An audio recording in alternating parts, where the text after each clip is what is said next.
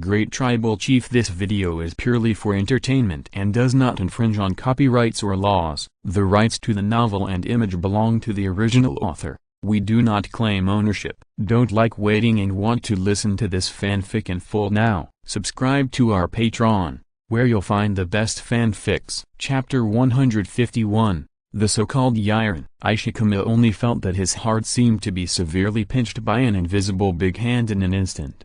Seemed to be unwilling to the control of that invisible big hand, and the heart began to beat frantically. Both the frequency and strength of the beating were much larger than usual. The blood pumped by the strong heart muscle also quickly flowed to every corner of his body. In just an instant, Shi Xiong felt that his whole body started to get hot. What an exquisite face is this! At this moment, Shi Xiong only felt that there was a blank in his head. Only this thought was constantly circling. The girl in front of her is about 16 or 17 years old. She is riding a brown red horse. There is a rhombus-shaped white area between the horse's forehead and the forehead, matching the horse's hair color and the horse's posture. It is enough to show that this horse is a good horse out of a million. Is such a good horse. He was almost ignored by the stone bear at this time. He just glanced at the steed horse, and then all his eyes were attracted by the girl sitting on the horse's back. The girl wore a pair of khaki leather boots on her feet, which were furry, and Shi Xiong recognized at a glance that these boots were made of fine leather. Looking up again, a black bearskin cloak enveloped the girl. Although the girl's graceful figure could not be revealed because of the barrier of the bearskin cloak, this pure black color made the girl's snow-white cheeks even whiter. The girl had a scarf made of skin around her neck, and she wore a skin hat on her head. The face that made the stone bear almost forget to breathe was revealed against a pile of precious fur. In fact, to be honest, if this kind of fur-covered dress is put on more than 200 years later, it must be worn by a girl of a wealthy family. But in this era, North American Indians, regardless of whether they are male or female, it is young and old, all are pure wild fur all over. The dress of this girl is not outstanding in the North American continent of this age. It can only be said that the furs on her body are more precious. It is estimated that the status of this girl in the tribe is not low, or the family is outstanding and powerful. A warrior, she can only wear this kind of bearskin cloak. But if this outfit is matched with her appearance, it is really amazing. Shi Xiong can guarantee that since crossing this era, the girl in front of him is the best-looking one he has ever seen. The most important thing is that the girl's temperament and appearance are in line with Shi Xiong's aesthetics. A jade white forehead, a tall nose, a round chin, and pink lips, coupled with those painted eyes and slightly puckered eyebrows, combined to form a thrilling beauty. I don't know what other people think of this girl Shi Xiong. Anyway, he knew that he was completely electrocuted when he saw this girl at first sight. Looking from the position of Stone Bear, the Great Smoky Mountains in the distance have just become the background of the riding girl. Stone Bear can't help but say, the mountains are like beautiful flowers, and the eyebrows are picturesque.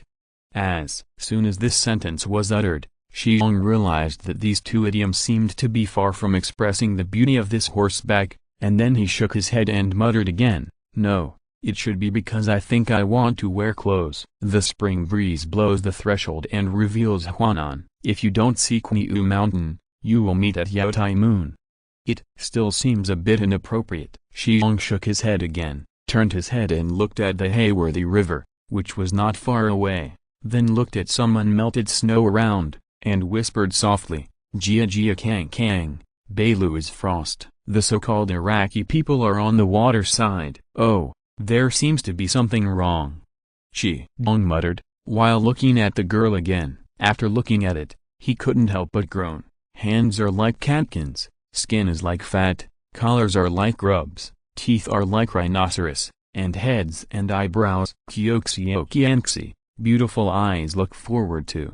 As a schoolmaster in his previous life, Shi Xiong's mind was filled with many things like ancient prose and poems. But no matter how exquisite and gorgeous these poems and idioms were, Shi Xiong felt that it was not enough to describe this girl who made his heart beat wildly.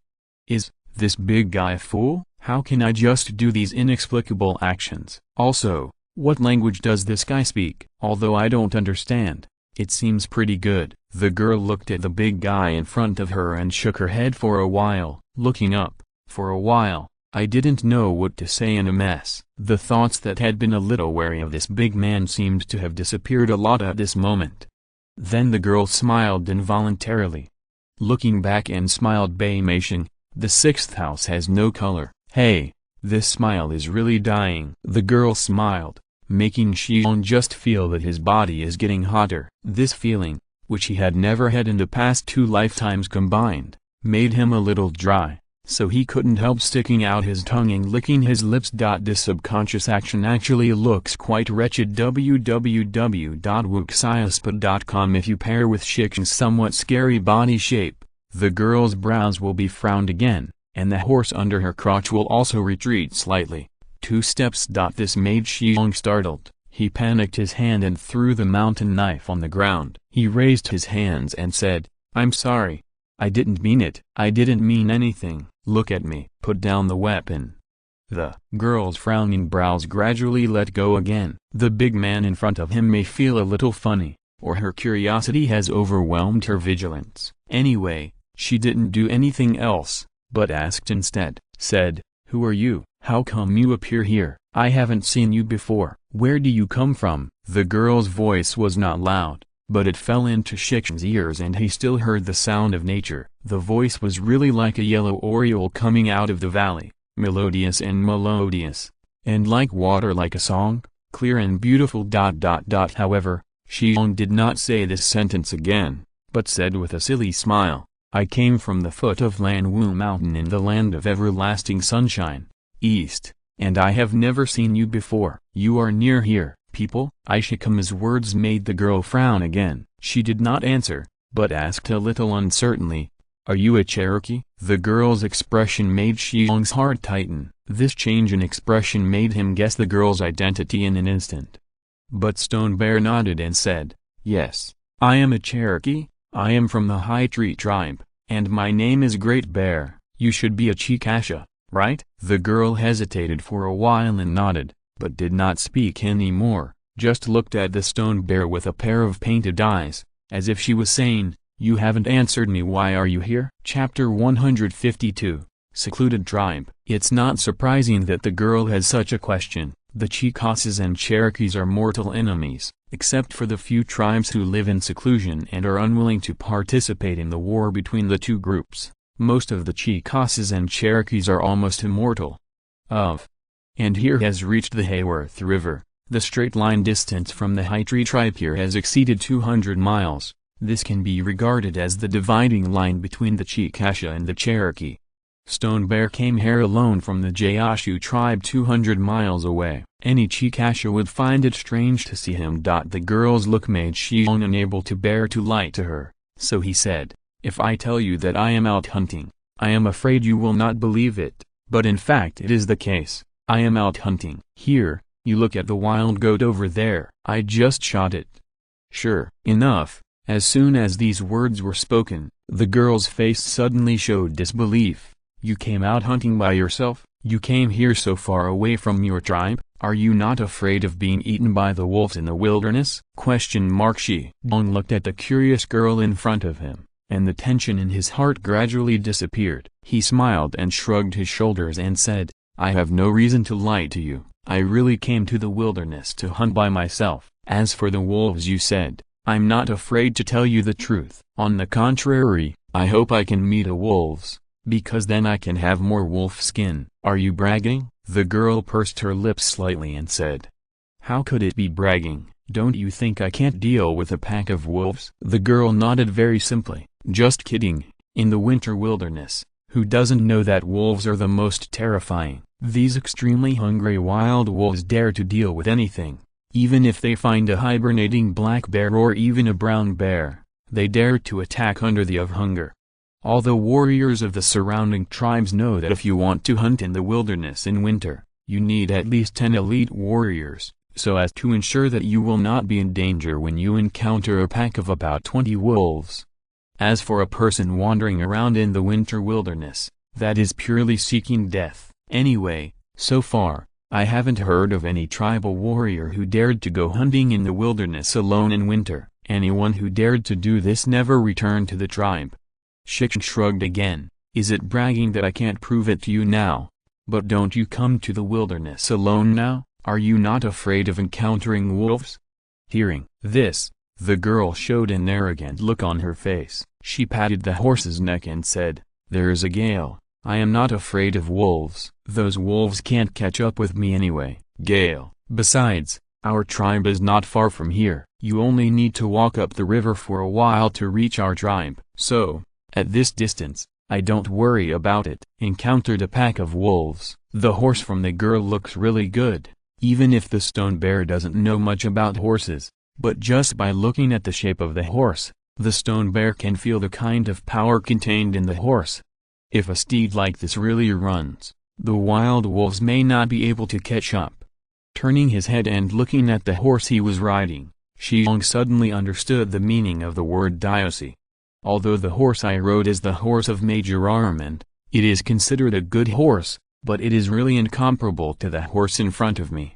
Several wolf howlings sounded in the distance again, and the sound seemed to be the sound of the wolf who was attracted by the song just now. Both horses rattled their noses slightly uneasy, but Shi Xiong seemed to be some distance away from the sound, so he didn't care. Seeing this girl who made her heart beating, Shi Xiong asked, "You are a Chicasha. I am a Cherokee. We are endless enemies, but why are you talking to me here? Could it be you? Are you not afraid that I will you away?" It may be that the chatting at this moment has reduced the vigilance in the girl's heart a lot, or it may be that she thinks the big man in front of her is very interesting to talk, so Shi Xiong's words not only made the girl not afraid, she laughed instead. "If you want to catch me, you must be able to catch up with me first. It's not that I despise you because of the horse you started. You really can't catch up with me." "What?" said, "It sounds ambiguous." Shi Xiong smiled bitterly and stroked his nose and asked, "You don't seem to be afraid of me. What's so scary about you?" "Although you are a Cherokee and I am a Chicasha, our tribe moved to this area a long time ago. This is the west side of the Blue Mist, and the surrounding Cherokee we are not very hostile to us. We live very well here." www.wuxiaspot.com. After a pause, the girl continued, "Although we are Chicashas, we don't like fighting with you Cherokees." The ancestors of the tribe, as well as the leaders and sacrifices, told us that this land is already vast enough, and we don't need to use blood and lives to add blood to this land. Why are you calling? Isn't such a vast land not enough for people of two ethnic groups to live? The girl's words made Shi Xiong slightly relieved. "So, your tribe is the kind of reclusive Chicasha tribe? The kind of reclusive tribe that does not participate in the war between the two ethnic groups?" "Yeah." The girl nodded quickly again. Shi Xiong is completely relieved now. Just now he was worried that the tribe where the girl was from was the kind of fanatical Chicasha. If that was the case, how would he treat the only girl who made his heart fascinated during the 2 lifetimes? Everything is fine now. Her tribe is a secluded tribe, at least not that hate the Cherokee, which also means that she may have a chance in the future. This makes Shi Xiong very happy. So he said something like a ghost. "I told you my name, you haven't told me your name yet." These words made the girl give Shi Xiong a big white eye, as if women all over the world and women for thousands of years would do this trick. Shi Xiong can only smile bitterly and touch his nose again in order to embarrass himself in the face of this ancient and modern skill. This embarrassment fell in the girl's eyes, and the girl couldn't help but smile again. This brilliant smile made Shi Xiong's breath choke again, and the next moment, Shi Xiong finally understood what its smile allure means. As the saying goes, there are beautiful women in the north, peerless and independent. Take care of King Grencheng, and then take care of King Gren's country. Chapter 153, Whoops, my aunt. To be honest, this girl is not the kind that makes people look amazing at first glance, and it can't be compared with the fox-faced net-red girls on the internet, but Shi Xiong just doesn't know why she just treats her. Moved. She has a restrained beauty, and she still has yellow skin, dark eyes, and black hair, which gives Shi Xiong a sense of identity. The most important thing is that, as the old Chinese ancestors invented the saying, "It's not as good as the right mouth, and it's not as good as the eye. Shi Xiong didn't know if the other girl looked at him. Anyway, for Shi Xiong now, he was definitely the best person to look at among them. He looked tried. Shi Xiong was about to say something, trying to ask the girl's name, but a wolf howling sounded again. The howling of wolves changed the look of the stone bear and the girl. As an Indian, both of them could clearly hear that this was not a wolf howling, but a howling of a group of wolves in the distance. Obviously, this is the wolves in the wolf pack communicating. The most important thing is that the howling of the wolf this time is much closer than the howling of the wolf just now. It seems that when the two people were talking, the howling wolf that was originally several miles away used one grand summoning plus the skill of collective momentary movement, and then a group of wolves appeared not far from here. Come on, the wolves are already very close to us. The girl with her face changed greatly, pulling the reins, and at the same time quickly said to the stone bear, "Our tribe is not far from here. We walk along the river, you can prevent the wolves from surrounding us." The girl's words made Shi Xiong's heart warm. After all, she is a Chikasha, and she is a member of a secluded tribe, but she is ready to take herself away at this critical juncture. This can only show that the girl's heart is true. It's very kind. However, Shi Xiong took the girl's rein 2 steps forward, which stunned the girl. "What are you doing? Do you really want to be surrounded by wolves?" The girl frowned and said unhappily. Shi Xiong shook his head, pointing in one direction and said, "It's late. If we go now, we happen to fall in the circle of wolves." Upon hearing this, the girl turned her head abruptly and looked in the direction the stone bear was pointing, only to find several figures swaying from the weeds more than 100 meters away. The girl's face suddenly became pale. She was riding on horseback. Naturally, she could see more than the stone bear. The horse under the girl's crotch and the horse ridden by the stone bear seemed to smell an unusual smell. She kept wringing her nose, and began to turn around uncomfortably. Animals' perception of danger is much higher than that of humans. Obviously, these two excellent war horses have already sensed that great danger is coming. If it's a Mustang, it's probably gone by now. However, because the master did not move these two excellent horses, they can only accompany the master without abandoning them. Shi Xiong touched his love horse's head back, smiled and praised, "Good boy, really a good boy." Perhaps it was comforted by the owner. The slightly uneasy horse just stood obediently, sniffed comfortably, and gently rubbed the palm of the stone bear with his head.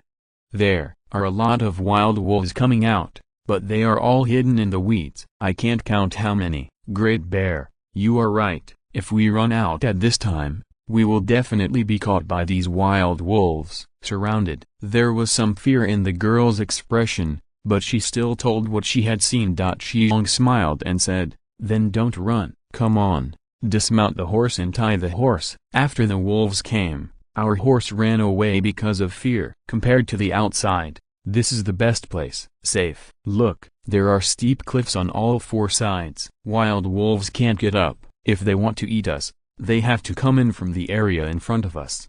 The girl looked at this mountain call, then looked outside, sighed helplessly and got off her horse. "Looking at you so calm, are you really not afraid of these wild wolves?" the girl said as she tied her horse to the stone bear's horse, and the reins of the 2 horses were tied to a dead tree. There are a few dead trees in the small mountain call, which seem to have been struck by lightning and burned to death.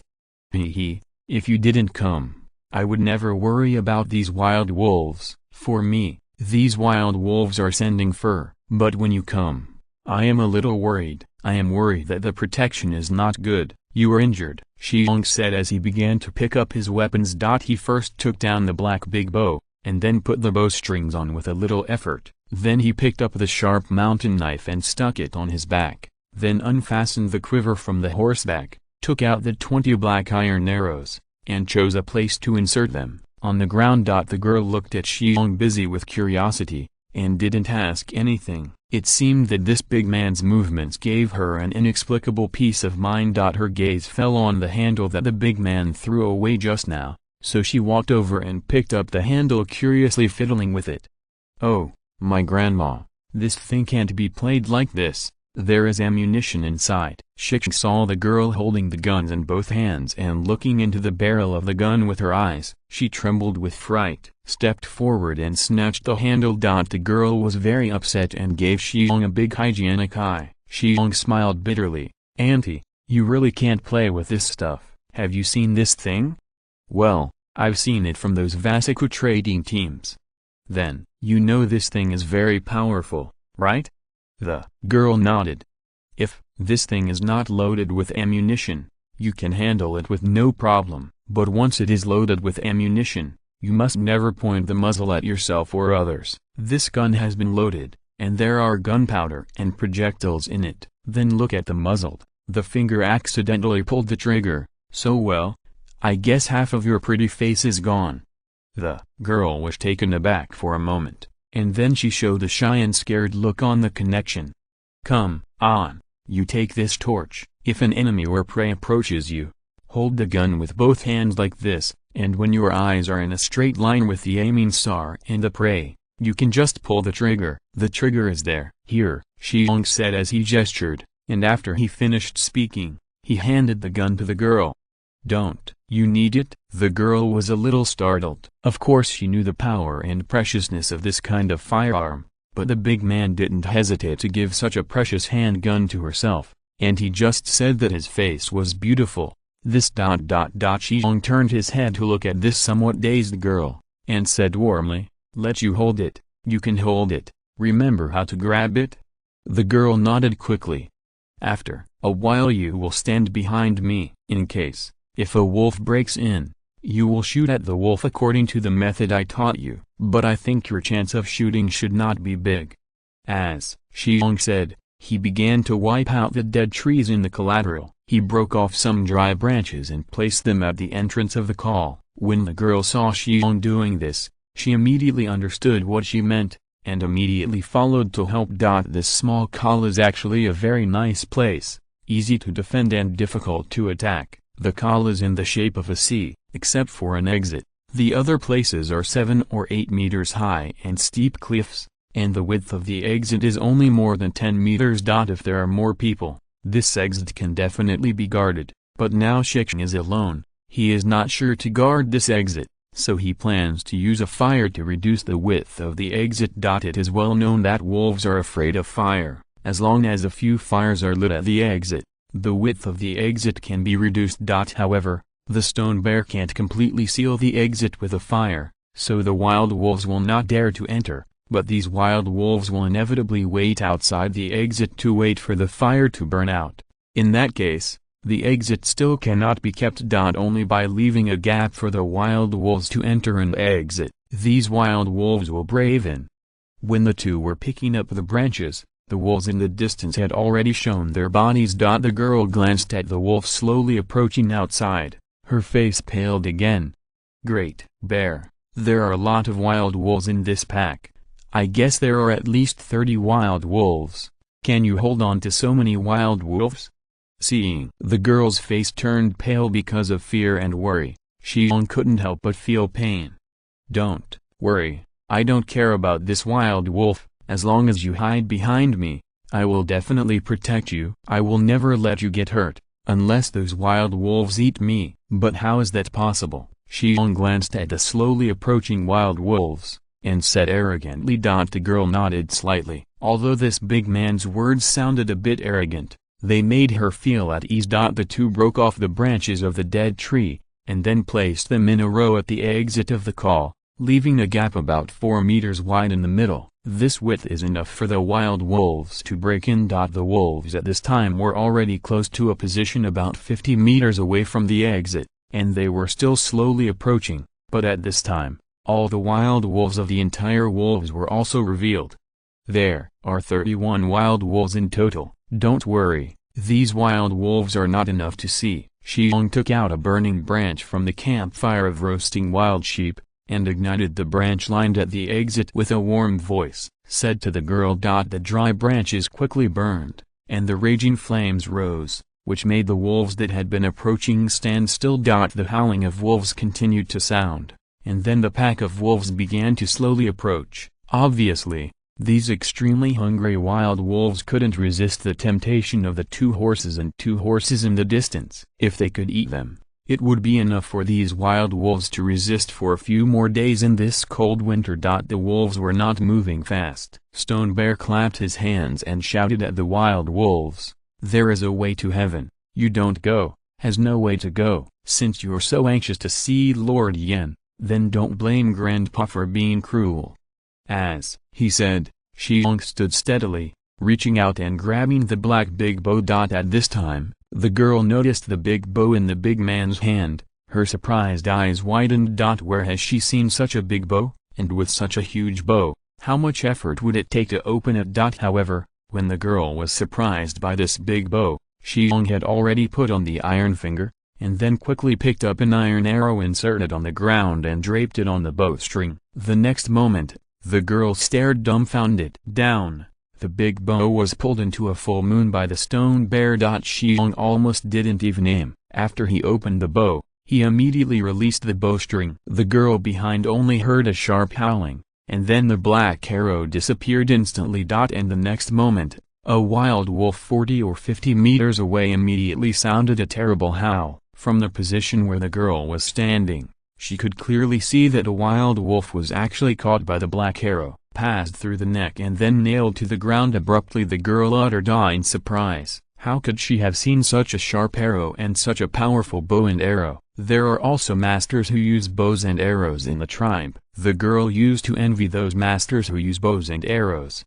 but at this moment, compared with this big man, those masters who use bows and arrows in the tribe are nothing. In the past, when hunting in the tribe, the girl had seen more than a dozen warriors shoot a wild wolf with bows and arrows, but the big man in front of her nailed a wild wolf directly to the ground with just one arrow. How powerful is this arrow? The girl's surprised cry made Shi Xiong turn her head. Seeing the girl's surprised look, www.wuxiaspot.com, Shi Xiong couldn't help but feel proud. "Don't worry, this is just an appetizer. I'm optimistic about how I shoot these wild wolves."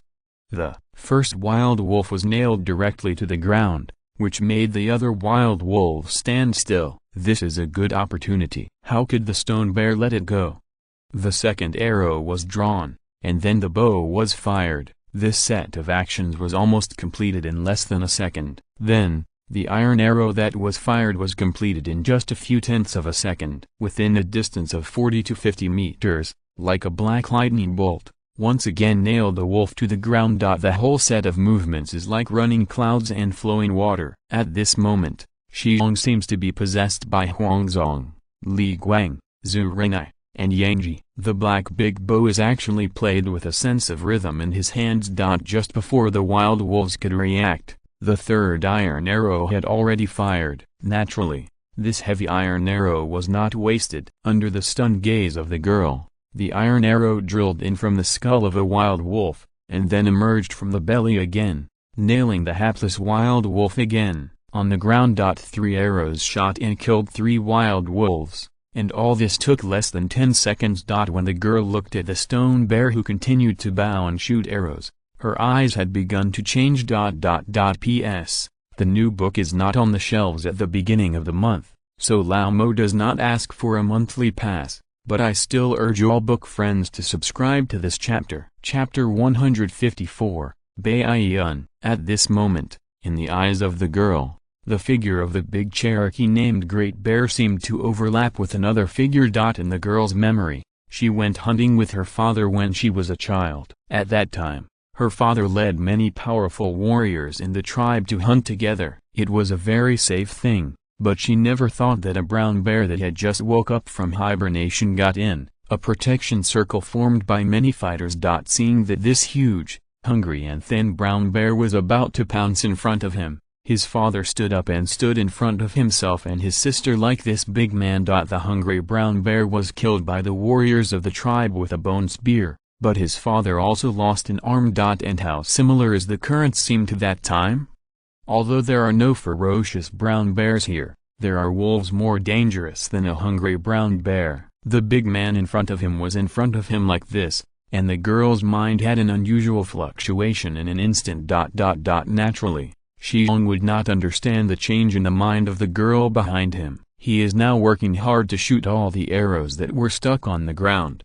The fourth, fifth. The continuous bows made Shi Xiong feel very strenuous, even if his power is so great. But this bow is too strong. It is not a problem to open 6 or 7 times in a row, but if you want to take these 20 arrows in one breath, all the arrows were shot out, and even Shi Xiong couldn't afford such a high-intensity bow. He only felt that his arms were getting sore and sore, and even after the 15th bow and arrow were shot out, when he shot the 16th iron arrow, he didn't even pull the big bow all at once.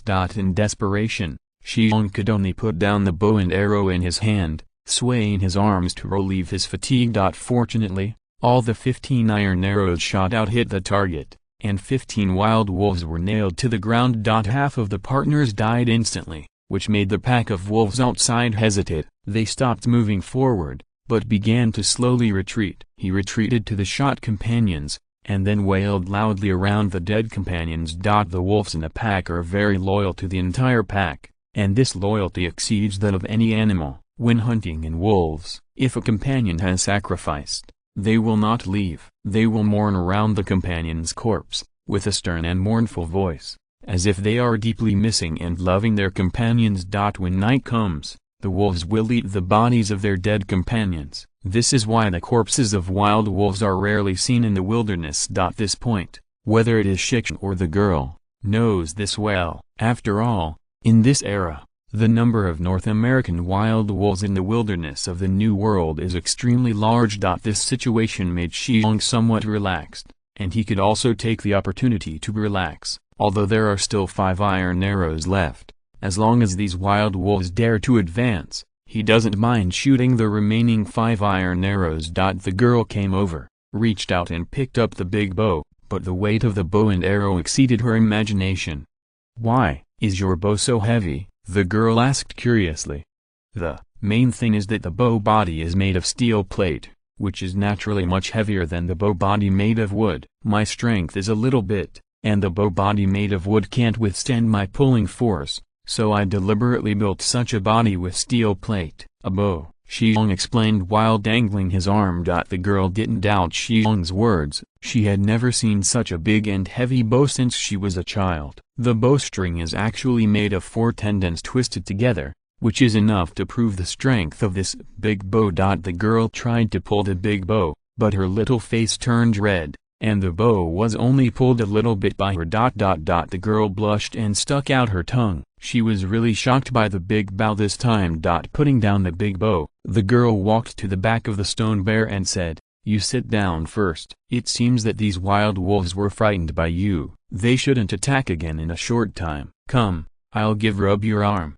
Shi Xiong sat on a rock obediently, and then he felt a pair of small hands begin to knead his shoulders. Not too strong, but very comfortable. This made Shi Xiong's heart sway. He never thought that he could still enjoy such treatment. This is simply so cool. Shi Xiong wished to stand up and draw a few more bows. Perhaps this would allow her to knead herself again. Of course, Shi Xiong is not so stupid to stand up at this time, even if his heart is turned upside down now, but he just sits there quietly, enjoying the tenderness of this moment. The girl didn't say a word. She just kneaded the big man's shoulder with her heart. A group of wolves are wailing outside. Maybe they will continue to attack this small call in the next moment, killing the 2 two-legged monsters, and avenging their companions. But inside the call is surprisingly calm. The 2 seem to ignore the wild wolves outside. There seems to be an inexplicable atmosphere between the 2. If this atmosphere is described by a word from later generations,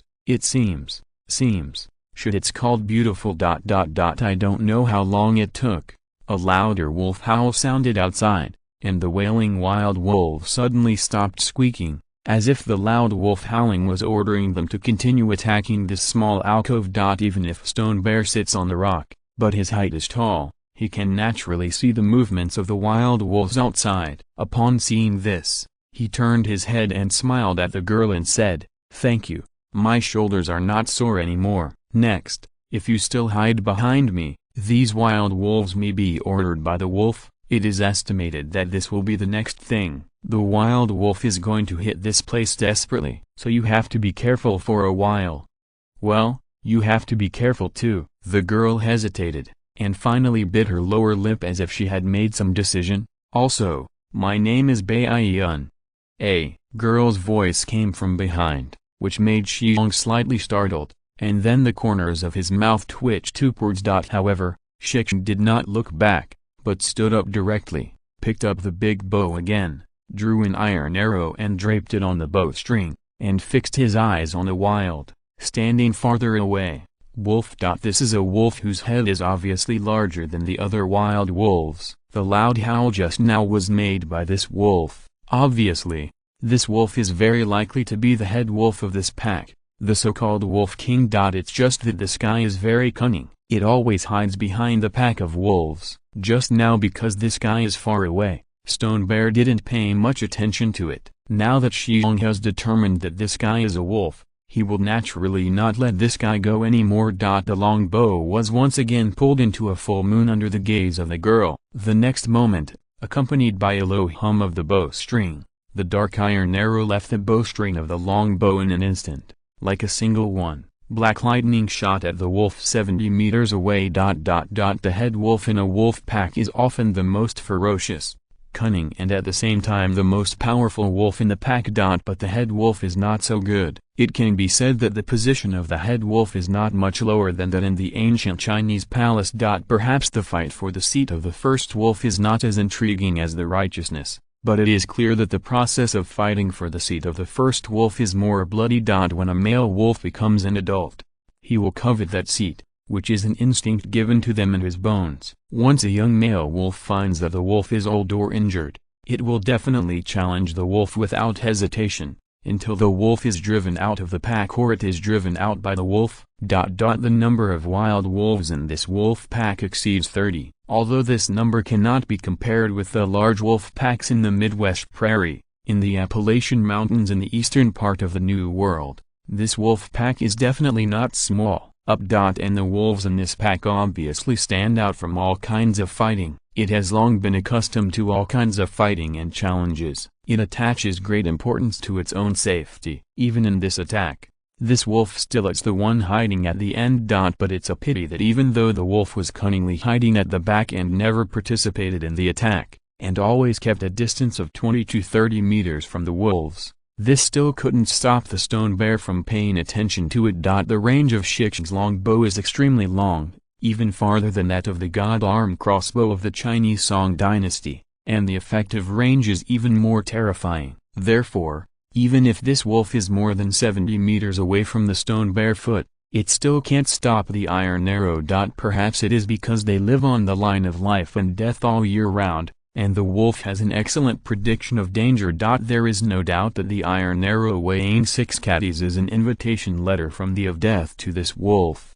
The wolves are obviously more sensitive to this kind of lifeless things, so even if this iron arrow is as fast as a meteor, but out of instinct, these wolves are still the one before the iron arrow hits it. In an instant, he twisted his body abruptly. But no matter how much it evades, it can't escape this iron arrow. The body twisted subconsciously, causing the wolf to avoid the deadliest upper body, and the iron arrow did not shoot into the wolf's neck or head according to the Stone Bear's wishes. But this iron arrow did not fail. It plunged directly into the hip of the wolf's hind legs. The strong elasticity of the bowstring gave this iron arrow great kinetic energy, and the front was made of stainless steel. The sharp arrow can't be blocked by flesh and blood at all. Therefore, this iron arrow is like a hot red knife piercing the cheese, penetrating the skin, muscles, bones of this wolf unstoppable all the way. In the end, the 1.5 meter long iron arrow penetrated the entire hip of the wolf, and forcibly nailed the wolf to the ground again. There was a burst of cheers from the girl behind them, and the cheers were mixed with the howls of the wolves, as if a symphony sounded in the world. The howling of the wolf stopped the attacking wild wolves. The wild wolves wanted to go back and save the wolf, but the howling of the wolf seemed to be mixed with other meanings. Therefore, these wild wolves just paused for a while, and then continued to rush toward the gap in the mountain col that was more than 30 meters away. Obviously, This wolf is also a ruthless character. It didn't even summon his companions back, but instead gave orders for his companions to continue attacking. Of course, this delay caused Shi Xiong to successfully shoot 2 arrows, taking away the lives of 2 wild wolves. Then, when the remaining 13 wild wolves approached the gap about 15 meters, the last 2 iron arrows of the stone bear also shot out. 20 carefully crafted iron arrows took away the lives of 19 wild wolves, and also severely damaged the wolves. The arrows were empty. This superb archery skill also made the girl behind Shi Xiong look a little dazzled. When this big man shoots an arrow, these wild wolves are not motionless. These wild wolves are all moving at high speed. But even so, this big man has achieved no arrows. In contrast, those in the tribe who are inferior in arrow use are not even a star. The girl knew very well how difficult it was to deal with wolves once they launched an attack. Once the wolf pack initiates an attack, these wild wolves will always be in a state of high-speed movement, let alone aiming. It is difficult even to be able to see these wild wolves clearly. It's wrong that more than a dozen warriors fired bows and arrows together, and maybe they could still stop these wild wolves, but it was absolutely impossible to eliminate 20 wild wolves in just a few tens of meters. Anyway, a girl has never seen such a magical ability. After the 20 iron arrows were shot, the big bow in his hand was useless. Of course, this large bow made of stainless steel is not impossible if it is used for close combat, but in this case, this large bow is obviously not as good as a sharp mountain knife. He threw the big bow in the distance. Shi Xiong pulled out the mountain knife on his back with his backhand, turned his head and smiled at the girl slightly. You have to be careful too. In case there is a wolf that breaks through, you must shoot without hesitation.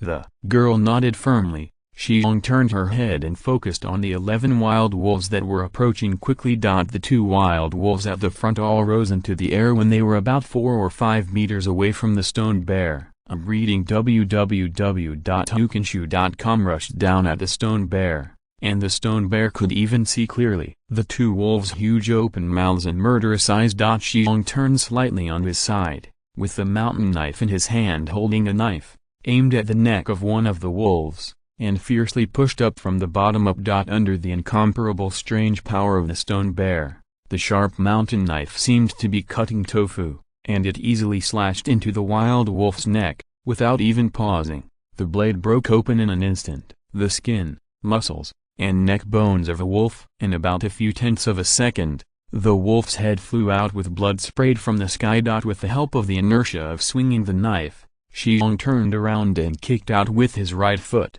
accurately hitting the waist of another wolf. Like dogs, wolves have copper-headed iron bone tofu waists. The meaning is very simple, that is, the only weakness of this wolf is their waist. The strength of the stone bear's kick was so great that the wolf was actually kicked out of the volley, and another wild wolf rushing up in midair slammed into the ground. The wild wolf that was knocked down hit the ground and immediately stood up, grinning at the stone bear. But the wild wolf that was kicked by the stone bear was not so lucky. Although this foot didn't kick the wolf to death, it abruptly kicked its lumbar vertebrae off. After landing, the wolf rolled several times, and couldn't stand up anymore. Chapter 155, One-Armed Man. If these wild wolves attacking the gap are the tide, then the stone bear blocking the gap is a tenacious reef. Of course, the 11 wild wolves are not the tide at all, but the stone bear is like an out-and-out reef. The terrain of the call determines that if these wild wolves want to eat their prey, they can only attack from the exit of the call. Originally, the width of this exit was more than 10 meters, and Shi Xiong alone could not fill such a wide exit. But Shi Xiong and the girl gathered the dead branches and placed a wall with a gap at the exit. Then when these branches were lit, a wall of fire with a gap appeared. Wolves are extremely fire-feared animals, so wolves can only attack at the gap in the wall of fire. And the stone bear standing in this 4-meter wide gap is really an incarnation of a reef that can't even be destroyed by tides and tsunamis. His sword and his fists and feet can be eaten by the remaining wild wolves. Painful enough. While the stone bear chopped off the head of a wild wolf and kicked a wild wolf, another wild wolf rushed up behind him. Out of the corner of his eye, he saw the wild wolf leaping towards him. The tall body of the stone bear seemed to have practiced clavicle surgery, and he was short in an instant. Originally, the wild wolf came at the stone bear's throat, but the stone bear squatted down suddenly, and the wild wolf became the wild wolf flying over the stone bear's head. The stone bear squatting down did not hesitate at all, and directly raised the mountain knife. The sharp tip of the knife was directly inserted into the wolf's throat, and then with the help of the sharp blade and the huge inertia of the wolf when it flew, the wolf was opened from the throat to the lower crotch by the tip of the erected knife board. The red, green, black, and white all poured out because the wolf's belly was cut open. The wolf hadn't even landed, and almost all the internal organs in its belly fell out. Ignoring this wild wolf, which can only twitch on the ground, the stone bear turned and confronted another wild wolf that attacked. This wolf is very cunning. It did not rush out like other companions, but silently touched the side of the stone bear. When the distance was close enough, it slammed into the stone bear's throat viciously. "Open your mouth and bite." The stone bear just turned around, and the mountain knife in his hand was stabbed out. The sharp mountain knife disappeared from the mouth of the wild wolf with its wide-open mouth. The 1-meter-long mountain knife almost struck the wolf into a candied haw. The wolf slumped his head without saying a word, and the knife almost shattered all the internal organs of this guy. Ishikamo was about to pull out the mountain knife with his backhand, but it stopped for a while. I didn't know if the blade was pinched by the spine or the cervical spine. And at this moment, the girl's exclamation sounded, "Be careful to your left." Ishikama didn't even think about it. The right hand that was about to pull out the knife instantly let go of the hilt, then suddenly turned around, and the casserole-sized fist slammed out with the sound of the wind. The wild wolf that had just been knocked into flight happened to pounce on the stone bear with its big mouth open, and the fist seed actually hit the wolf's head. With a clear and audible click sound, one of the eyes of this wild wolf was burst out by the punch, and the wolf fell to the ground without saying a word. The bear's punch not only exploded one of this guy's eyeballs, but also directly smashed the wolf's hard skull with one punch. You must know that the skull is the hardest part of the wolf's body, but this is the hardest place, but it was blown by the stone bear. The next moment, two wolves rushed toward each other again, and the stone bear took a big step back unhurriedly. This big step made the flying of the two wild wolves useless, and with this big step, with the withdrawal of the two wolves, the momentum of the two wolves has become the end of the force. At the moment when the two wolves were about to land, Shi Xiong stretched out his hands and accurately pressed the outside of the two wolves' heads, and then, accompanied by a burst of shouts, his hands snapped together, making a louder burst. The click sound immediately followed the wolf heads of the two wolves slamming together. The end of this set of actions is that the rabbits rise and fall, clean and neat, in a short period of less than 20 seconds. 6 wolves were completely killed by stone bears with decapitation, open mouth, deep throat, head blows with a punch, and 2-handed blows, and 1 wolf was kicked by the stone bear. The remaining 4 wolves seemed to be completely frightened by the 2-legged monster braving the murderous aura in front of them, and they didn't dare to jump forward anymore. When Shi Xiong saw this, he knew that the 4 wolves had been scared, so he turned around and pulled out the mountain knife stuck in the bones, and then wiped another hand on his face, splashing the wolf on his face. The blood immediately turned the stone bear into a murderous god. Stone bear held the mountain knife in one hand, stood facing the only remaining dead skin wolf, then suddenly opened his mouth, and a roar full of murderous, tyrannical and extremely strong male aura suddenly sounded. The voice actually scared the 4 wild wolves to tremble, turned around with their tails in between and ran away. Seeing that these 4 wild wolves were scared away by the big man's throat, the girl couldn't help showing a smile on her face, and when she looked at the tall figure, she couldn't help but feel a little blurry in her eyes. The nature of men is to like beautiful women, while the nature of women is to like men with strong masculinity. This is the result of hundreds of thousands of years of evolution. It is hidden in human genes and cannot be transferred or eliminated by will. Obviously, the stone bear at this time has fully displayed everything that a male should have. How can such a person full of male masculinity not make the girl's heart beat? So, When Shi Xiong turned around, the girl seemed to have discovered the secrets in her heart, and her face turned red with a slash.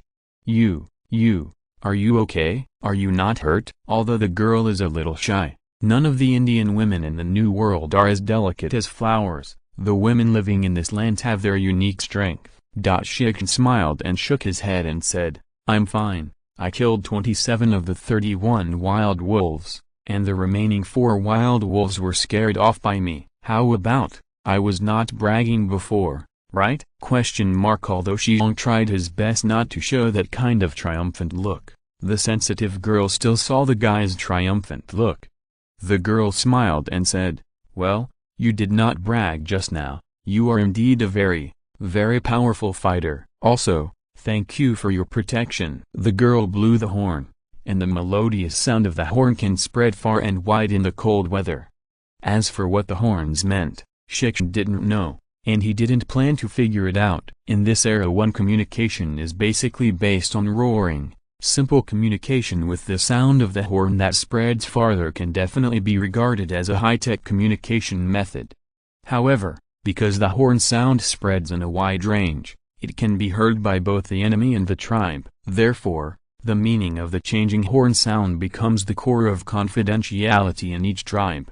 No one wants the sound of his own horn to fall into the enemy's ears, and the enemy immediately understands what it means. In that case, the horde has almost no secrets about the enemy. Even in this era, these primitive and backward Indians understand the importance of confidentiality of information. Although she had just experienced a live-and-die battle with the girl, and the girl's attitude towards herself has also changed greatly, Shi Xiong did not ask what the horn represents. Shi Xiong doesn't want any accident to destroy this hard-won ambiguity. He wants to keep this ambiguity and try his best to evolve it into a better love.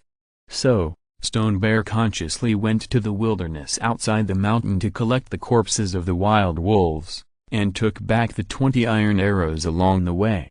In this era, if these 20 iron arrows were placed in other tribes, it would definitely be an extremely considerable wealth. Although Shi Xiong is not bad on steel, it is not so easy to build these 20 arrows. The most important thing is that through this battle with wolves, Shi Xiong feels that these 20 iron arrows are very suitable for him.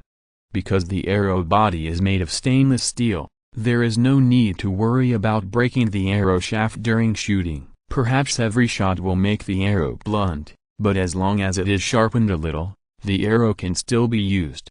And the corpses of these wild wolves are also a fortune. Although wolf skin can also be used to make clothes, the best way is to make bedding, especially wolf skin mattress, which is warm and comfortable when you sleep.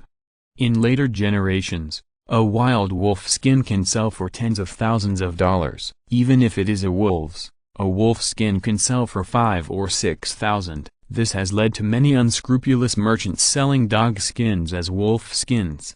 Even in this era, if the wolf skin is used to exchange with those vasaches, it can get a lot of good things. And in this era, wolf skin is much more precious than wild cowhide. The wolf hadn't died when the stone bear walked past, and it still grinned at the stone bear. If in later generations, Shi Xiong would definitely treat this wild wolf without saying a word. Of course, the premise is that the wolf didn't hurt himself. In later generations, wolves, such a cruel animal, are truly national second-class protected animals. You can't even save yourself if you want to die. However, in this era, the wild wolves on the New World of North America are flooding, and there is no Animal Protection Act to protect these cruel guys, so the stone bear has a big foot from this wild wolf without hesitation. His head stomped up, and the next moment, another wild wolf's corpse appeared on the ground.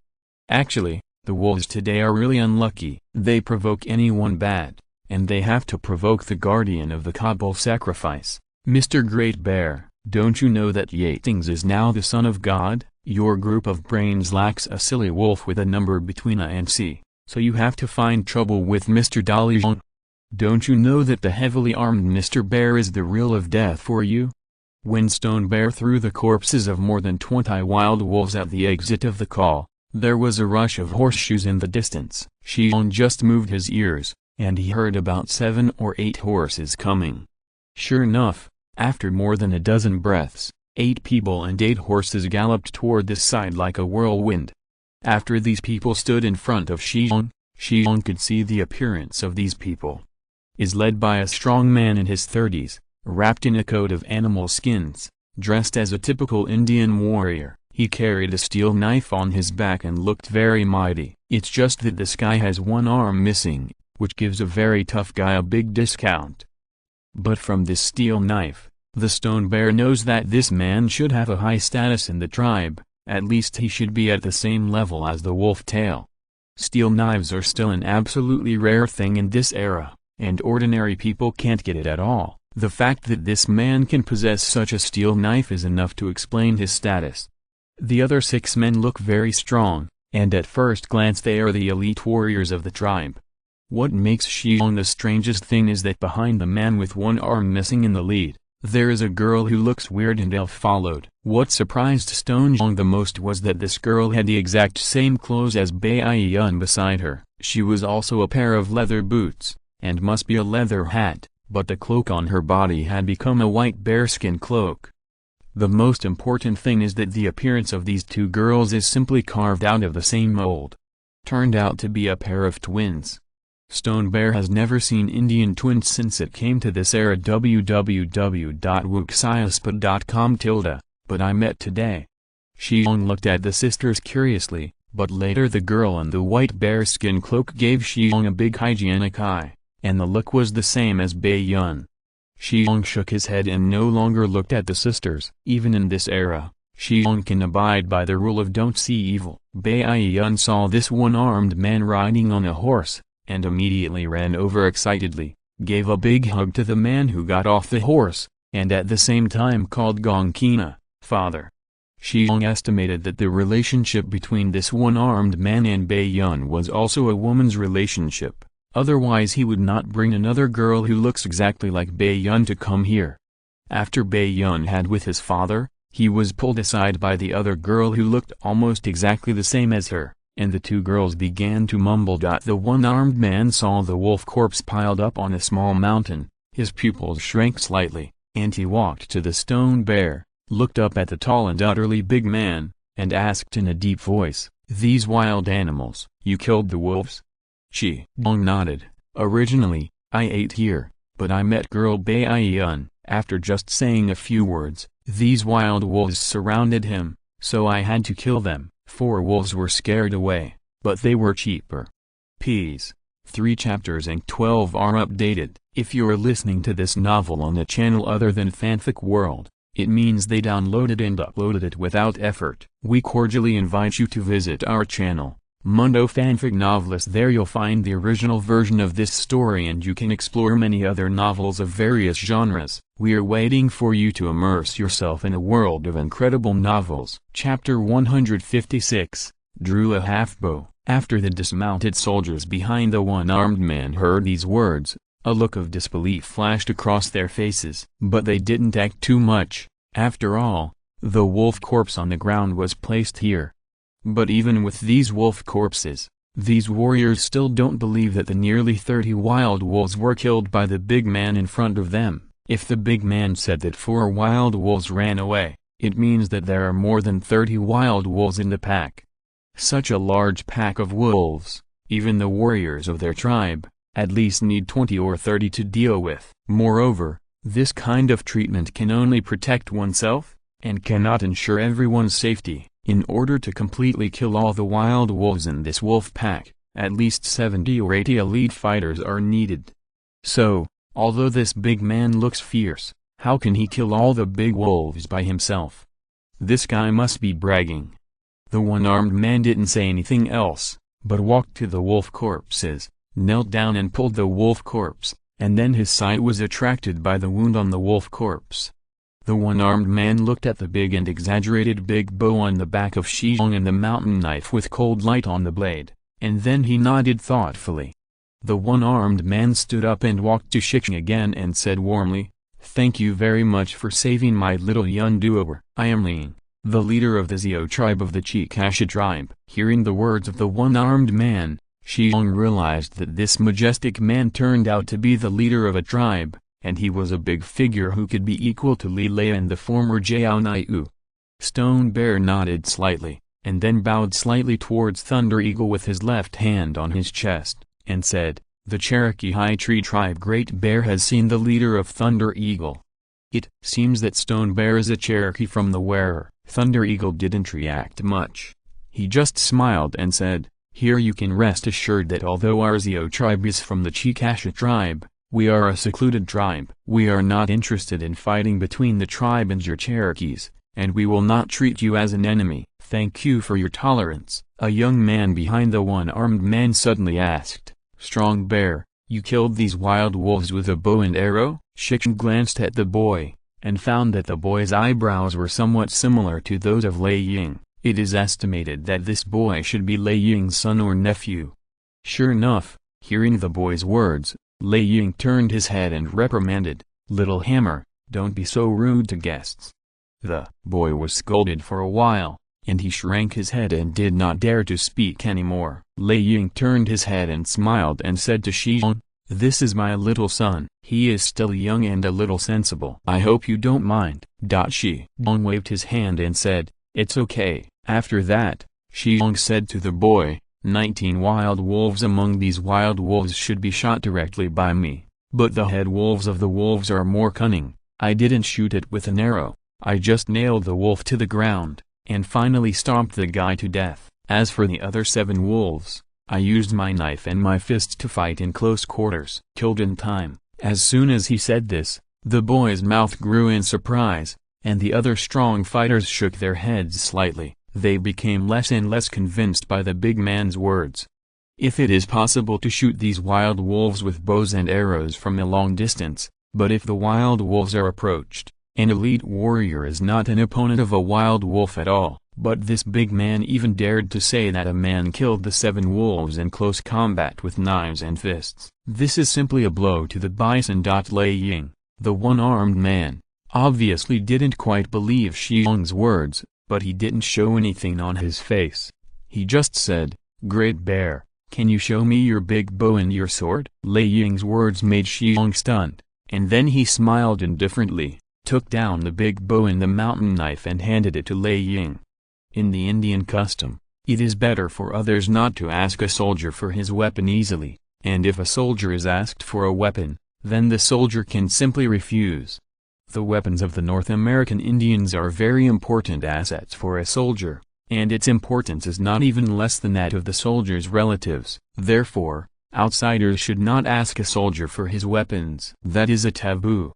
But for Shi Xiong, it doesn't matter whether he has a bow or a knife in his hand. One is that Shi Xiong is very confident that even without these 2 weapons, he can kill these people in a short time with his bare hands. Of course, another more important reason is that this Lei Ying is Bai Yun's father, and Shi Xiong wants to turn this man into his own father-in-law. How could he not obey the future father-in-law's orders? Therefore, Shi Xiong simply handed over his big bow and the mountain knife, and by the way, he also handed over a blood-stained arrow, and said with a smile, "This bow, these arrows and the knives are all carefully made by me, and the materials are also made by me and the people in the tribe." Thunder Eagle has a single arm, so naturally he can't pull this long bow, but when he took it, the weight of the long bow still changed his face slightly. He handed the big bow to a very strong man next to him, and said in a deep voice, "Das Han, you try this bow." Obviously, this big mountain also has a high status in the Zio tribe. It is estimated that it should be at the same level as the Bigfoot or wolf tail of the Gaoshu tribe. It is most likely the tribe's warrior cuckoo. Such people are usually held by the most powerful people in the tribe. This mountain does not live up to his name. He is tall and tall, although he is not as abnormal as a stone bear. He is definitely a tall man among the Indians. This Das Han was the one who distrusted what Shi Xiong said just now. In China, there is a saying that there is no first in literature and no second in Wu. In Indian tribes, this phenomenon also exists.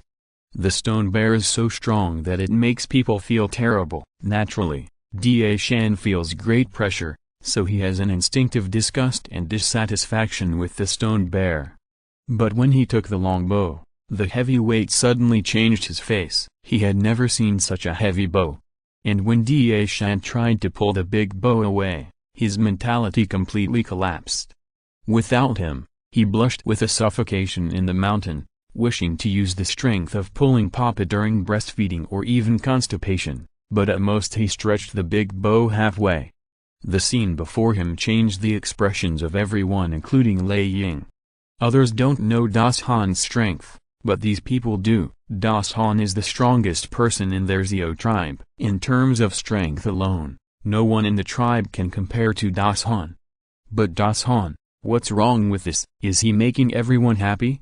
The two almost identical girls standing far away have completely different expressions on their faces. The girl in the white bearskin big cloak had an incredible expression on her face, as if she was surprised by the power of this big bow. Bai Yun leaned into the ear of the girl wearing the white bearskin cloak and whispered, "Little Skylark, have you seen it? I'm not fooling you, am I? I'll tell you that this big man named Great Bear is too strong. Yes, I tried to pull his big bow too, but unfortunately I can only pull it a little bit. But this big guy was able to open his full bow 15 times in a row, and then shot 15 wild wolves. This is me. I saw it with my own eyes. The ridiculous thing is that even you, including my father, don't seem to believe in this big man. It's all right now. Are you embarrassed?" The girl called Little Skylark turned her face and said in surprise, "Sister, does this big man really have such a lot of strength?"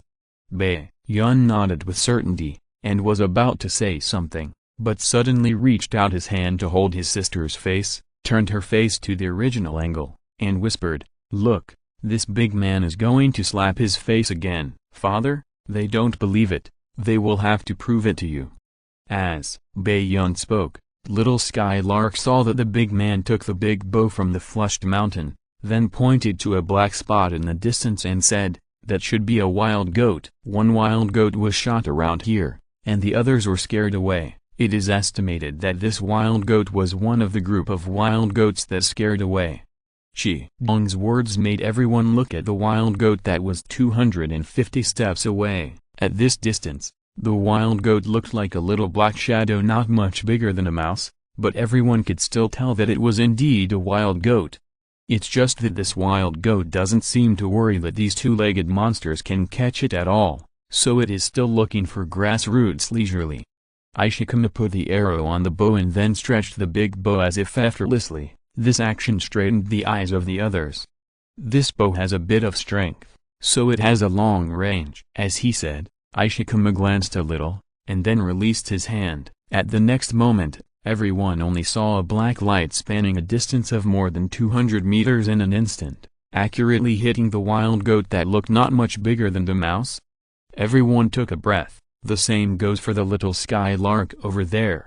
No wonder this big bow needs so much strength to be fully drawn. It can hit such a small target 200 meters away, which shows that this long bow can shoot that heavy iron arrow at least 500 steps.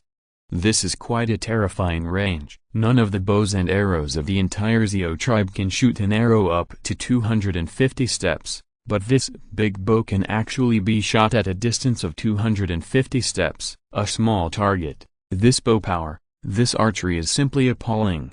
Shi Xiong lowered his bow and said faintly, "The wild wolves were farther away from me and Bai Yun than this wild goat, so I could shoot them more easily. But my arrows are limited, only 10, so I can only rely on this long bow to shoot 20 wild wolves." As it was said, the faces of the soldiers were all red and white.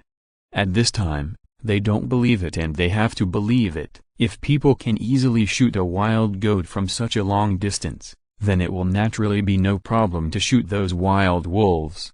And they all watched it just now. Most of the wounds on the corpse of the wild wolf were piercing wounds. Obviously, it was caused by the arrow shot by the big man with the infinitely powerful bow.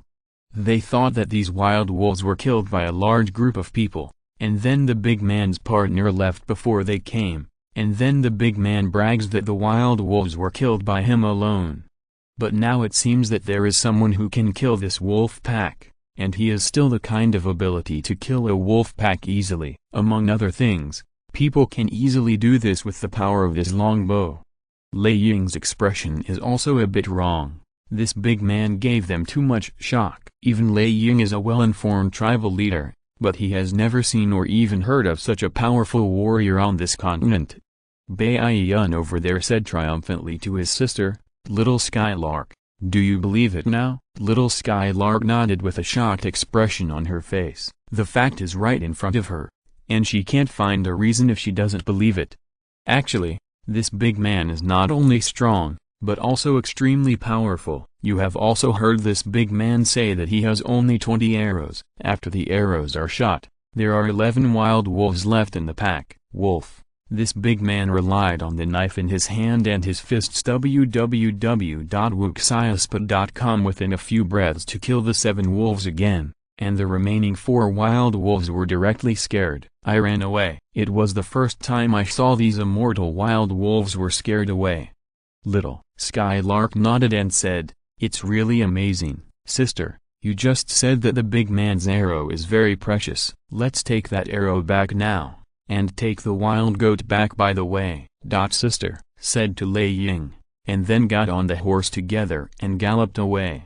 Lei Ying nodded at the 2 fighters behind him, and the 2 fighters also got on their horses and followed. Lei Ying then gently touched the blade of the mountain knife that still had blood stains with his fingers, and exclaimed, "This knife is also a good knife. Great Bear, you just said that this big bow has this big bow. Did you make all the knives yourself?" "That's right, Honorable Chief Thunder Eagle, I made this bow and this knife by myself."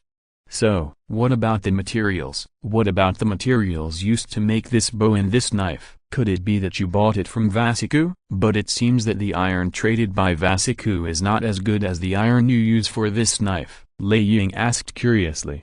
"The material used for this knife and this bow is of course better than the iron traded by the Vasikus, because this is steel, much tougher than iron. The Vasikus probably don't have this kind of steel yet. This kind of steel is made by myself, led by the people of our tribe." Lei Ying's jaw almost fell off. Chapter 157, Xiao Tribe. The Xiao tribe is located in a valley with a very beautiful environment. A small tributary of the Hallworthy River flows down from the mountain at one end of the valley, passes through the Xiao tribe quietly, and then flows out from the valley mouth, and finally flows into Haiwu in the West River. The name of the Xiao tribe comes from this small river that is only 20 meters wide. This valley is very hidden. The specific location is about the northwest edge of the Blue Ridge. The famous Tananhula National Forest Park in the later generation of the United States is about 150 miles east of this valley. This valley is very long and narrow, with only one entrance and exit, surrounded by mountains with a height of 600 or 700 meters. These steep mountains are a natural city wall, which firmly protects this small valley. Is indeed a secluded tribe. Such a hidden valley can be found by them. This is the first impression that the stone bear made after entering the valley where the Xiao tribe is located. As for the second impression, this valley is definitely a good place for one man to be a master. Without him, the only entrance to this valley is at the narrow and steep valley mouth. I don't know how many years it took that nameless river to rush out a 1-mile-long exit at the location of Taniguchi. Taniguchi is the river valley. The two are combined into one. On both sides of the river valley are cliffs that are hundreds of meters high. The small river here has become only 10 meters wide, so the river flowing speed here is quite impressive. The turbulent river rushed all the way through the valley with a roar, and some rugged rocks hidden under the surface of the river could be vaguely seen. In other words, it is almost impossible to go upstream through the river. Perhaps later generations of assault boats or speedboats can overcome the roaring river with their excellent power. As for modern sailing ships, it's not a mistake to use a tracker to pull it, otherwise it's absolutely impossible to go upstream. The most important thing is that the rugged rocks at the bottom greatly limit the draft of ships. That is to say, ships with a slightly larger displacement. Even if there are trackers pulling on the shore, these ships will not be able to pass through the valley. On the north side of the river valley, there is a path about 4 or 5 meters wide. This trail was built on a mountain about 10 meters high from the surface of the river. Perhaps during the mountain orogeny, the magical power of nature left such a flat mountain like a jade belt on this mountain. Of course, it may also be the formation of the Blue Ridge in the course of countless years of natural weathering, a flat road. Anyway, this road appears so abruptly in the mountains. Whether you are riding a horse or walking, you must walk this way to get in and out of this valley. And if there is a war, as long as the Xiao tribe guards this path, the enemy outside will never be able to attack it. Stone Bear really doubts how the Xiao tribe found such a wonderful place in the first place. This is even more concealed than Tao Hua Yuan described by Tao Yuanming. The Stone Bear followed the small river tribe's troops into this valley. After learning that Shi Xiong could actually make steel, Lei Ying blew the horn, and then it didn't take long for 40 or 50 strong men to appear outside the mountain call. These strong men are all warriors of the Xiao tribe. The corpses of 27 wild wolves were carried away by these men, and the 2 wild goats shot by the Stone Bear were also carried away. Of course, one of the wild goats had lost a hind leg, and that hind leg was in the Stone Bear. Where's the belly then? Under the kind invitation of Lei Ying, Shi Xiong followed the large army into this small valley, and then came to the Xiao tribe. The size of the Xiao tribe is beyond Shi Xiong's imagination. Although this tribe is called Xiao, its size is surprisingly large. Standing on a small road halfway up the mountain overlooking this tribe, Shi Xiong actually saw about 300 or 400 wooden houses. In other words, the number of the Xiao tribe is at least 1,200, and it may even exceed 1,500. Even if you look at the entire North American continent, such a large tribe can definitely be called a large tribe. You must know that the entire Gaoshu tribe has only more than 300 people. Even the small tribes that have separated from the Gaoshu tribe over the years are only more than 1,000 people. And in this beautiful and secluded valley, a large tribe with no more than 1,000 or 200 people is hidden, which is simply beyond the Stone Bear's expectation. Our Xiao tribe is made up of people who are unwilling to participate in tribal wars, although we Chicashas occupy most of them. There are some Cherokees and even Yuchis in our tribe. They are all just like us, people who don't like war. Now in our tribe, whether it's Chicasha, Cherokee or Yuchi, there is only one name, that is Xiao. Because in our tribe, all people are brothers and sisters. They are relatives, all members of the tribe, riding on horseback, Lei Ying said proudly, pointing to the tribe below. Shi Xiong listened and sighed slightly. He had to admit that this Thunder Eagle was really not easy. He really led these people to build a paradise. As the guardian of the Kabru high priest of the High Tree tribe, he also experienced the battle when the Long-Hair Cattle tribe was almost wiped out. The Stone Bear is very aware of the hatred between the Cherokee and the Chicasha. It's like the 200 soldiers of the Lidditch tribe that were just killed some time ago, and even the leader of the Lidditch tribe, the Whistle Snake, was killed by the Fire Bull formation during that Fire Bull formation battle. It is enough to show how deep the hatred between the two ethnic groups is. But here, such a large group of people who hate war really live in seclusion. And because of their aversion to war, these people actually transcended racial hatred and lived together like this, without hatred, no disputes, and no war. No wonder Bai Yun and Lei Ying, after learning that they were Cherokee, didn't raise the butcher knife to themselves, but kindly invited themselves to their tribe as a guest. On the way to come, perhaps to gain Shi Xiong's trust, Lei Ying told his own situation with little concealment.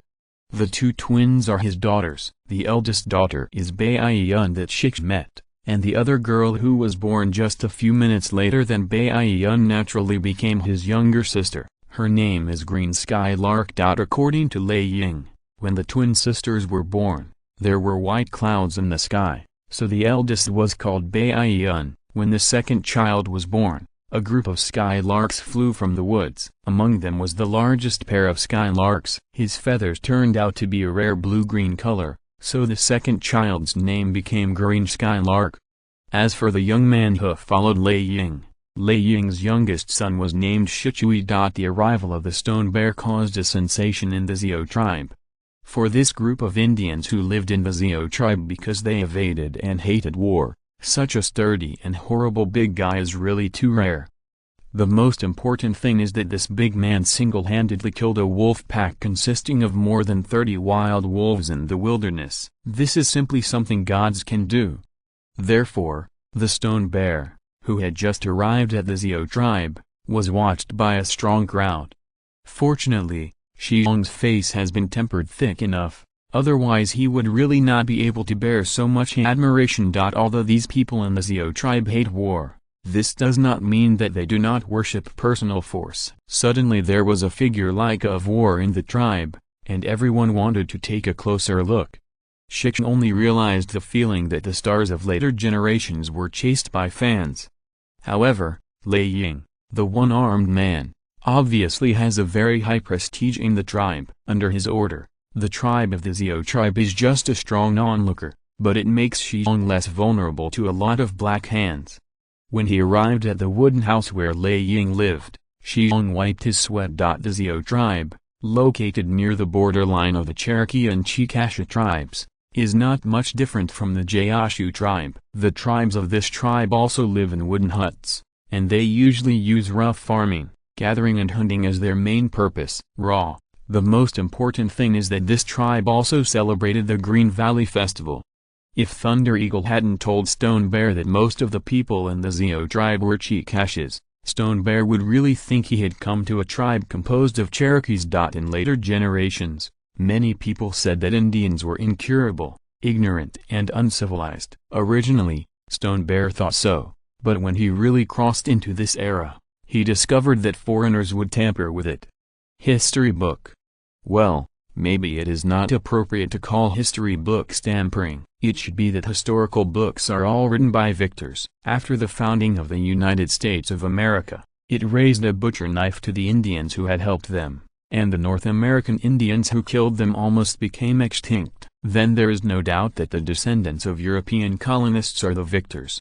Then, as those in power, in order to cover up the massacre of the Indians and the help of the Indians to their ancestors, those who were the victors would naturally change some records in the history books.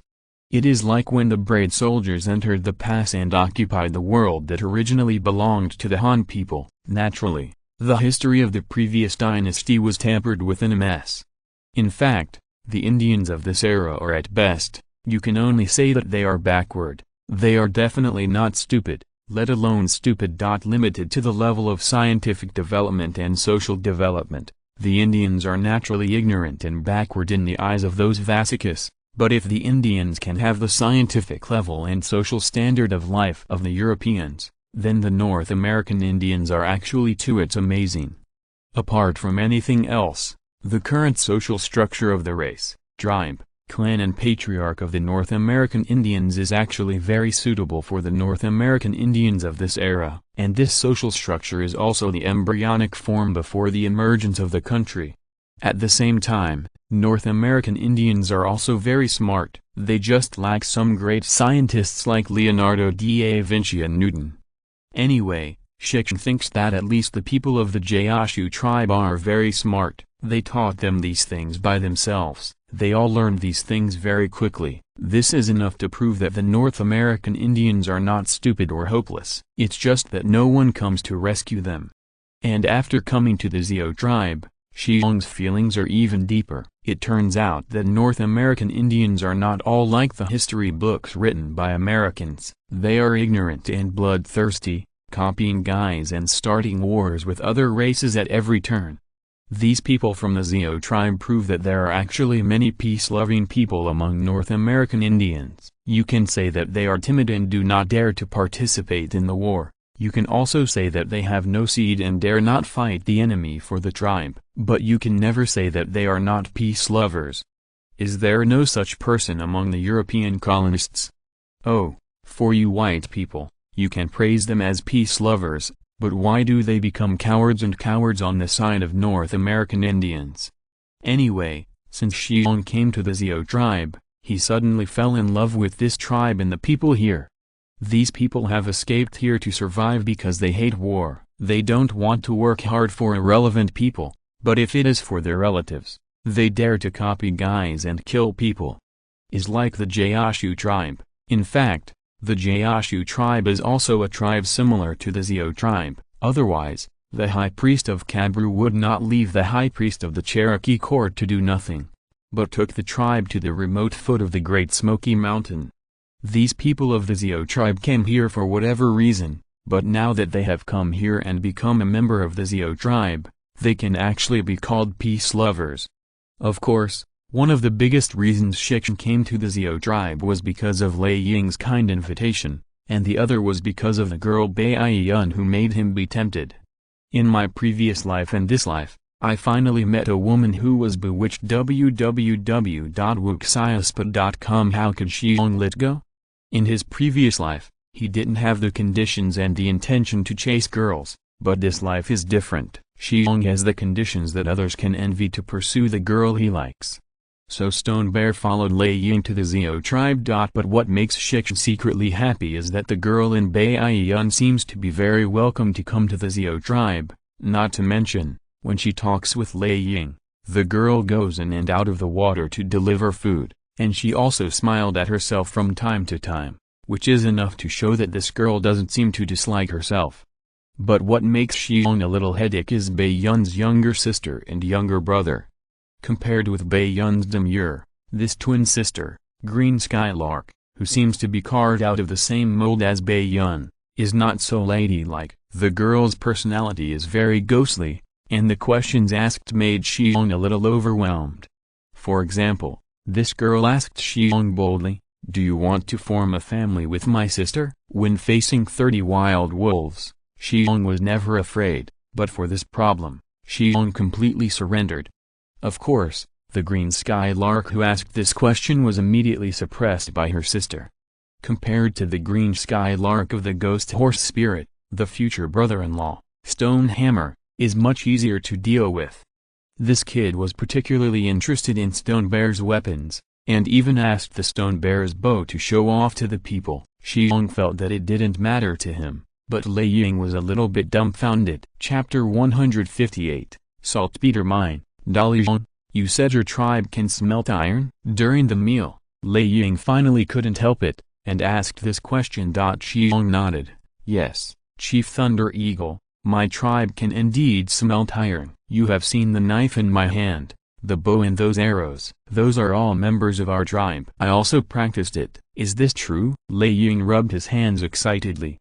This is indeed true, and the ironware smelted in our tribe can no longer be called ironware. You have seen my knife, is it much stronger than yours? Although Lei Ying was reluctant to admit it in his heart, he still nodded very simply. Yes, your knife is indeed much stronger than mine. The knife in my hand can only be used to make it. Just behave. If you use it for hunting, you have to come back and sharpen the knife after a few knives. This knife is too fragile, and sometimes the cutting of bones can make the edge break. Hee, your knife is made of pig iron. The hardness is there, but it is not tough enough. It will break when it encounters hard things, but if the knife is made of steel, it will be different. Just like my hand, the knife inside has not only hardness but also toughness. Generally speaking, as long as my knife doesn't cut the stone, it's okay to cut other things, even wood. So good? Well, it's so good. Shi Xiong nodded proudly. Just kidding.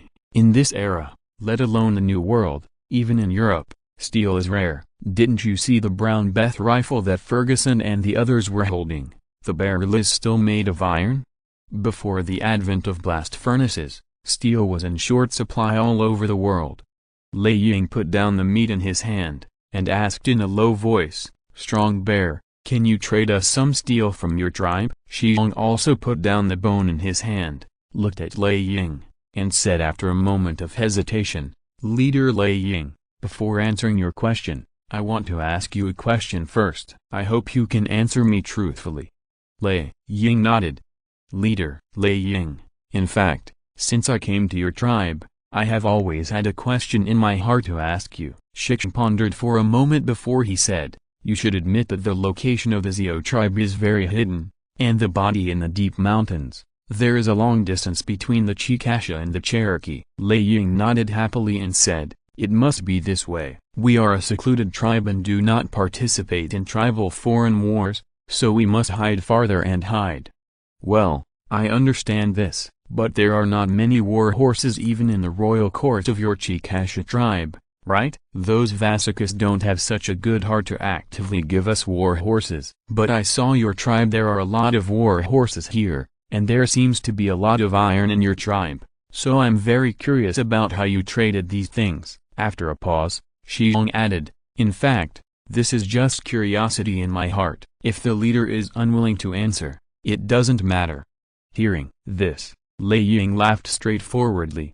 Great Bear, there is nothing to hide. The Vasicus who traded with our Zio tribe are all French, because in a place not far from our tribe, there is a lot of money. This is something that the French need very much, so every year the French will send a special trading team to trade. French? Shi Xiong nodded thoughtfully.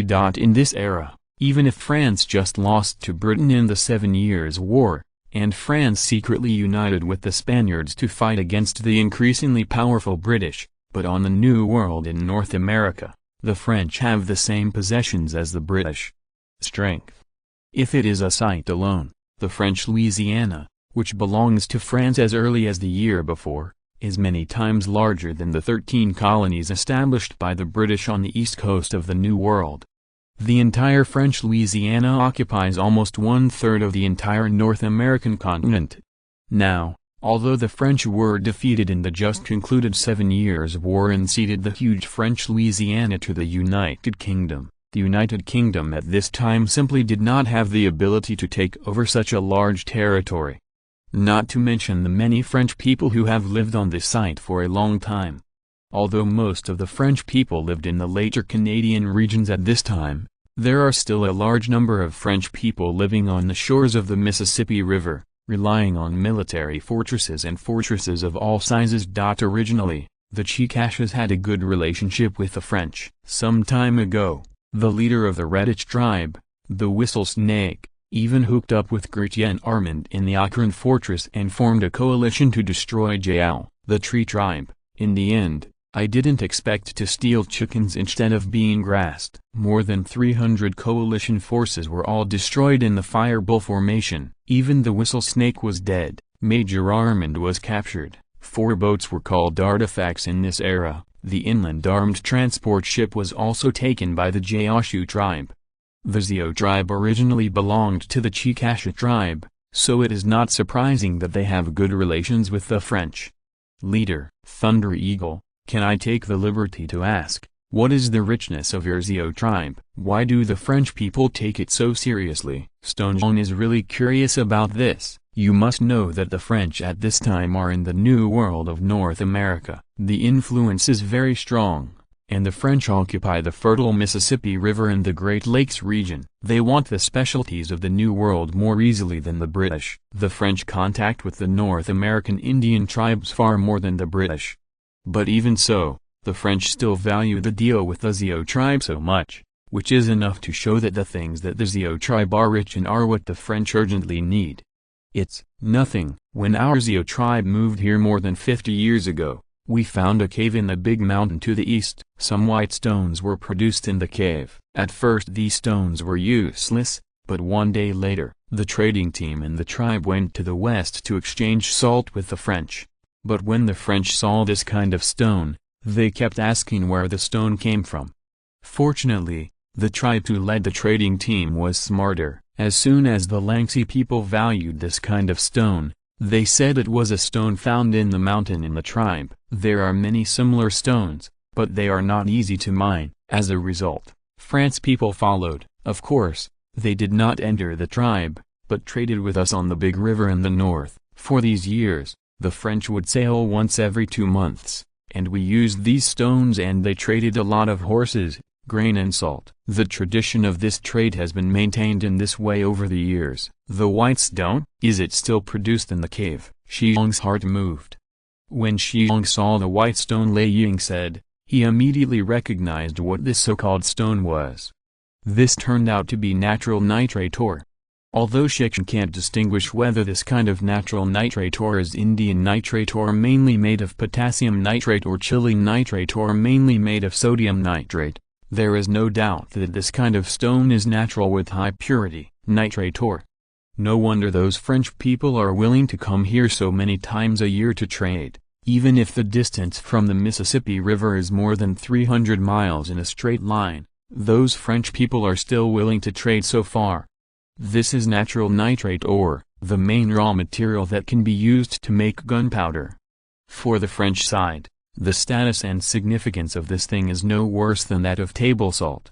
Shi Xiong did not expect to find a natural saltpeter mine here. This is definitely a great surprise. Leader Thunder Eagle, I don't know how many white stones your tribe can mine each year, Shi Xiong asked. It's not easy to say, but I can assure you that there are definitely a lot of them. Every 2 months when dealing with the French, our tribe will have to mobilize at least 100 people to transport the mined white stone to the north, the Big Bend, and then deal with the French. This number is indeed quite large. Even if one person transports 60 caddies, more than 100 people will be enough to reach 6,000 caddies.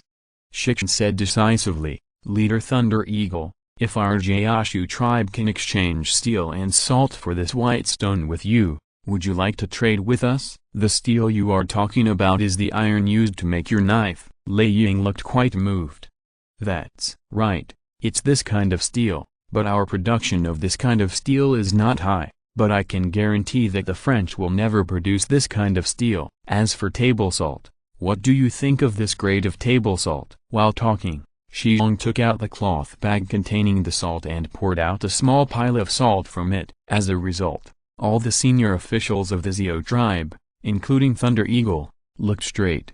After a long time, Lei Ying asked tremblingly, Dalijiang, this thing you took out is really salt? Ishikama did not answer, but slightly dipped his finger and put it in his mouth. Lei Ying, chief, you tasted to see if it is salt. Lei Ying did the same action as the stone bear, and as a result, he immediately entered a petrified state. A few senior officials of the Xiao tribe also hurriedly extended their fingers, even Bai Yun, and when they tasted the taste of salt, all of them were petrified. After a long time, Lei Ying sighed and said, the sun is on top. This kind of salt has no odor at all. This is simply a gift from the sun god. The elderly priest beside Lei Ying also shook his head in disbelief. Boss, this kind of salt is too rare. It's 100 times stronger than the salt traded from Vassicus. France is a major salt producer in Europe in this era, but where's the salt they make as delicious as the salt made by stone bears? In this era, real refined salt can only appear on the tables of those nobles. And the salt eaten by ordinary people is still the kind of coarse salt with a bitter and astringent taste. After Bai Yun tasted this refined salt, it was even more wrong to look at Shi Xiong. Lei Ying asked eagerly, Dalijiang, how much salt does your tribe have? He, you can have as much as you want, and I promise that they are all refined table salt of the same grade as this kind of table salt. The old priest beside began to mumble. Shi Xiong couldn't listen to what he mumbled, probably praying to various gods again. And the other tribe leaders also had their eyes shining, as if the stone bear had become a peerless gem at this moment. How about we exchange white stones for the salt of your tribe? Lei Ying started things very resolutely and straightforwardly proposed the transaction. No problem, we can discuss how to exchange it. In addition to this kind of salt, we can also trade steel with you for the white stone. Do you have a lot of food then? Lei Ying continued to ask.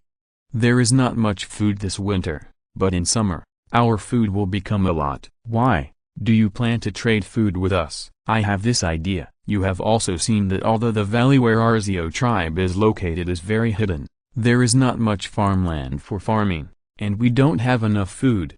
Shi Xiong nodded, and after a little thought, he said, I'll talk about the food issue when the time comes. Now you want to trade food with us, and we can't get so much food, but salt and steel are fine. Well, then we will use white stone to trade such salt and steel with you. Lei Ying made a final decision. Shi Xiong is completely relieved now. Heat weapons are indispensable if you want the tribe to grow up. www.wuxiaspa.com. With thermal weapons, gunpowder must be made. The saltpeter, sulfur and charcoal used to make gunpowder are essential raw materials.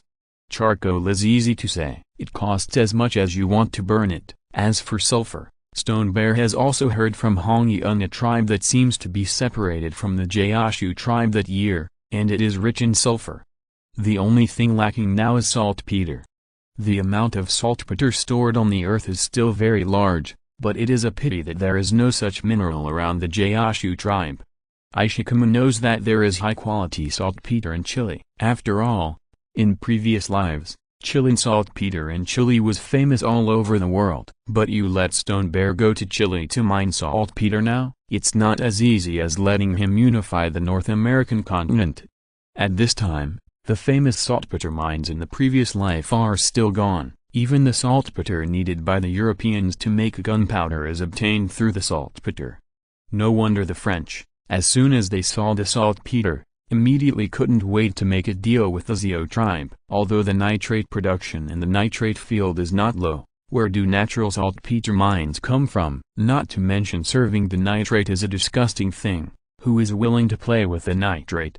Gaoshu tribe is now short of saltpeter to make gunpowder. Although the firearms seized from the French some time ago can make Gaoshu tribe a lot of gunpowder, what should I do if the firearms are used up?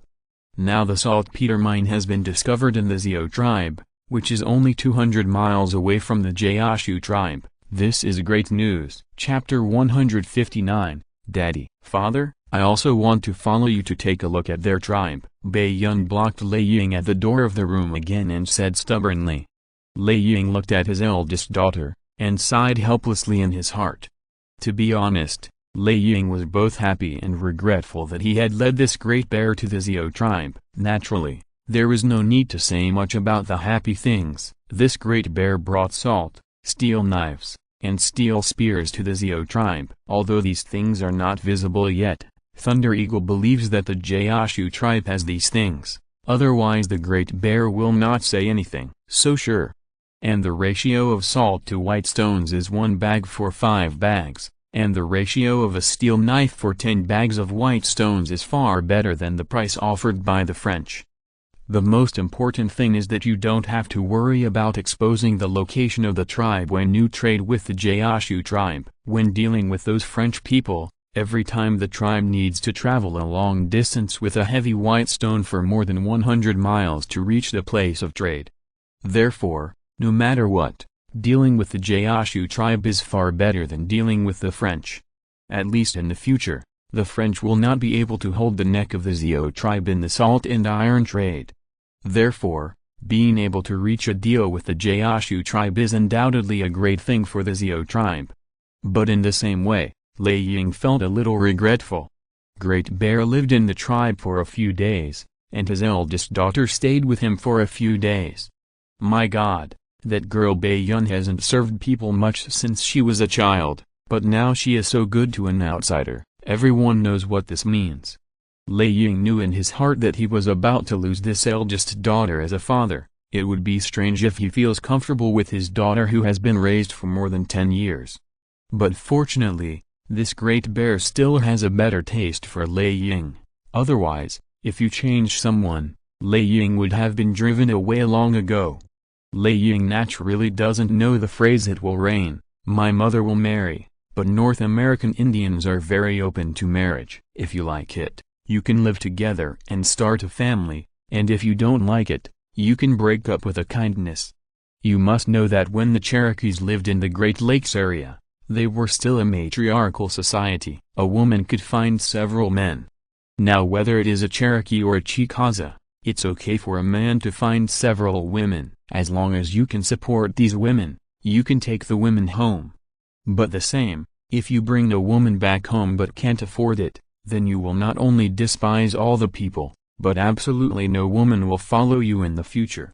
That's right, North American Indians in this era are so open. In contrast, marriages in later Western countries are nothing short of ignorance. Perhaps only those countries that allow polygamy can be compared with the North American Indians of this era. In other words, if you are a capable man, then the North American Indian living area of this era is paradise. If you are incapable, sorry, you can only rely on the 5 girls. In fact, in terms of Shi Xiong's current ability and status, as long as he wants to find a woman, some of the Gaoshu tribe are willing to follow him. A man like Lord Guardian would pull all the ethnic groups of North American Indians once, and I'm afraid I can't find a second one. Not to mention that people are tall and mighty, their strength is still very high, and they are only 16 years old. Although they are slightly older, they are definitely not a problem. The most important thing is that people know so many things, just picking one out can make the whole tribe live a good life. Which woman doesn't like a man like this? But it is a pity that Master Guardian does not seem to have a woman he likes, so Master Guardian did not respond to those girls in the tribe who deliberately appeared in front of them all day long, which made many girls in the tribe secretly sad. Now the stone bear disaster has hit the Xiao tribe. A few days after it came, he took away the heart of Lei Ying's eldest daughter Bai Yun. Lei Ying had the intention not to let his daughter go to the Gaoshu tribe, but he also knew that he could not stop his daughter. The eldest daughter is gentle and demure on the outside, but she is strong on the inside. How could Lei Ying as a father not know this?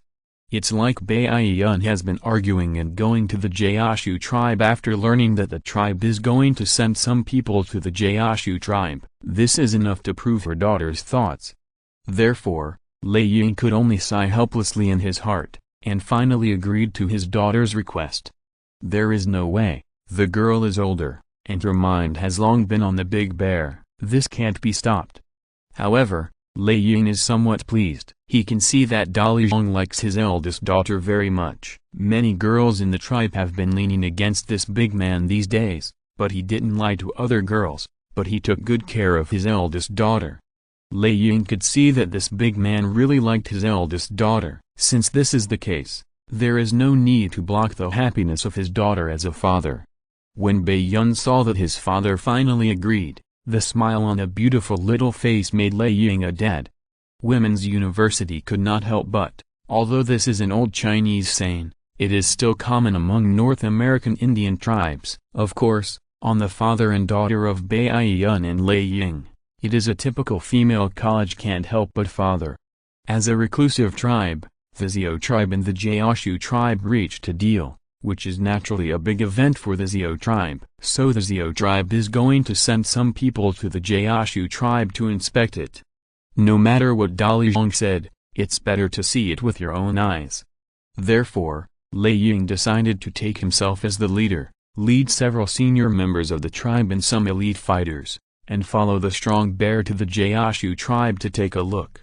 And they also want to see the famous Cabru sacrifice with their own eyes. Ever since the Cherokee moved south to the mountainous areas of central and southern Appalachia, the name of Cabru rituals has spread around this powerful ethnic group. Although the Xiao tribe is a secluded tribe, they also listen to it. Said the name of the Cabru sacrifice. Since the stone bear was already waiting out the road when he came, at least the stone bear can guarantee that there is no danger on the road. So this time there are not many people going to the Gaoshu tribe. Counting Bai Yun, it is only 10. Only 6 people. In fact, it's easy to walk from Xiao tribe to Gaoshu tribe. You only need to walk east along the foot of the Great Smoky Mountain to reach Gaoshu tribe, but it is troublesome to cross several large rivers on the road. After some preparations, the group set out in the direction of the place where the sun shines forever. The straight line distance between Xiao tribe and Gaoshu tribe is about 200 miles. If it is in the plain, it can be reached by riding a horse in one morning. But the road from Xiao tribe to Gaoshu tribe is not so easy. In fact, there is no way to go here at all. Otherwise the stone bear would not ride a horse for more than 2 days to run out more than 200 miles. This part of the journey is full of small undulating hills. The series of fold mountains between the Blue Ridge and the Cumberland Heights have fragmented this area. These fold mountains were originally intact, but under the effect of hundreds of millions of years of weathering, these fold mountains have long been weathered in a disastrous manner. These small hills, which are only 180 meters high and less than 20 to 30 meters high, are the fold mountains after weathering. In addition, this is the western of the Appalachian Mountains, so there are many rivers obstructing the road. Strictly speaking, this area is no man's land, and even Cherokee and Chickasha people rarely visit this place. At this time, unlike later generations, countless dams were built on the huge Tennessee River, and then the Tennessee River formed one reservoir after another. In this era, the Tennessee River is an out-and-out harm river. The water source of the Tennessee River mainly comes from atmospheric precipitation, so the water volume is abundant and extremely unstable. In this era, the entire midwestern region of Tennessee is actually a big swamp. The Tennessee River, which is flooded from time to time, is the culprit for this huge swamp. Shi Xiong and the others took this route because of its high altitude, so the Tennessee River did not harm this route. However, in this route to Gaoshu tribe, there are hundreds of large and small rivers. Rivers like Hayworth, Little Tennessee, and Little River are relatively large, and there are hundreds of other small rivers with a width of only a few meters or even more than a dozen meters. These small rivers all flow down from the western of the Appalachian Mountains. Because of the terrain, these rivers have not converged when they first flowed down the slope. However, as they flow downstream, these small rivers will gradually converge and eventually all merge into the Tennessee River.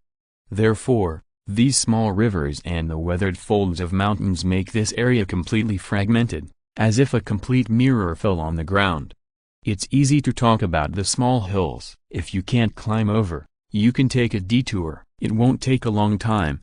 But these rivers are more troublesome. In this age without bridges, Shi Xiong and the others can only look for narrow rivers and then wade over. If they encounter a large river with a width of several tens of meters, they will have to take a detour to find a convenient place to cross the river before crossing the river. It means that it is deep winter and there is little water flow. If 1 or 2 months pass, when it comes to the end of winter and the beginning of spring, these rivers will become irritable. Is also a very strange phenomenon. In other parts of the United States, the rivers have high water periods in summer, but in the upper reaches of the Tennessee River, the high water periods are in the late winter and early spring, but in summer, the water flow is less. The reason is that the river originates from the western of the Appalachian Mountains. When the winter monsoon goes south, it is blocked by the mountains and uplifted, and precipitation occurs in the middle. In summer, the monsoon from the southeast is blocked by the mountains, and most of the precipitation occurs on the east of Appalachia, and the precipitation on the west decreases a lot. Therefore, in summer, the flow of the Tennessee River will be smaller. The peculiar topography created the peculiar dry and high water period of this river. It is deep winter, and the amount of water in these rivers is generally not large, so they can find a place to cross the river. But if it comes to the rainy season, they won't be able to go like this. Strong Bear, don't look far apart between our two tribes, but these rivers standing in front of a big river, Lei Ying said with a sad face. The big river in front of me is 60 to 70 meters wide. It is named Little Tennessee River in later generations, and it is the largest tributary of the upper Tennessee River. This river, which originated in the depths of the Great Smoky Mountains, is also a very violent river. The abundant water flow often floods the river. In the area where the Little Tennessee River meets the Tennessee River, it is a large swampland at this time. In later generations, the Americans built 4 or 5 dams on this river at one go, which completely restrained the violent river. Eventually, the swamps in this area disappeared and replaced by a large reservoir. But in this age, it is impossible to build dams or anything else. Not to mention dams, even building a bridge is an impossible task. Stone bears can't build bridges, let alone those Indians repair the bridge. So, if you want to cross this Little Tennessee River, which is now a little calmer, you have to go a long way downstream and cross the river from the swamp area. When the Stone Bear crossed the Little Tennessee River, because there was a tribe nearby that was separated from the Gaoshu tribe, and their people were very familiar with the conditions of the swamp, the Stone Bear was able to safely cross the Little Tennessee River from the swamp. After crossing the swamp, the sadness on Lei Ying's face became more serious. The steel and salt of the Gaoshu tribe are indeed very good, but if this is the way www.wuxiasput.com let alone a transaction between the two tribes, it would be difficult to even send a letter. It's a dry season and it's so difficult to go. If it's a wet season, this big river alone can cut off the connection between the two tribes. Thunder Eagle certainly wants to start a long-term deal with Gaoshu tribe, but this way if Lei Ying understands ancient Chinese poems, he would probably sing something at this moment. It's hard to walk, It's hard to go to the sky. Lei Ying looked sad, looking at the hot eldest daughter Bai Yun who had been talking to Dalian, with a happy expression, and his mood improved a little bit. Of course, if Lei Ying could hear what his daughter and Strong Bear said at this time, he would definitely not be so sad again. What? You said that when we meet again in the future, we won't have to ride a horse? You have a boat? Of course, we have 4 boats. They are very big boats. Well, you should have seen them. It is the kind of sailboats that French people take. But why do you have French boats?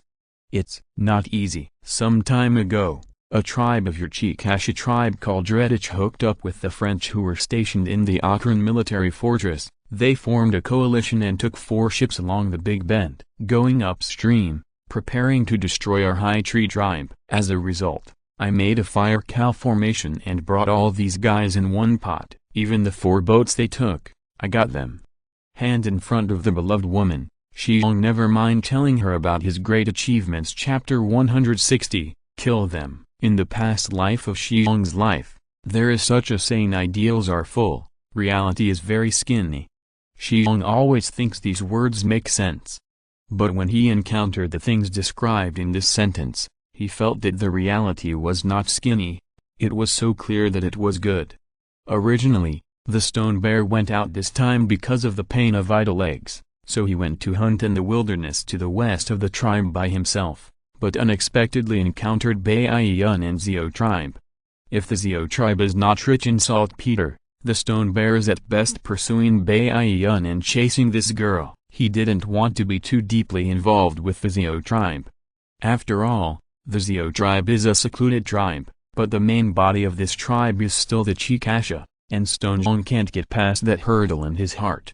But when Shi Xiong learned that the Zio tribe was rich in saltpeter, his mind immediately changed. This Zio tribe must be held in hand, nothing else. It is the saltpeter mine. The strategic position of this Zio tribe is much higher than other tribes.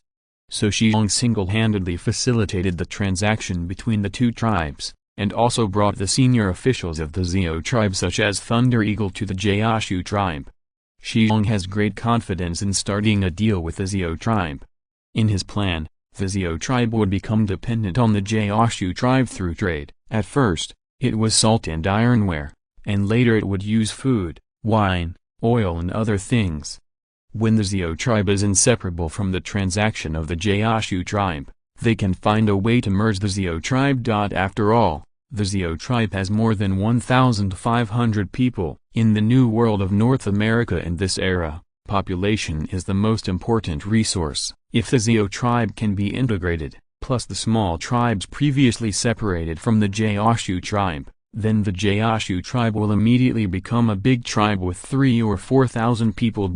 Although the memory from the body of the silly head made Shi Xiong's heart uncomfortable with the Zio tribe at first, when the stone bear discovered the great potential and important strategic position of the Zio tribe, the memory of the silly head immediately was forced down by the stone bear. Shi Xiong thinks that by virtue of his current position and prestige in the Gaoshu tribe, he can definitely facilitate the deal with the Zio tribe, and after he tells Hong Yun and Li Lei his plan on how to integrate the Zio tribe, they are sure will also agree to this plan. As a result, the confident stone bear was slapped severely by the clansmen of the Gaoshu tribe in front of the 16 people from the Zio tribe. My people, I'm back, and I also brought you some guests. Come, let me introduce to you. This is the leader of the Zio tribe, Thunder Eagle, and this is Bai Yun. The guardian is waving outside. After several days, I came back suddenly, which naturally caused a sensation in the tribe. So without any greeting, most of the tribes walked out of the wooden houses where they lived, and gathered spontaneously on the flat ground in the center of the tribe. This flat land has now become the most important area of the tribe. Steel-making furnaces, coke kilns, curved houses and other buildings are now all in this open space, and this open space has also witnessed the rise of the Gaoshu tribe. Seeing so many people spontaneously welcome their return, and still welcome them in front of their beloved woman, this is enough to prove their prestige and status in the tribe. If it's normal, Shi Xiong wouldn't show off like that. Isn't there a white cloud by his side now? You must show off if you want to show off. So Shi Xiong began to introduce Lei Ying and his party to the tribe, but he didn't expect to finish his words. The wolf tail underneath actually asked with a shameless face, "Guardian, the group of people you brought is Chica Sharon?" The voice of the wolf tail was very loud, and the people who were still buzzing about immediately became silent, and all their eyes were focused on Shi Xiong's body. Shi Xiong immediately felt that the atmosphere was a bit wrong. As far as he could see, he even saw a few tribesmen quietly pulling out steel knives. Shi Xiong recognizes these tribesmen. They are all tribesmen who have relatives in the Pumpkin Bay tribe. The Pumpkin Bay tribe was wiped out by the Chicashes some time ago. Upon seeing this, Shi Xiong hurriedly stepped forward and stood in front of Thunder Eagle and the others, and said loudly, "My people, the guests I brought are indeed Chicashes, but they are from a secluded tribe. They have never been involved in the battle between the Chicashes and us, so as for their identities, Shi Xiong can neither conceal nor conceal them. After all, it is better to clarify these things for future transactions. Besides, although Lei Ying's appearance is the same as that of the Gaoshu tribe, they can tell that they are Chicashes at first glance. However, Shi Xiong's explanation was not finished yet, and a rough voice rang out below, "Master Guardian, don't protect them. Since these Chicashes dare to come to our tribe, their only end is killed by us. I will kill them." Shi Xiong followed the sound and found that it was an old warrior in the tribe, whose name was Shi Hammer, and the name of Thunder Eagle's youngest son. However, this stone hammer was not comparable to Lei Ying's youngest son. This veteran soldier who was close to 40 years old thought he was also the #1 fierce man back then. When he was young, the two big stone hammers in his hand were called Cruel and Ruthless. And Stone Hammer has taught many warriors in the tribe, including wolf tails, large spears, eagle feathers, and tree roots that died in the hands of the French some time ago. They have all been taught by this old warrior. Therefore, the prestige of the Stone Hammer in the tribe is still extremely high.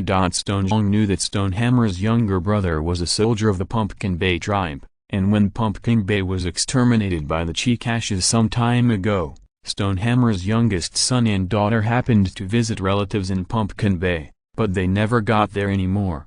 Come back for this veteran soldier. Shi Xiong also admired him very much, but seeing the eyes of this veteran soldier were red, Shi Xiong immediately realized that things were very bad. Shi Xiong quickly looked at Li Lei, and said loudly, "Leader Li Lei, the Zhao tribe is very important to the future development of our Gaoshu tribe, and the people of the Zhao tribe have never participated in the battle between the Chicashes and us. There is no blood from our people on your hands." Li Lei looked at Shi Xiong, hesitated, and finally shook his head slightly, but said nothing.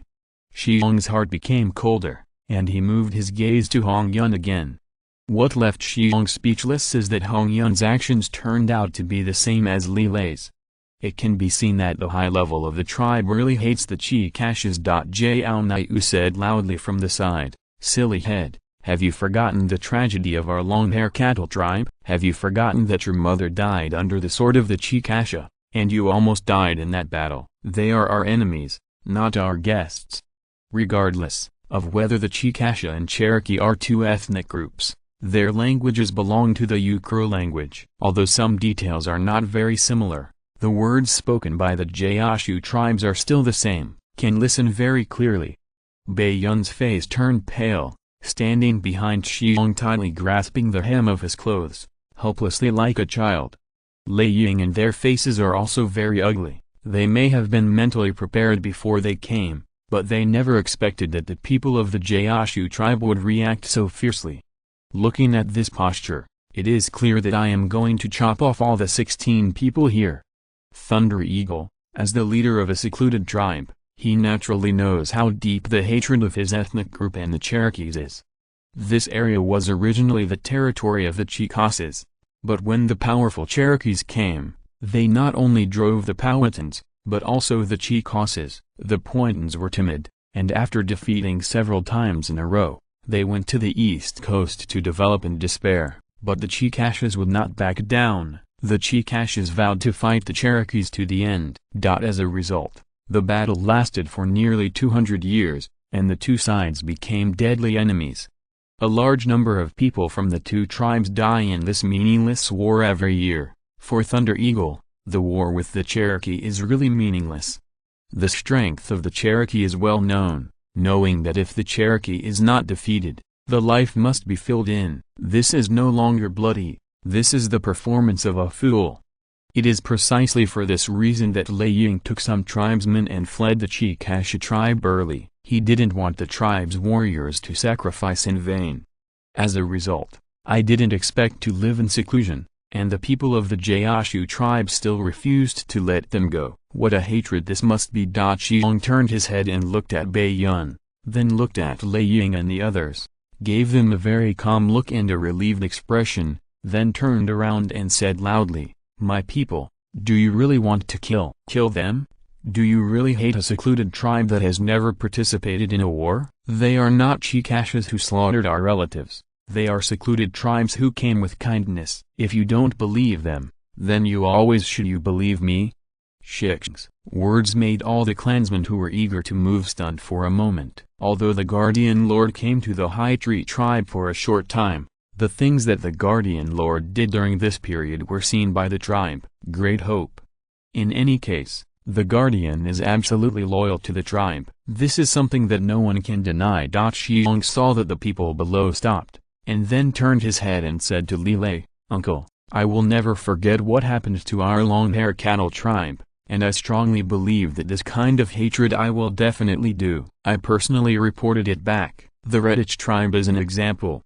The words of the Stone Bear silenced the tribes again. The powerful Redditch tribe in the French coalition almost killed the Gaoshu tribe a few days ago. If it weren't for the Guardian Lord's magical fireball formation, I am afraid that this beautiful tribe has disappeared.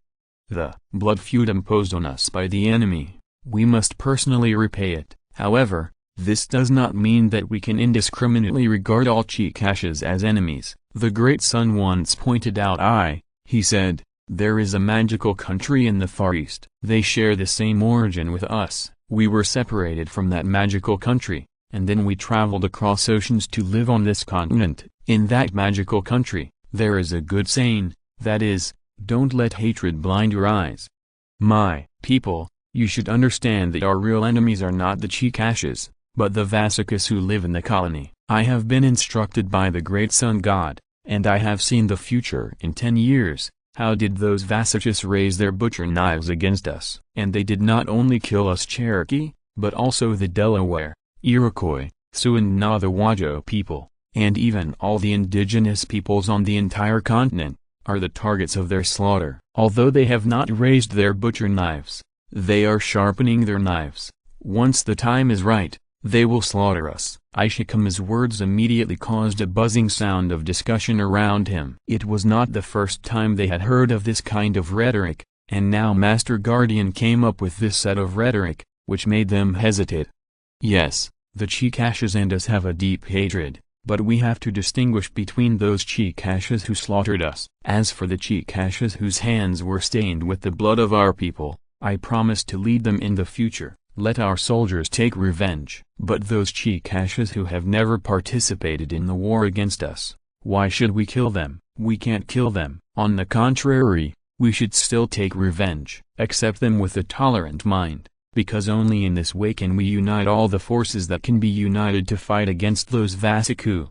And, in front of you, these Chikashas in front of you are the strength we need to unite, and I can assure you that they have no malicious intent towards us. For this, I hope you must believe me, just like you did before. Believe me like that. Shi Xiong looked at these silent people in front of him, and continued to speak loudly. My people, believe me, don't treat our guests and friends with this attitude anymore. They are not enemies, they are friends.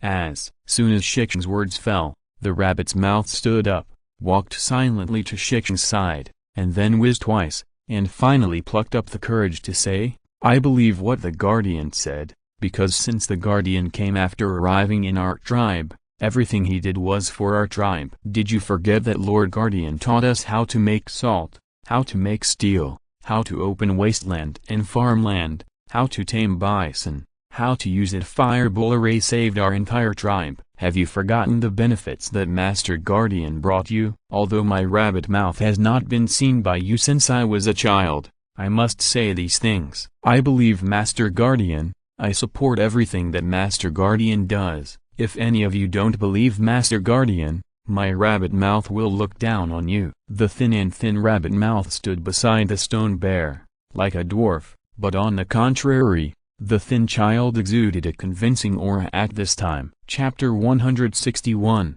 People Who Are Favored by Gods. Before the stone bear came to the Gaoshu tribe, the most unpopular in the entire Gaoshu tribe, was estimated that there was no one else except the rabbit mouth. S natural hair lips turned him into a child of the devil in the eyes of tribesmen, and even his father and mother ignored him for this reason. For this reason, the rabbit mouth almost starved to death when he was young because he had no milk to eat. Fortunately, the previous generation of Kabur sacrifice and this generation of Kabur sacrifice Hong-Yun took good care of this little guy, feeding him with polenta. This little guy born with hair lips luckily survived.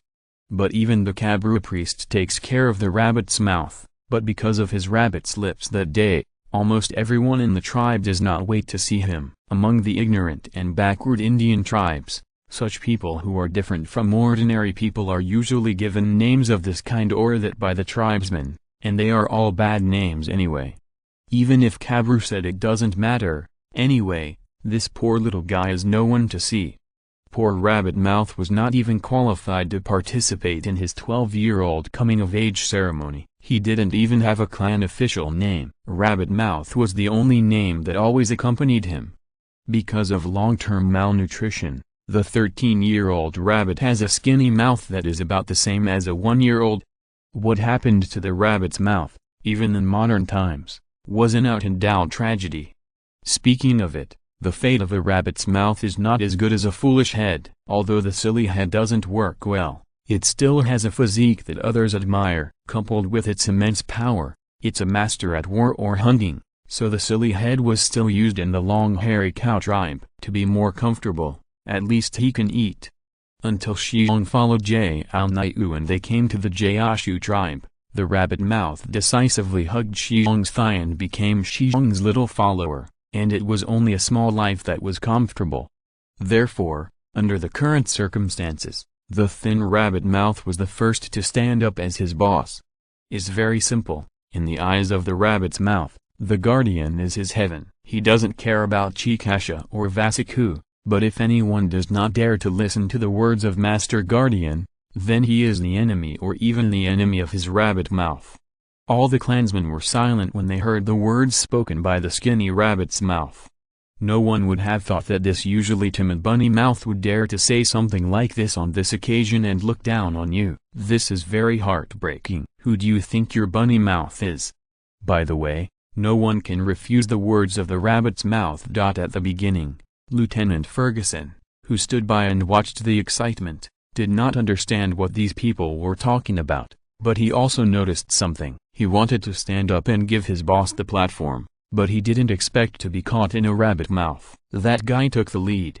However, Lieutenant Ferguson came out second after the rabbit mouth. Although he does not speak Indian, his actions and expressions show his attitude. Quick Horse and Hard Bones ran from a distance out of breath. They went to Zioyan Mountain to fetch charcoal just now, because Lieutenant Ferguson planned to prepare black powder by himself according to the formula given by Stone Bear.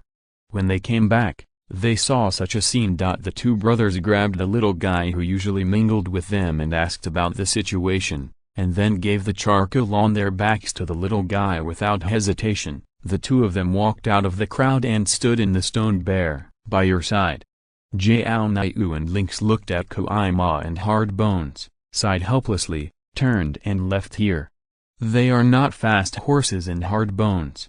They can follow the Guardian without any scruples. As the senior officials of the former Shaggy Cattle tribe, the two of them were cautious about what they did after they came to the Gaoshu tribe, and they had too many worries on their backs.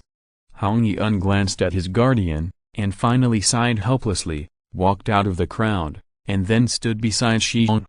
Hong-Yun's actions made the people of the tribe make a sound of discussion, and Li Lei's face and Wolf's tail immediately became ugly. Shi Xiong saw Hong Yun walking by, and there was no expression of excitement, but he nodded faintly, as if it were only natural for the Kabru sacrifice to do so. Some members of the tribe stood up when they saw Hong Yun. They all shook their heads slightly, and then stepped back slightly, away from the circle. Needless to say, these people are all fans of Hong Yun.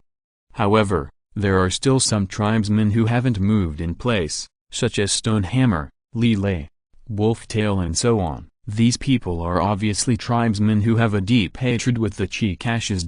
Seeing this, Shi Xiong nodded secretly, and then said loudly, "Leader Li Lei, Uncle Shihammer, and other people, I know that you are all burdened with great hatred. Chikasha once gave you, it brings endless grief. The Chikashes once let us lose our loved ones, but this does not mean that we are going to live in hatred. My mother, father and sister died under the butcher knife of the Chikasha. I still remember this clearly. For me, I will not let go of those who killed my relatives, enemy. However, we cannot kill all the Chikashes with a single stick. There are good people among the Chikashes. It's like these Chikashes standing behind me. They have never participated in a battle with our Cherokees. Their hands are not stained with the blood of our Cherokees. On the contrary, in order to avoid war, they took the initiative to leave the Chikasha tribe and found a place far away from the battlefield to live in seclusion. Such people, can you bear to kill them?" Stonehammer said in a deep voice. "Guardian, since they are Chikashes, then they are our enemies." Shi Xiong sighed and said to the veteran soldier, "Uncle, I know you hate the Chikasses very much. Your son and daughter died under the Chikasses' butcher's knife, but likewise, my relatives. I also died under the butcher knife of the Chikasses. I also hate those Chikasses who killed my relatives. However, we can't just let hatred blind our eyes and let hatred interfere with our judgment." Ishikma hadn't finished speaking, but Wolftail said loudly, "Guardian, no matter what you say, we are going to kill these Chikashes today to avenge our relatives." "Shut up!" Shi Xiong screamed at the wolf's tail, and the wolf's tail trembled. Immediately, Shi Xiong ignored the wolf's tail, but continued to warmly say to Shikun, "Uncle Shikun, do you believe me, Great Bear?" Shichui looked at Shi Xiong's eyes and opened his mouth, but finally nodded. "Well, Uncle Shihammer, since you believe me, then I am here today to assure you and all the people of the tribe that I will lead you to take revenge in 3 years. As long as those hands are stained with the blood of our tribe of the Chikasses, I will never let go of them. I promise you will slaughter those Chikasses whose hands are full of the blood of our people." Shi Xiong's words made all the people nodded involuntarily. Shi Xiong nodded, then pointed at Thunder Eagle. They raised their voice and said forcefully, "But these secluded Chikashes are not our enemies, and they are the friends I brought. I don't want you to treat them again. Any other ideas? If anyone wants to attack them, then step on the body of my Great Bear and attack them first." Lei Ying finally stayed in the Gaoshu tribe. Shi Xiong successfully persuaded the people, especially after Li Lei explained that the saltpeter rich in the secluded tribe was an important raw material for making gunpowder. Li Lei stopped talking. As for tribes like Stonehammer, Stone Bear went to the door alone and carefully talked about the importance of the transaction between Zio tribe and Gaoshu tribe. Even the tribe like Stonehammer stopped holding Thunder Eagle up.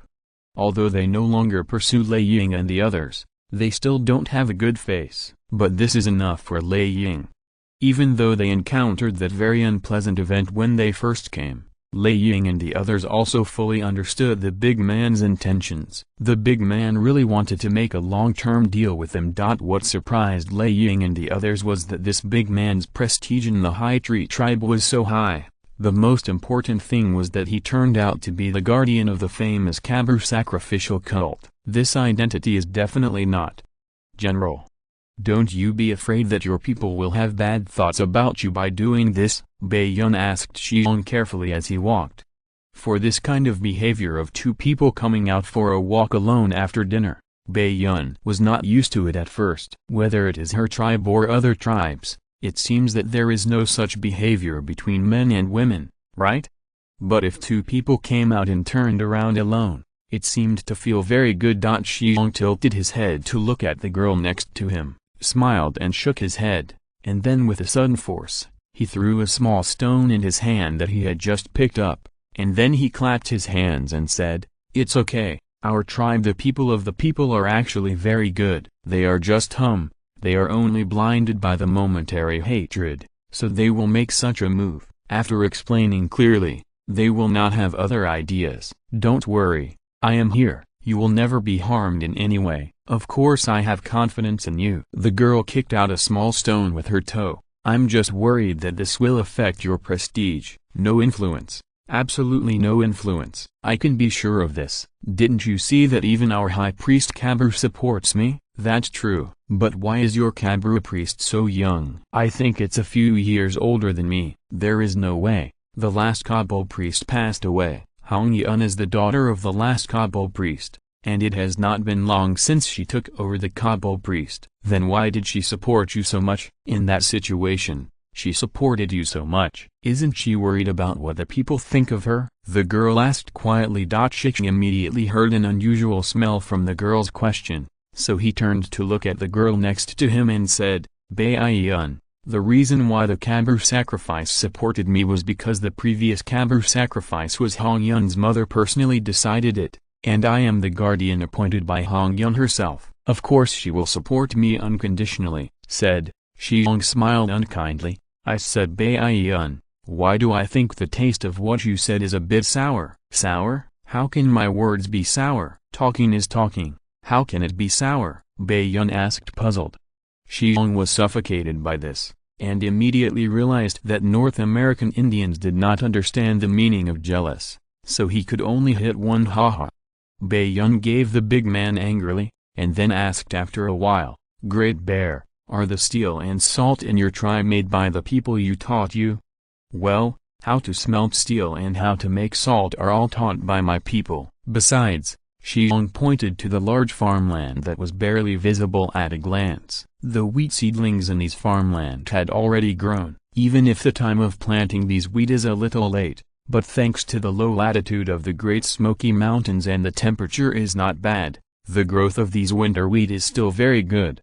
"Have you seen these farmland? This is because our tribesmen used some advanced farm tools I made to open up wasteland. In the past, our tribe's farmland was only in this small area by the river, but you look at us, the scope of farmland is now dozens of times larger than before. Moreover, these farmlands are all made with our tamed bison. After those bison are tamed, they are definitely our most powerful helper in reclamation and farming, and so much farmland is covered. After opening up, our tribe has also adopted the most advanced planting methods. When summer comes, our tribe's grain will definitely be able to get a bumper harvest." Looking at this high-spirited big man, Bai Yun felt his heart beating a lot faster at that moment. After a long time, Bai Yun asked, "Dali Zhong, how do you know so many things? I haven't even heard of these things before, but how do you understand?" Shi Xiong looked at this girl who made her heart beat, and wanted to tell her the fact that she was a soul-crossing person, but Shi Xiong knew that even if she said it, this girl would not believe it. In this place of this age, things like soul-crossing are obviously not as persuasive as being directed by the gods. "If I tell you all the things I know are taught to me by the great sun god, do you believe it?" Shi Xiong finally decided to use this rhetoric to explain these unusual places in his body. Bai Yun was taken aback, then smiled and nodded. "Believe? Why don't I believe you?" Although these words were very simple, they made Shi Xiong's heart warm. "I used to be a fool. www.wuxiaspot.com, or else my nickname in the tribe would not be the name Silly Head. I used to know nothing except eating, drinking and sleeping. If it weren't for my strength, even the tribe wouldn't be able to feed me. Later, our long-hair cattle tribe was attacked by the Chikashes. All of my relatives died. There were more than 100 people in the whole tribe. Only 20 people were left alive. I almost died in that battle." The girl's heart trembled when she heard it, and she involuntarily held a hand of the big man, as if she wanted to pass on her warmth to him. Shi Xiong smiled slightly and put his other hand on top of these little hands and continued, "Just when I was seriously injured and unconscious, the Supreme Sun came to my mind, and he told me a lot about me. What I didn't know before also allowed me to see a lot of things that will happen in the future. The most important thing is that the injuries I suffered at the time were almost certainly mortal, but they were also healed by the Supreme Sun God. So, when the remaining people from the long-hair cattle tribe came to the Gaoshu tribe, I started teaching my people according to the things the sun gave me: smelting steel, making salt, tame bison, and new farming methods, including the ongoing musket research and development work, are all directed to me by the Supreme Sun God. The girl was very moved when she heard that. She couldn't help but say, "You are really a person who is favored by the gods." Anyone who is favored by the gods, Shi Xiong thought silently, maybe it is really the case. Chapter 162, Banquet. Although it was very unpleasant on the first day of arrival, under the vigorous promotion of the Stone Bear, the leader of the Gaoshu tribe, Lile or the Thunder Eagle of the Zio tribe, reached an agreement on the related transaction. The Gaoshu tribe has the salt and iron tools that the Zio tribe needs most at present, and the Zio tribe has the saltpeter that the guardian adults need the most. So the leaders of the two tribes revolved around the saltpeter, salt and ironware trade, and finally reached a bag of salt, or it is the standard of trading for 5 bags of saltpeter for 1 steel knife. As for other transactions, they will follow this standard. This standard is much higher than the transaction price given by the French. The seniors of Thunder Eagle and the Zio tribe are very happy, but the seniors of the Gaoshu tribe don't care. Whether it's Lile or Bigfoot, even Hong Yun still doesn't understand the importance of saltpeter. After they understand the importance of saltpeter, then they will understand that this kind of transaction today is definitely drenched. You must know that in this era, European smelt is much more expensive than table salt. As for ironware, it cannot be compared with smelt. Stone Xiong was able to reach a deal with Zio tribe at such a price. And it was also a big hit. It's not that Stone Bear doesn't want to take care of the future old man. It's an indisputable fact that the Indians currently lack salt and iron. Among the Indian tribes in North America, both iron and salt are much more valuable than the saltpeter of the Zio tribe. Shi Xiong was able to give such a transaction price. Lei Ying was not only very happy, but he also repeatedly said that the price was high. You must know that the iron knife in Lei Ying's hand was replaced by a Frenchman with more than 20 bags of saltpeter. It was more than 500 caddies of saltpeter. Now I can exchange 5 bags of saltpeter for a better quality steel knife. This is something that Lei Ying couldn't even think of before coming. There are also salt, the other ironware in the Gaoshu tribe, the columbine used for planting and land reclamation, and the curved plow. Thunder Eagle wants to trade them all back. Ishikuma couldn't help it. These things in the Gaoshu tribe are not enough. They must not be traded. However, in order to make up for the future father-in-law, Shi Xiong decided to entertain the old father-in-law, brother-in-law, and future daughter-in-law before they return to the Zio tribe. The guardian is a private banquet, and the banquet is the future old man, brother-in-law, and the future guardian wife. Naturally, the status of a company guest can't be low. Hong Yun, as the biggest supporter of the Kabru ritual and the guardian, will naturally come to accompany the guests. It is not known whether this lady is greedy and ran over with her own smell. Jiao Naiu, as the uncle of Silly Head, is Shi Xiong's closest elder now when both of Silly Head's parents have died. Kui Ma, Lieutenant Ferguson, Hard Bones and Rabbit Mouth are the little brothers of Stone Bear, so naturally they will accompany Stone Hammer, the future brother-in-law of Stone Bear.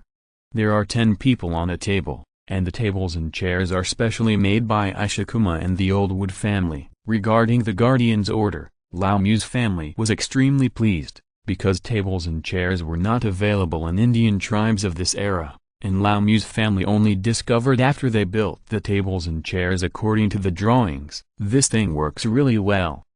The most important thing is that the Old Wood family knows that once the guardian begins to use tables and chairs, it will not be long before the entire tribe's family will use this very comfortable furniture. This kind of round table and wooden chairs naturally amazed a group of people, and after sitting on it, it was even more comfortable.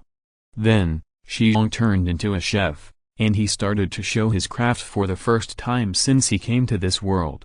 Although Shi Xiong had made several small stir-fries after the peanut oil had just been squeezed out, they were all home cooking. This time he personally took the lead, but that was a lot of work.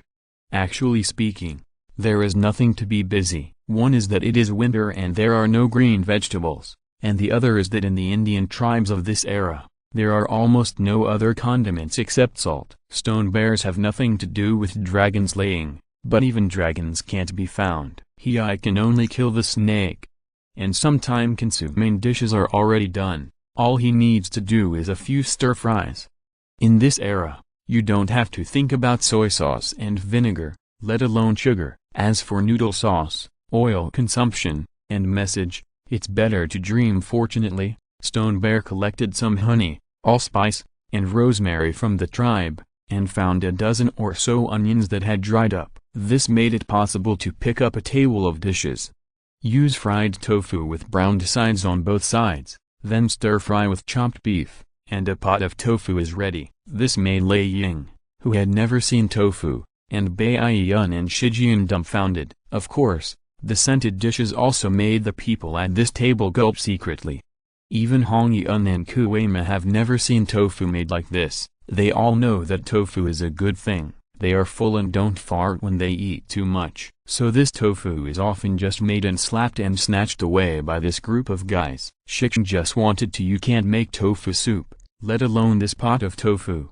Next to this pot of tofu, there is also a large pot of tofu, but this tofu is different. The red and white are distinct, and people can't help but move their index fingers at first glance.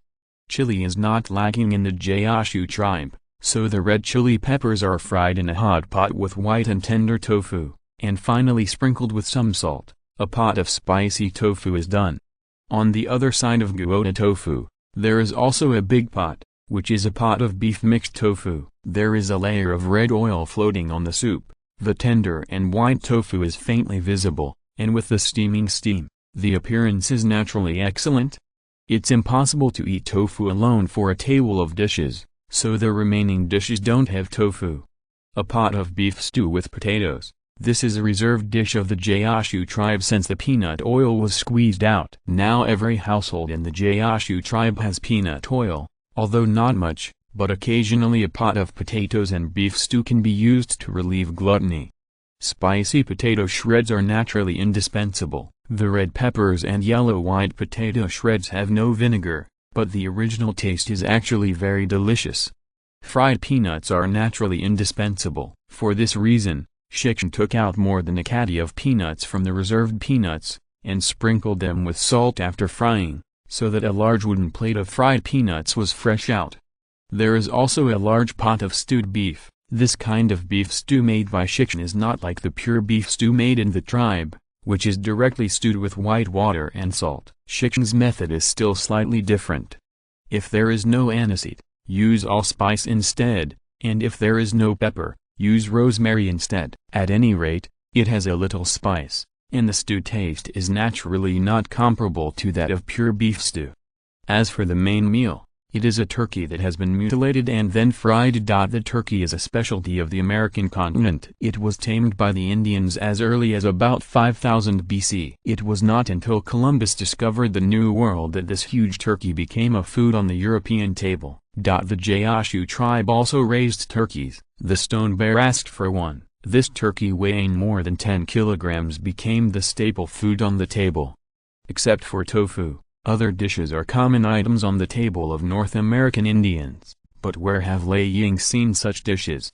They used to eat beef, which was stewed in white water with salt, or roasted on a campfire, and potatoes were stewed or steamed. Although turkey is bred in various tribes, the method of eating it is similar to that of beef. Therefore, when these 6 dishes were all placed on the table, Lei Ying's family was dumbfounded, let alone eating them in their entire lives.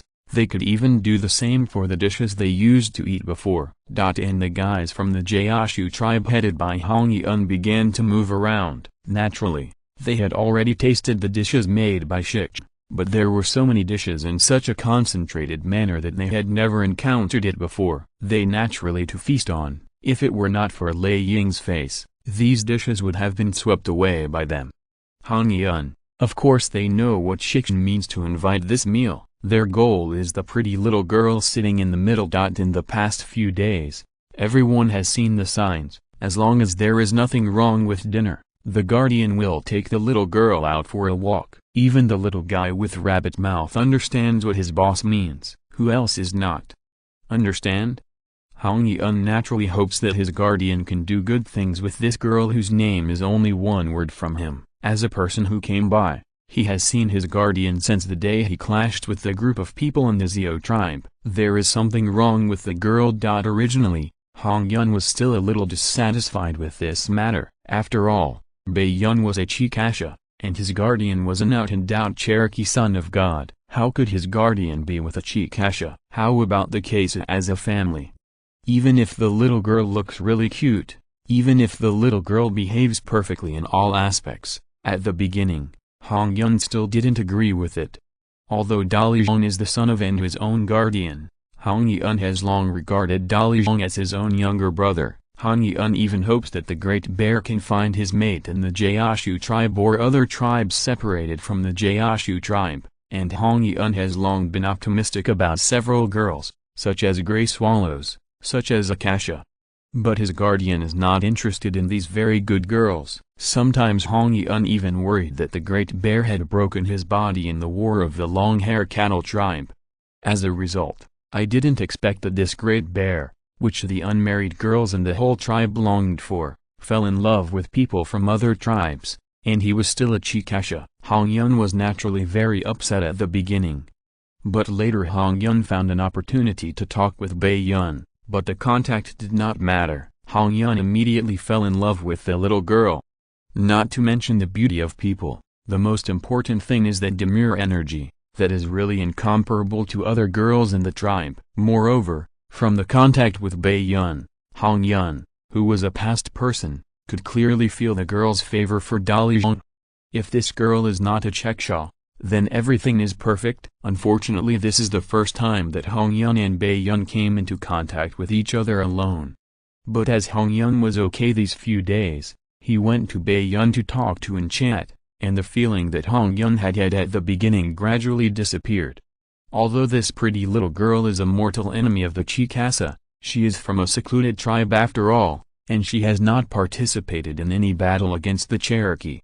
Strictly speaking, the Gaoshu tribe is also a secluded tribe, at least since the establishment of the High Tree tribe, except for the Chikasha tribe who sneaked on top of their heads. The High Tree tribe would fight back. At other times, even if the Red City Alliance ordered the recruitment of fighters from all tribes to participate in the Chikasha, the High Tree tribe will not bother this kind of solicitation order. The Kabru sacrificial ancestor of his family led the tribe to leave the royal court of the Cherokee tribe. Didn't he just escape? I have done this, and it is too unreasonable to strictly demand others. So with the contact over the past few days, Hong Yun has completely accepted Bai Yun, this beautiful girl. Now, the guardian of his family wants to entertain the Bai Yun family. How could Hong Yun, the Kabru sacrificial self-proclaimed sister of the Great Bear, not support it? Although Hong Yun is also very greedy for these dishes made by Dalijiang, Bai Yun and his family have not done it yet. Naturally, Hong Yun can only hold down the little brothers and watch them honestly. Until Dolly Bear washed his hands and sat on the seat to greet everyone to eat together, everyone started to start. It's just that Lei Ying and his family were embarrassed when they were eating. Hong Yun and the others used a pair of wooden sticks to eat vegetables. But where the three of them used this kind of tableware, they didn't know how to eat it for a while. It was Shi Xiong who solved the problem for them. It doesn't matter if you don't know how to use chopsticks, just use a wooden spoon. This kind of small wooden spoon was specially made by Shi Xiong by old wood, in order to take care of the Liang family who don't know how to use chopsticks. If it's really something that a spoon can't scoop, then grab it. Before the Gaoshu tribe used chopsticks anyway. www.wuxiaspot.com. All the Indians in the New World of North America eat with their hands, although there are only 6 dishes on this large table. Except for the relatively small number of fried peanuts, the number of other dishes is extremely large. Just kidding, Didn't you see that the utensils used to serve the dishes were all earthenware basins the same size as the wash basins of later generations? A few pots full of sharp dishes would definitely be enough for these people. It's a pity that the appetite of these people exceeded Shi Xiong's expectations. Even with so many dishes, they are not enough to eat. Actually, in this era, North American Indians generally lack oil and water in their stomachs. Although the Indians almost have meat in every meal, don't forget that when the Indians ate at this time, they all ate big pots of rice, the authentic big pots of rice. Hunted and killed a bison, slaughtered it and stewed it in a pot, and then the people and the whole tribe divided it equally. Even if a cow weighs 1,000 kgs, how many kgs does the meat have after removing the skin, bones, and internal organs? It's good to have half of it. Is this hundreds of kgs of meat for hundreds or even thousands of people enough to eat? So, when these individual little fans were placed in front of them, the reincarnated old gluttons appeared. This is not only the red cloud, but also the white cloud. The most important thing is that these dishes made by Shi Xiong are so delicious, especially for Baiyun and his family of 3, who have never eaten a small stove. How can they resist this temptation? If you're listening to this novel on a channel other than Fanfic World, it means they downloaded and uploaded it without effort. We cordially invite you to visit our channel, Mundo Fanfic Novelist. There you'll find the original version of this story and you can explore many other novels of various genres. We are waiting for you to immerse yourself in a world of incredible novels. Chapter 163, Puritans and Thanksgiving. The most popular dishes on this table are undoubtedly the plate of deep-fried peanuts and the deep-fried turkey. Hong Yun and the others had never eaten deep-fried peanuts before, so when their chopsticks picked up a fried red peanut and put them in their mouths, the peanut's unique aroma after being deep-fried immediately conquered them. Their taste buds. Fried peanuts, even if they are put in later generations, will definitely rank first among all the dishes that go with alcohol. Whether it is pig's ears or pig's trotter, or fennel beans or cucumbers, they are far inferior to the status of deep-fried peanuts in the food and drink. This dish has been popular in China for so many years, and it has been firmly holding the position of the leader in the dish, which is enough to prove the charm of this dish. So, even after traveling through hundreds of years of time and space, when Shi Xiong took out the boss of this dish still conquered everyone present. All say that the truth is seen in simplicity, and this dish complies with this sentence. The peeled peanuts are put in warm oil and rolled a few times, the color changes a little, and the fragrance comes out and you can start the pot. The oil temperature should not be too high. The peanuts should not be fried in the oil for too long, and the peanuts should not be cooked after the peanuts are completely discolored, otherwise the peanuts will be fried. The fried peanuts are sprinkled with a pinch of refined salt, and nothing else is needed. The taste will make all the gluttons endlessly eaten. There are not many fried peanuts, so this dish is the fastest to be eliminated. Well, how fast is it? Shi Xiong just took a spoon and scooped 2 spoons for Baiyun, and he used his chopsticks to pick up 2 peanuts, and then found that the plate was completely empty. Another fried turkey is also very popular. The turkey, a poultry, was tamed by the Indians a long time ago. Although the Mexicans were the first to tame turkeys, in this era, turkeys have become a common breeding among Indian tribes in both South America and North America. Poultry. To be honest, the meat of turkey is not as good as the broiler chicken raised in the farms of later generations. However, this kind of poultry is large, weighing more than 10 kgs per chicken, and it is very pleasant to eat. It can play a good role in filling the hunger of the Indians who lack oil and water in their stomachs. This turkey was raised by Hong Yun's friend Mo Macau, and Shi Xiong traded it for a box of tofu plus a pound of peanut oil. Later generations eat turkey by roasting it in the oven, but now let alone the oven, there is no necessary seasoning, so this turkey can't be eaten by hand. So Shi Xiong changed to another approach. After slaughtering the turkey, pluck the hair and remove the internal organs, then use a knife to shave off the meat from the turkey body, cut into chicken fillets, then marinate with onion, salt, allspice, and rosemary overnight, and finally put it. Half-fried chicken fillet came into the frying pan. Although it is not wrapped in breadcrumbs, The fried chicken fillet is still very delicious. The chicken thighs are chopped into several sections and marinated,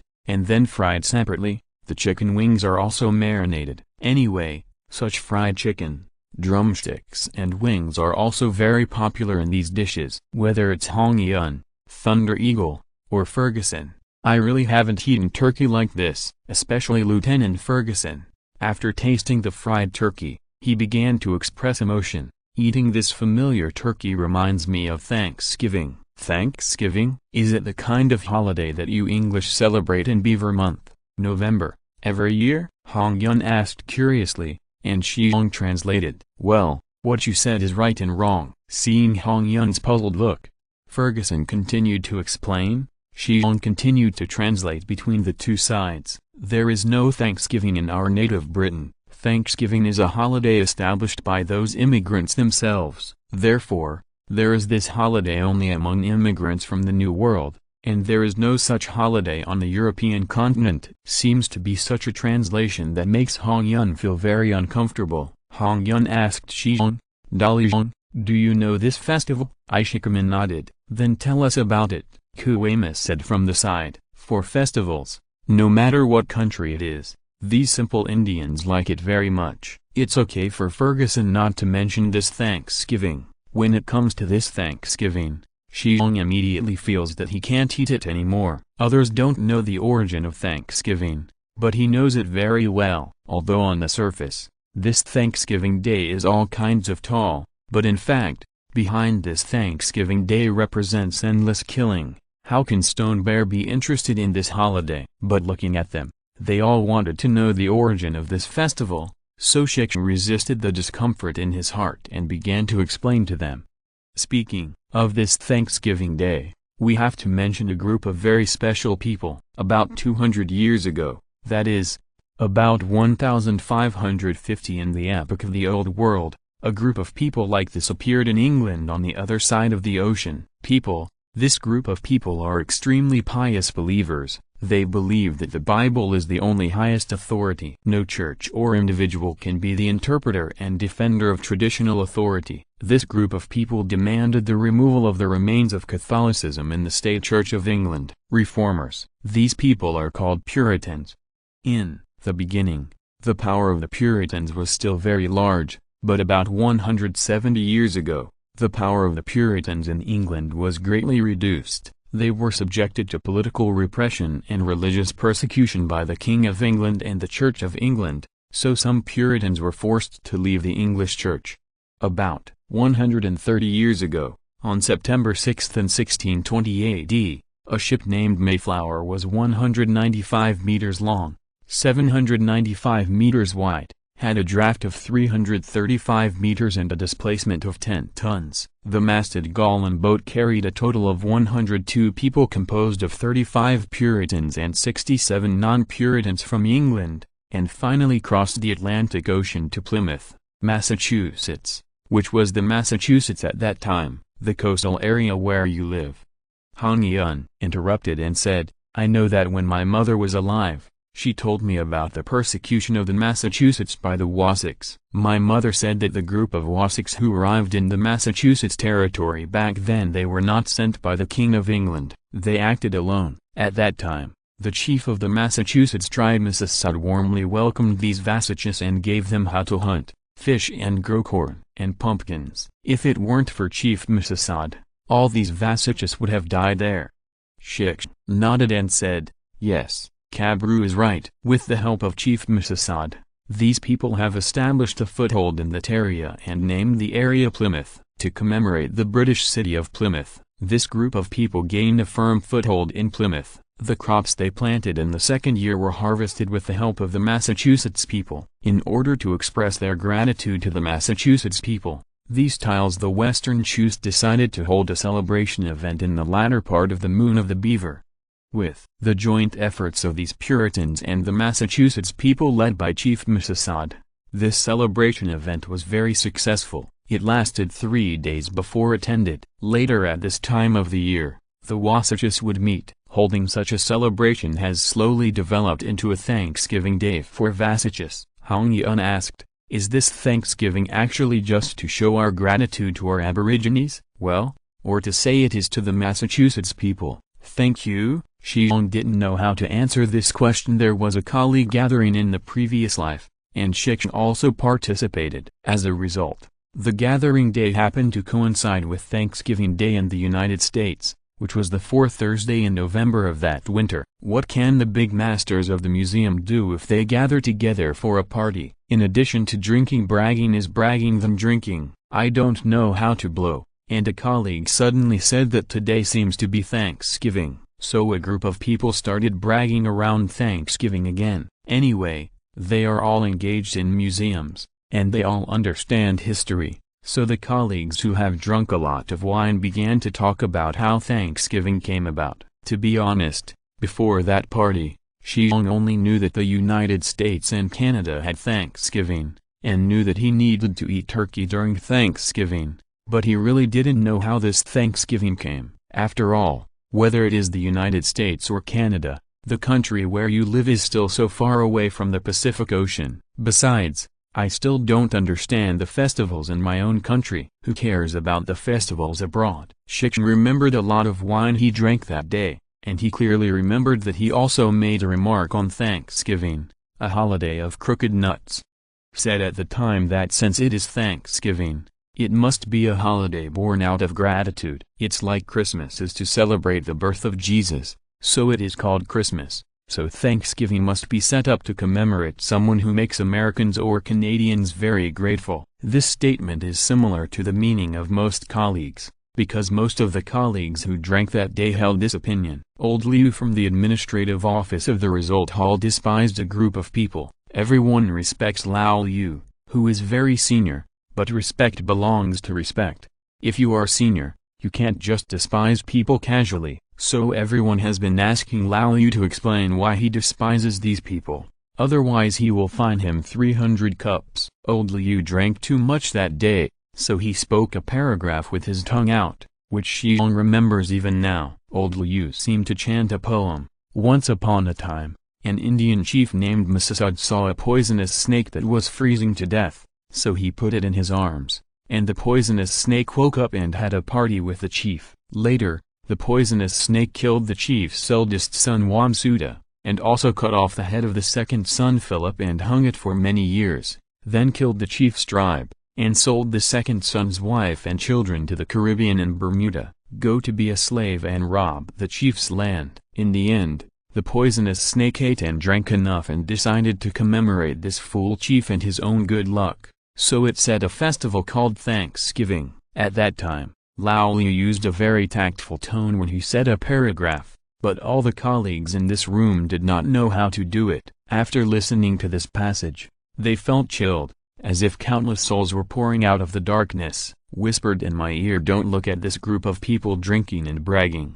But in fact they are all serious and senior intellectuals, otherwise they would not be able to engage in the museum industry. Therefore, although Lao Liu's remarks are so gloomy that people don't understand, everyone knows that Lao Liu is talking about it by reason. So on the next day, Shi Xiong decided to figure out what the Thanksgiving was all about. The information is readily available. Even if there is no information, there are some information about Thanksgiving on the internet. I didn't know the result, but I was shocked when I checked it. Yes. The origin of this Thanksgiving Day really originated from the 100 people who were drawn to the New World of North America by the Mayflower. They were indeed helped by the loyal and honest Chief Massasoit and the people of the Massachusetts tribe. Plymouth gained a firm foothold and developed Massachusetts into the largest colony in North America. This is how the famous Boston developed.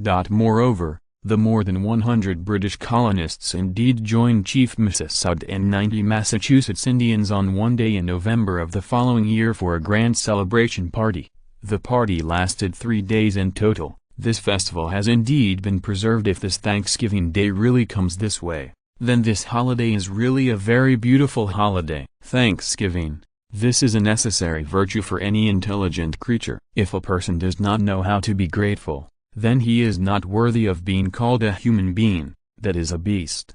Is wrong, saying that all the animals have raised him, because among the animals there are crows feeding back, and lambs kneeling, People who don't know how to be grateful are really inferior to animals. Maybe the people of the Massachusetts tribe under the leadership of Chief Mississauga did help those people, but the fact is that there is no such record among the local Indians, and the local Indians do not recognize this legend. According to the official records of the New Englanders, the true origin of Thanksgiving was in 1637, not 1621. The second year after the Mayflower arrived in the North American New World. The official records clearly record the fact that as the Mayflower gained a foothold in Plymouth, a steady stream of British immigrants came to the New World, and with Plymouth as the center, they began to spread rapidly inland. It is as if these immigrants quickly expanded to the later Connecticut Territory, where it is no longer the territory of the Massachusetts,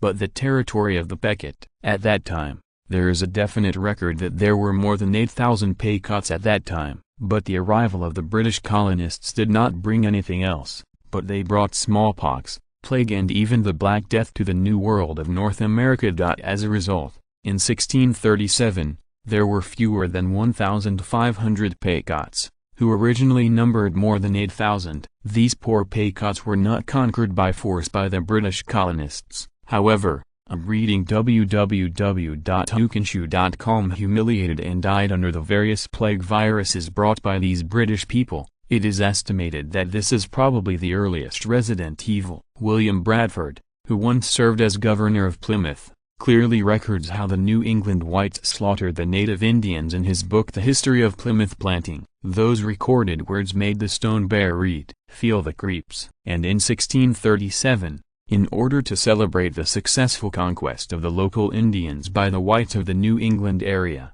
the first Thanksgiving was officially held. The purpose of the Thanksgiving Day turned out to be to celebrate the massacre of the Pequots by New England whites. In 1703, the Puritans among the immigrants even decided in the Legislative Assembly that for every Indian killed and scalped he would be rewarded 40 pounds. Later, because of some things, it was changed to reward 100 pounds for killing an adult man, and 50 pounds for women and children. This is the true origin of Thanksgiving. In fact, Thanksgiving was only popular in Massachusetts and Connecticut at the beginning, and it was not popular in other British colonies. It was not until the establishment of the United States that Thanksgiving was finally designated as the only local holiday in the United States. So, Hong Yun's question, Shi Xiong really doesn't know how to answer. He didn't dare to tell them the truth about Thanksgiving. He guessed that even Lieutenant Ferguson might not know the truth about Thanksgiving. If you really tell them the truth about Thanksgiving, Stone Bear is worried that Lieutenant Ferguson will be killed by them immediately. Chapter 164, Shipping. The discussion about the origin of Thanksgiving caused by a turkey made Shi Xiong's mood a bit heavy. Although the Indians as far away as Massachusetts have little to do with the Stone Bears, they are Indians after all. They're compatriots now. These poor Indians are still suffering from the tragic treatment of being killed and scalped, but Stone Bear can only watch them being slaughtered and there is no way for the time being. However, this beautiful lie about the origins of Thanksgiving made the atmosphere on the table more friendly. At least the drinks brought by Lieutenant Ferguson were all wiped out. Whether it was Red Cloud or Thunder Eagle, Lieutenant Ferguson was offered a glass liquor. All in all, the meal was quite enjoyable. Lei Ying's eyes when looking at Shi Xiong also completely changed. Obviously, Lei Ying was satisfied with Shi Xiong and could no longer be satisfied. But Shi Xiong's mood is a bit unhappy, because the end of this meal means that he and Bai Yun will be separated temporarily. Although in the North American Indian tribe, men and women can live together and form a family as long as they like each other, there is no such thing as love or marriage here. But Bai Yun's identity is more sensitive, and all the people in the Gaoshu tribe completely accept her. Before his identity, Shi Xiong still couldn't leave Bai Yun in the tribe. So, in order to be together better in the future, now the two can only bear this kind of temporary separation. In fact, during the 5 days that Lei Ying and the others stayed in the Gaoshu tribe, the Gaoshu tribe's perception of their group has changed somewhat, except for a handful of people who continue to hate them. At least the others don't hate them as much as before. So on the second day after the Ling family banquet, The Gaoshu tribe dispatched dozens of people to start loading the ship. That's right, this time Lei Ying plans to pull a batch of salt and iron back, but the salt alone is worth 1,000 caddies, relying on the 16 of them to pull it back. Besides, on the return journey, the saltpeter needs to be brought back from the Xiao tribe, which is tens of thousands of caddies of saltpeter. Regarding the land conditions between the Xiao tribe and the Gaoshu tribe, it's not easy for individuals to ride horses, let alone carry so many goods. Therefore, the 4 inland armed transport ships that Shi Xiong led the clansmen captured from the French were put to use. To the west of the Hai Tree tribe is the Little River. After the salt and iron are loaded into the ship, it will enter the Tennessee River, and then continue downstream along the Tennessee River, until it reaches the Hayworth River in the place where the Tennessee River meets, then turns into the Hayworthy River upstream, and finally reaches the mouth of the valley where the Xiao tribe is located. The people of the Xiao tribe only need to transport the saltpeter to the valley mouth of the valley to load the ship, and then use the boat to pull the saltpeter back. Although the water route is more than twice as long as the land route, the water route is indeed the best route now. The displacement of the French armed inland water transport ships is also acceptable, and it is absolutely no problem for a ship to pull more than 10 tons of materials. And the waterway is also the safest in the current era. The 684mm Valerian guns erected on these inland water transport ships are not a display. If they are used with great bombs, they will be more lethal. During this period, some warriors in the tribe have been following more than a dozen French sailors to learn how to control this sailboat. At the same time, they also learned how to use muskets and how to control artillery. But these are always learning. No matter how good you learn, it is better to let the warriors of the tribe go out in a boat. It's better to read thousands of books than to travel thousands of miles. That's the truth. And Shi Xiong also has an idea in his heart. If this voyage can successfully reach the Xiao tribe, then next time these 4 ships will be able to take the tribe's warriors to the hinterland of the Chicashes and give those Chicashes a center. Flowering. And these French people can't be raised like this. Although these captives were given to the tribe's warriors how to control the sailboat every day, they went to Zhongshan for a labor reform, but dozens of mouths were added to the tribe. Now it is winter again, and there is not much food in the tribe. No matter how many captives were raised, it would be a great burden for the tribe. So Shi Xiong intends to realize these prisoners as soon as possible. That's right, these captives also mean a big ransom. As far as the French come to revenge, Shi Xiong is not afraid of that. One is that there are more than 100 guns in the tribe now, 24 84mm Valerian cannons and 2 121mm Valerian heavy guns. With these thermal weapons alone, if the French don't come to 1,000 or 800 people, yes, there is no way to take the Gaoshu tribe. But the number of thousands of 800 people, I am afraid that unless all the French soldiers in all the military fortresses along the half of the Mississippi River are assembled, there may be so many people. Otherwise, in terms of the current strength of the French in the New World, it is simply impossible to gather so many fighters. And with Shi Xiong's knowledge of the French Empire soldiers of this era, they probably won't be so angry about the redemption of dozens of captives in this tract. Just kidding. A battle with a scale of more than 1,000 people this year can be regarded as a large-scale battle. For such a small matter to launch such a large-scale battle, those high-ranking French officers may not have their brains drawn like that. Besides, even if the French had gathered so many fighters, their commander wanted to save face. But this is a tribe of tall trees, surrounded by mountains and deep waters. These French soldiers may not be able to come here, can really lay down the Gaoshu tribe. Not to mention the Stone Bear is not idle. With the fire and sulfur seized from the French, the new gunpowder configuration is in progress. Once the saltpeter of the Xiao tribe and the sulfur produced by the Daqingshan tribe separated from the Gaoshu tribe can continue to enter the Gaoshu tribe, at least the Gaoshu tribe will no longer lack black powder from then on. As long as he has enough black powder, Stone Bear has a way to thwart any retaliatory actions by the French. Ishikama firmly believes that in this age when the shells are still shot, A shot bag made with enough black powder will definitely become a nightmare for any enemy who dares to invade the Gaoshu tribe. If you add something like iron nails, iron scraps, etc. to the medicine bag, then those enemies will definitely cry, "What? You said that if there is no tool for transporting the medicine bag is just a display. Please, we don't have artillery that can be used to fight the drug pack, but can't we make bed crossbows? We have made an iron-back bow that is so big. To make a bed crossbow is nothing more than to enlarge it. Ratchets are not so difficult to do." At that time, as long as there are 4 such large bed crossbows with a range of 400 meters away in the tribe, it will be enough to blow any enemies who dare to invade the tribe. It takes more than 250 miles to travel from Gaoshu tribe to Xiao tribe by land. Among them, the detour to cross the river increases the distance by at least 20. If you take the waterway, the distance will be more than doubled.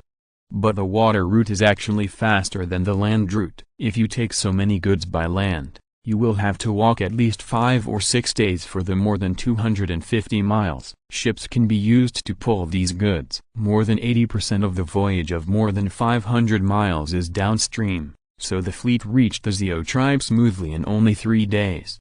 That's right, all 4 armed inland water transport ships were dispatched this time for military training. The voyage of more than 1,000 miles back and forth is enough to turn the lads of the tribe into a qualified sailor.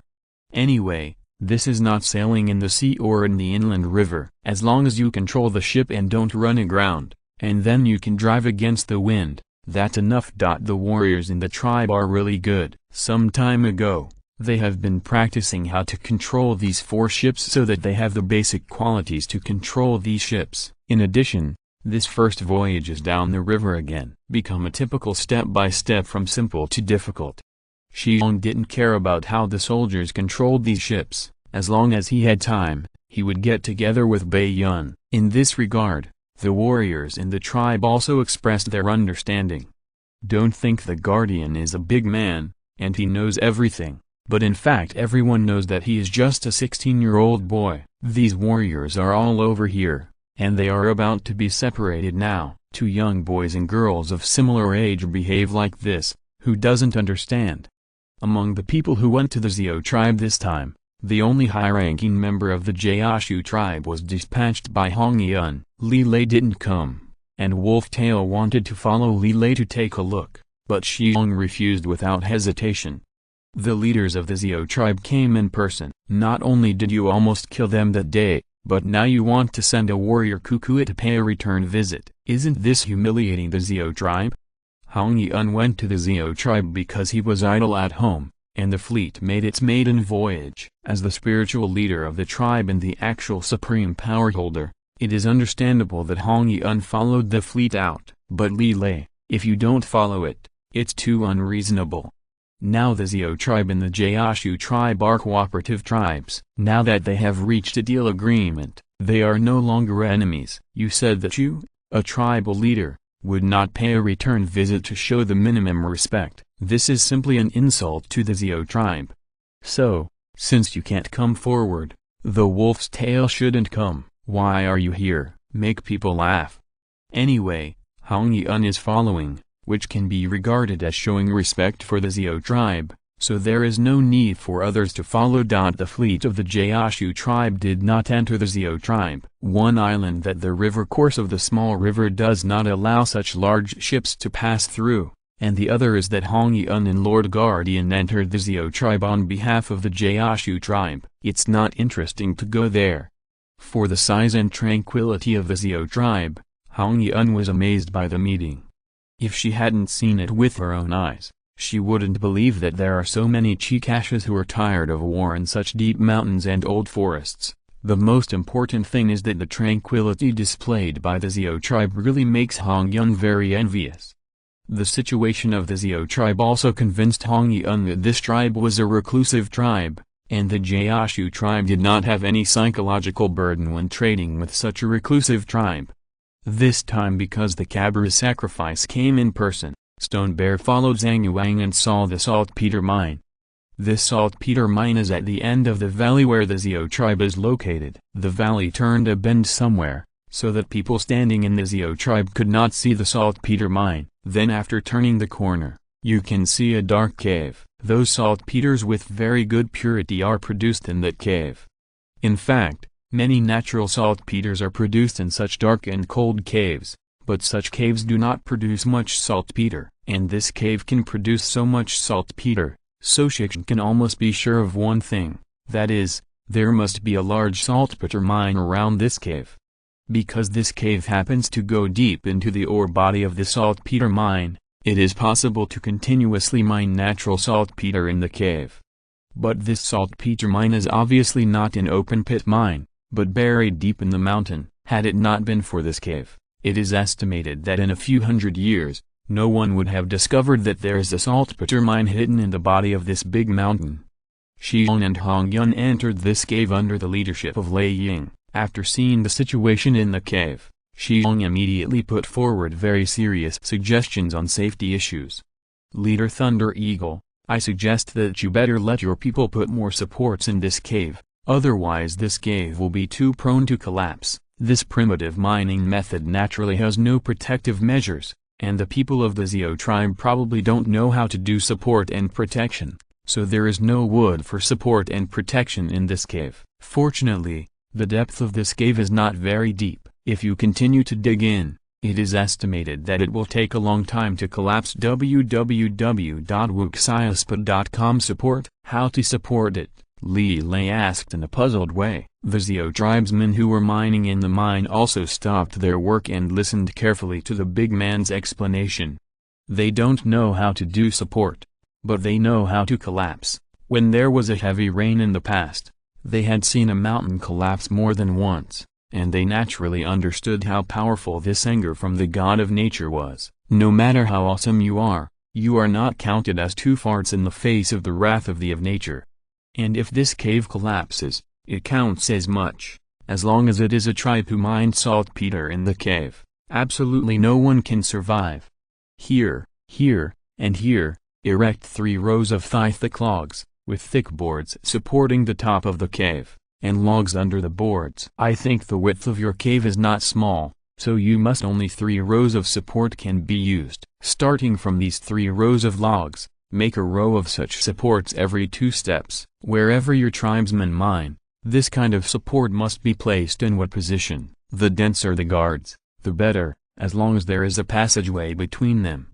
After a pause, Shi Xiong said to Lei Ying very seriously, don't let this thing have a fluke, and don't be sloppy, because this kind of support is something that protects the lives of your people. And if your saltpeter mine wants to continue mining, then you'd better listen to my arrangements and immediately arrange for someone to support it. Don't be too troublesome, because doing so can ensure the safety of your people to the greatest extent. Chapter 165, Nitrate. Although Shi Xiong hadn't seen the mine disasters in those small coal mines in his previous life, he did not miss the relevant reports. The mine disaster is really unattainable. Once a mine disaster occurs, almost a litter will die. As long as the miner goes down, almost no one can escape the harvest of the death sickle. Obviously, the mining time for this saltpeter mine of the Xiao tribe is not very long, and with the current purely manual mining method, the mine has not been dug too deep. Therefore, now that the most basic support is done, at least a large-scale collapse can be avoided. This saltpeter mine is really important to Shi Xiong. At least Shi Xiong believes that if nothing happens to this saltpeter mine, it will probably have to support its own plan for more than 10 years before conquering the western plateau of the New World. He naturally didn't want to see the saltpeter mine in a mine disaster. Huoni is the key to the heat weapon in the future. Without this thing, the heat weapon is just a fire stick. Although the main method of obtaining nitrate in Europe has become the nitrate method, which is to use the urine of humans and livestock to make potassium nitrate, Ishikama is really unwilling to use nitrate. The taste is one aspect. The most important thing is that as long as Shi Xiong thinks of the gunpowder made by himself, the main raw material is extracted from the urine of people and livestock. That kind of nausea is not mentioned. The people in the tribe would definitely not use the nitrate field, that is to say, as long as the nitrate field is used to get the nitrate field, The stone bear will definitely take the lead in taking the first batch of nitrate. Moreover, the output of this natural saltpeter mine is much higher than the amount of nitrate obtained from the saltpeter. Therefore, the most important thing is to preserve the saltpeter mine as much as possible. Lei Ying obviously listened to Shi Xiong's remarks. After he came out, he kept asking the support how to fight and how to do some safety measures. Shi Xiong doesn't know much about this knowledge, but have you never seen a pig run without eating pork? Thanks to his previous life in the era of the information explosion, he still knew some things in this respect. For example, how to do support. For example, the mining area should not be too large. For example, do not mine when it is raining heavily. Shi Xiong still told a lot about the future old man. Because there are a lot of saltpeter involved in the shipment, it must be impossible to finish the shipment in one day. So Shi Xiong and the others lived in Xiao tribe for 2 days. It seems that Hong Yun, the high priest of Kabru, likes the Xiao tribe very much. Although most of the people in this tribe are Chikashes, in the face of these Chikashes who are bored with war and hide in the mountains and old forests, even Hong Yun can hardly resent these people. If you leave out their Chikasha identity, these simple people are actually almost indistinguishable from the clansmen of the Gaoshu tribe. They all have the same yellow skin, black hair and black eyes, and they all say almost the same things. What's the difference? Only then did Hong Yun understand why his guardian lord had to take a high look at this Xiao tribe. Not only is the woman he valued as the princess of this tribe, it is also not only the Xiao tribe that is rich in the main raw material for making gunpowder. The guy and the Great Bear is the people in this tribe who value most. Although Hong Yun does not understand social economics, he does not understand what is called a demographic dividend. But as a Kabru sacrifice, she knows the importance of population to a tribe and even an ethnic group. If the Cherokee ethnic group had a larger population, it would not have been driven out of the Great Lakes area by the Iroquois and the Delaware. By the same token, if the number of Powhatans is more, the Powhatans who have lived in this mountainous area for hundreds of thousands of years will not be driven away by the Cherokees. Similarly, if the Gaoshu tribe wants to return to the scale of its heyday, even surpassing the former glory of the Cherokee high priests, then the tribe in this tribe is indispensable. A tribe of 300 people can't be compared with a tribe with 3,000 people. It's like the chiefs of the Cherokee royal court. The population is just a few thousand people. No one in other tribes can shake the chiefs. One family. If according to the plan of the Great Bear, there are in-laws through the transaction, firmly tie the Xiao tribe to the Gaoshu tribe, and then slowly merge with this tribe, and then gather back the tribes who had previously separated. Even if the people of the Xiao tribe can't be seen, the scale and influence of the Kabulu sacrificial clan can immediately rise to the point where they are side by side with the chief clan. The restoration of the former glory of the Kabul sacrificial tribe is just around the corner. Han Yun's purpose is to investigate the people of the Xiao tribe. Now it seems that these people make Hong Yun very satisfied. A large amount of saltpeter was transported out of the valley by the people of the Xiao tribe, and then loaded on the ship in batches. This process lasted 2 days in total. The refined salt and the ironware that the tribe leader pulled from the Gaoshu tribe made the tribesmen in the Xiao tribe very high in character. They had never seen such exquisite salt, and had never used such a tough steel knife. So for maintaining long-term transactions with the Gaoshu tribe, these tribes also like it from the bottom of their hearts. 20,000 pounds of saltpeter was evenly loaded on 4 ships. This was the first batch of transactions. After the boat was installed, the leader of Lei Ying led the senior officials in the tribe to entertain Hong Yun and his party. Although they were all ordinary barbecues and stews, because of the success of this transaction, the people of the two tribes were all very happy. Some members of the Xiao tribe even spontaneously performed their tribal dance, which made the atmosphere even more exciting.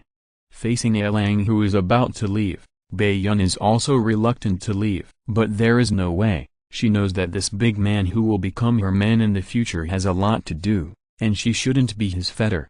But after the banquet was over, the two people still found a corner where there was no one. King, I have been a long time. Early the next morning, with gloomy weather, 4 armed inland river transport ships set sail again and descended down the Hayworth River. However, because they will become sailing upstream after entering the Tennessee River, they will return to the High Tree tribe in 4 to 5 days.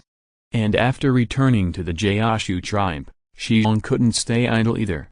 After this batch of saltpeter is transported back, it needs to go through certain processing methods before the real fire salter can be extracted from the saltpeter. This kind of naturally formed saltpeter cannot be used directly to make gunpowder. It needs to be purified before it can be made into gunpowder. China's ancestors invented black powder a long time ago. It is precisely because of the invention of black powder that changed the world's war pattern. Black powder has been recognized by the world as one of China's 4 great inventions. The origin of black powder can no longer be studied, but there is no doubt that when the alchemists in China who advocated the cultivation of immortals were thinking about how to refine alchemy, they accidentally put together the purified potassium nitrate, sulfur and charcoal. Moreover, the ratio of these 3 raw materials was quite the same, and as a result, the world's first black powder broke out at once. Among the 3 raw materials of black gunpowder, saltpeter is undoubtedly the most important. The saltpeter used to make black powder is actually potassium nitrate. However, whether it is the nitrate produced in the saltpeter or the saltpeter produced in the saltpeter mine, there are a lot of impurities in it. If these impurities are not removed, the power of the black powder produced will be greatly reduced. Perhaps this kind of black powder with little power didn't matter hundreds of years ago, but now, before other powders were invented, the power of black powder is directly related to the range and power of muskets and artillery. So now at that time, when making black powder, not only must it be made strictly in accordance with the best ratio, it is also necessary to purify the raw materials, so that the power of the black powder will reach the maximum.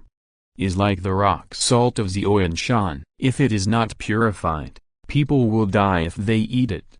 The saltpeter produced in this kind of saltpeter mine, if it is not purified, the black powder that comes out of it will also become a joke. After the saltpeter was pulled back, Shi Xiong started to direct the tribe to purify the fire dust. It is not difficult to purify high-purity potassium nitrate from saltpeter. As a pseudo-army fan in the previous life, Shi Xiong knew how to purify nitrate.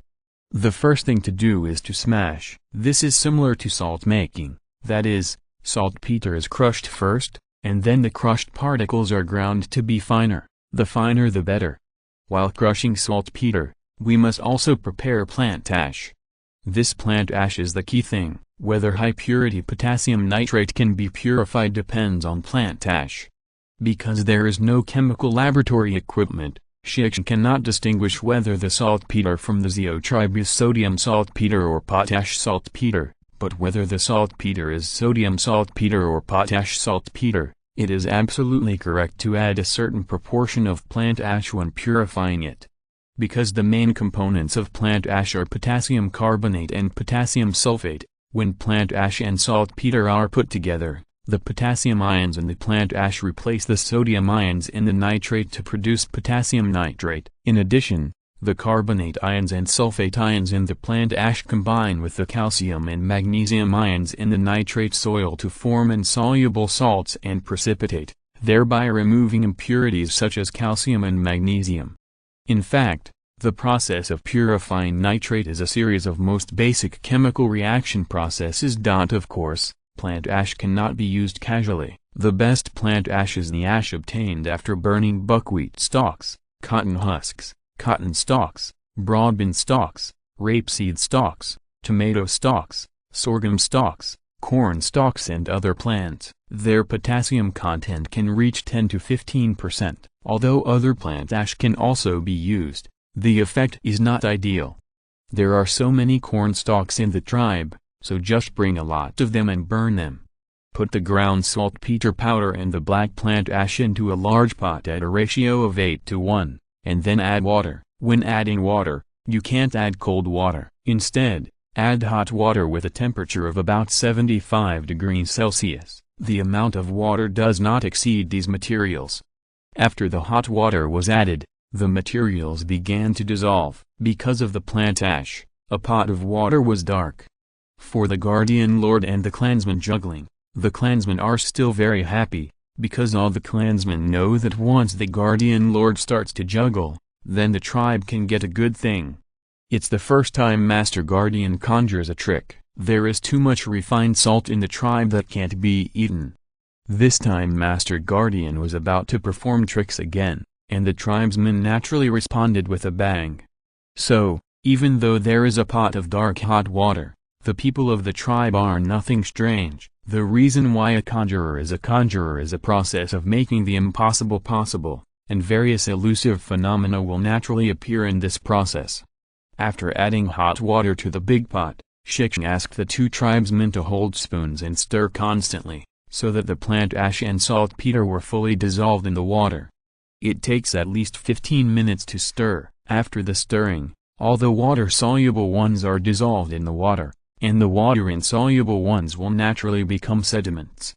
Then this pot of dark water began to filter. Funnels and filter cloths are available in Zhuongshan, and that is enough to deal with filtration. The dark water was filtered out through the filter cloth and funnel, and the remaining residue was isolated. This black water is nitrate water. Pour the nitrate into another big pot and start to heat and boil. This step is also called nitrate. When boiling the nitrate, keep stirring to prevent sticky bottom and splashing. With constant heating and stirring, the nitrate in the pot will continue to evaporate. When about 2/3 of the water has evaporated, the solution at this time has become relatively viscous. At this time, Shi Xiong used a wooden stick to dip some viscous solution, and as a result, the solution immediately condensed into a lump when it came out of the pot. www.wuxiaspa.com. This change made Shi Xiong nodded in satisfaction, and then ordered lift the pot to the side to cool naturally. During the nitration process, the temperature is always very high, and the solubility of potassium nitrate will become very large at this temperature, so it will not precipitate. On the contrary, impurities such as sodium chloride and potassium chloride are precipitated because of their low solubility at high temperatures. However, the solubility of potassium nitrate solution will decrease rapidly as the temperature decreases, until it is naturally cooled to 30 degrees Celsius. At this time, the agricultural solubility of potassium nitrate will change the most due to the influence of temperature, and the decrease in temperature will cause a large amount of potassium nitrate precipitates out quickly. However, at this temperature, the solubility of salts such as sodium chloride will become very small and will not precipitate again. At this time, filter again, and the solid obtained is potassium nitrate crystals. In fact, this process is a process of chemical reaction and physical change. The potassium ions in the plant ash are used to replace sodium ions, and then potassium nitrate is formed. Then, with the help of the different solubility of various salts at different temperatures, pure potassium nitrate crystals are finally precipitated. Of course, the purity of the primary purification may not be so high, but it doesn't matter. The big deal is to perform the same operation again on the precipitated potassium nitrate crystals and perform the secondary purification. As long as it is not too troublesome, potassium nitrate crystals with extremely high purity can be obtained by this method. In fact, Europeans in this era also use this method to purify potassium nitrate on a large scale. It's just that they are not using saltpeter ore, but using the nitrate soil that is mixed with human and livestock urine in the nitrate field to purify it. Chapter 166, Earthen Grenade. Lieutenant Ferguson's eyes lit up looking at these colorless and transparent powdery crystals that were separated out. "Boss, the quality of the fire nitrate you made is very good, better than the quality of the fire nitrate we seized from the French," Lieutenant Ferguson said while dipping a little bit of this powdery crystal with his hand. He licked his tongue, and was twitched into a ball with his bitter face. Seeing this guy taste the fire salt with his tongue, Ishikama was also happy, but he didn't care. "This thing is very bitter, and it has a match with Huanglian, but this thing is non-toxic. In Chinese medicine, this fire nitrate is just a kind of medicinal material." Ferguson pooed a few times, vomiting the bitter taste in his mouth, and then asked, "Boss, how do you know that this kind of saltpeter can be used to make such a high-purity nitrate?" Shi Xiong glanced at the sky, smiled mysteriously, pointed at the sky with his index finger, and shut up. Ferguson immediately made a cross. Patrick, take some sulfur and charcoal, and I will prepare some gunpowder in front of the people. Kuwema asked on the side, are you trying to let the people fully understand the importance of the Xiao tribe?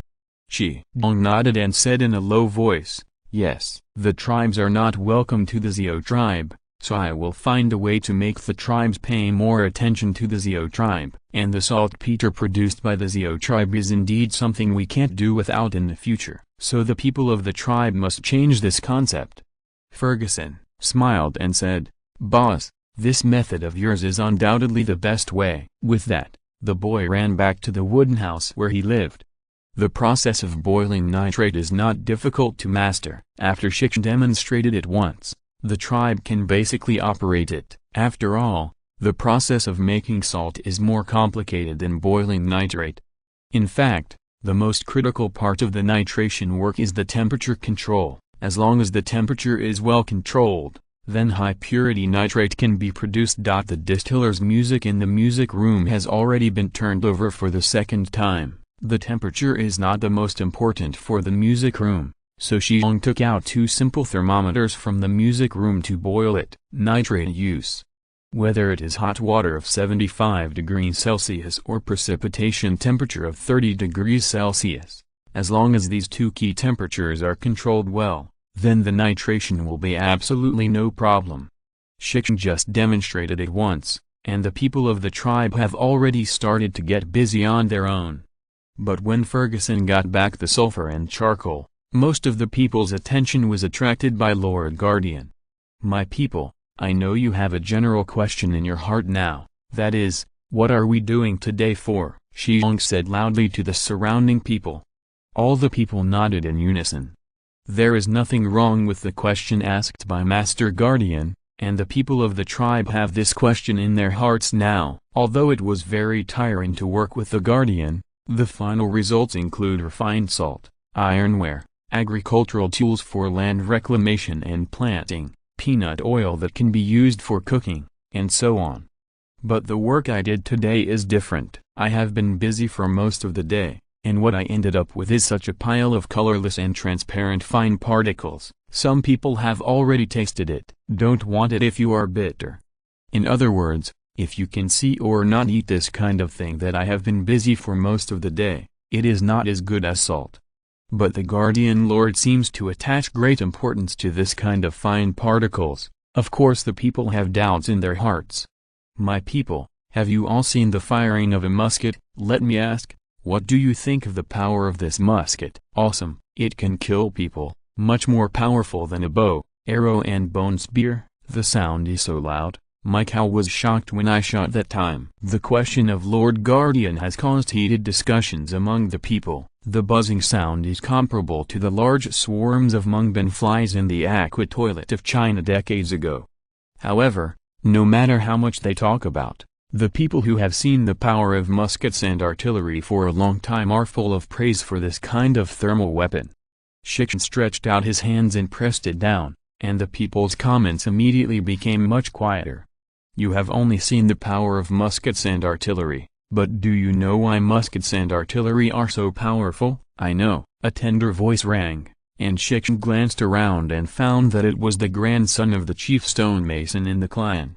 This little guy is not very old, he is only 10 years old, but he is very cute, and the people in his tribe kindly call him Little Rock. This little guy seems to be very interested in thermal weapons. He will follow the rabbit's mouth almost every day like a stalker, because this little guy knows that following the rabbit's mouth they can see the splendid shooting scenes and smell it. A good smell of smoke, that's because of gunpowder. Once the gunpowder in the barrel is ignited, it will make a huge bang, and then the projectile in the barrel will be shot out. Hitting the tree can make the tree an eye, but incredible. The words of the little stone caused a burst of laughter from the surrounding clansmen. But the clansmen all knew that this little guy was right. The main reason why this gun cannon is so powerful is because of the black gunpowder. The little stone is right. Shi Xiong smiled and gestured to the little stone with a thumb, and smiled with joy. But do you know how this gunpowder is made? Shi Xiong asked again. All the people shook their heads. In fact, what you did just now was to extract an extremely important raw material for gunpowder. If you want to make a powerful gunpowder, this raw material is indispensable. And you have also seen that the most important raw material is from the Xiao tribe. It can be said that without the saltpeter mined by the Xiao tribe, we would not be able to make gunpowder by ourselves. The muskets and artillery we captured from the French would become fire sticks, which were useless at all. All the clan members were silent when they heard this. So, my people, please stop hating the Xiao tribe. There is no hatred between us and them, except for the identity of a Chikasha. They are almost the same as us in other aspects. Why do we want to hate them? After that, Shi Xiong sighed, looked at the silent people around him, and then said, "Forget it. I'm afraid you won't be able to turn the corner when I tell you this. Then I will use practical directions. Show me how important the Xiao tribe is to our tribe. I hope that you will not treat the people of the Xiao tribe like that after you understand the relationship. It is not difficult to make gunpowder, but the difficulty lies in the purification process of sulfur and sulfur." In the past, Shi Xiong likes to read online novels. In many novels of overhead history, it is said that the protagonist began to build after a certain dynasty. This Shi Xiong agrees very much. After all, the protagonist has accumulated hundreds of years or even thousands of years of knowledge accumulation. This kind of golden finger does not need to be used for nothing. This is also the welfare of the traverser. The problem is that whenever he sees the protagonist scrape the white wall hair from the corner of the old house, he directly mixes it with sulfur and charcoal to make gunpowder, and the stone bear laughs. It is true that the white wall hair on the corners of the old house is indeed saltpeter, but even the saltpeter needs to be purified after it is scraped off, otherwise it is directly used to make gunpowder, and the gunpowder made can only be used for firecrackers at best. If you want to make real military gunpowder, this kind of white wall wool is still far away. Whether it is the white wall wool or the nitrate produced in the saltpeter, or the saltpeter excavated from the saltpeter mine, it must be purified before it can be used as military gunpowder, otherwise the gunpowder produced can only be used. Listen to the sound. The saltpeter without purification can only be called saltpeter, and only the purified saltpeter can be called fire salt. Even if you purify it once, it's like the work that Shi Xiong did just now, then the gunpowder made from this purified gunpowder will be many times more powerful, so that it can reach the standard of military gunpowder. Of course, if you purify it again on the basis of this kind of fire, then congratulations, the power of the gunpowder you make will be even greater. The purified high-purity fire nitrate and sulfur are the basis for making powerful black powder. As long as you have high-purity nitrate and sulfur, then making gunpowder is not difficult. It's like Shi Xiong making gunpowder now, but it's actually very simple. After the charcoal is crushed, it is mixed with the purified sulfur which is already powdery and the purified sulfur seized from the French in proportion, and then these three raw materials are put into a wooden trough together with thin wooden sticks. Stir, but also need to add a bit of high distilled spirit. Of course, you must be careful when stirring. After all, these three things are not dangerous if they are not mixed together. Once they are mixed and stirred, as long as a little spark appears, then the end must be a boom. Shi Xiong prepared a small amount of gunpowder this time, but he was also very careful in handling it. Shi Xiong had never made black gunpowder in his previous life, but he knew the whole process of making gunpowder, and the purified gunpowder looked very good. So even if it was the first time he made gunpowder, he did it quite smoothly. There is no illicit agent. It doesn't matter. There are turkeys in the tribe. Take a turkey egg and take the egg white from it as an illicit agent. In fact, the effect of egg white as a secret agent is far better than castor oil. But no matter what kind of poultry eggs, people are not enough to eat. The secret agent used to make gunpowder is a bit too luxurious. So people later only then did they develop castor oil as a private agent. After adding the egg whites to the well-stirred raw materials, continue to stir slowly, and soon, the powdered gunpowder will become granular. This granular gunpowder is the final product. Of course, the gunpowder is not finished at this point. The ignition powder needs to be air-dried, After it dries, it will be an excellent black powder. Although the weather is dry and cold today, the humidity is very low and the sun is not bad. So Shi Xiong found a corner leeward to the sun, and opened up these granular gunpowder stands on a stone slab to dry them. After lunch, the gunpowder can be used in the afternoon. Of course, while making gunpowder, Shi Xiong did not forget to make a fuse. In fact, the fuse is very easy to make, as long as there is gunpowder, then making the fuse is a matter of course. Major Hank left some low-grade distilled spirits for Shi Xiong when he left. Although he drank some of these liquors, he still kept some. These low-end distilled spirits are not too low, they can be used when disposing gunpowder, and they can also be used when making fuse. Take out some of the black gunpowder before adding the egg whites, then dissolve it with this distilled spirit, then soak a piece of fine twine in, and then take it out and dry it together with the granular gunpowder. When the gunpowder is dried, the twine used as the fuse is also dried. After having lunch, the people gathered again in the small square inches the center of the tribe. Because Shi Xiong has always emphasized eating 3 meals a day, the tribe is now gradually implementing 3 meals a day. Although the lunch is very simple and the amount is not large, it is still lunch at any rate. Shi Xiong looked at the gunpowder in the air, and found that the gunpowder was all dried, so he found a small clay pot. This jar is very small, about the size of a person's fist, and not very shaped. The crooked one looks more like a child's graffiti.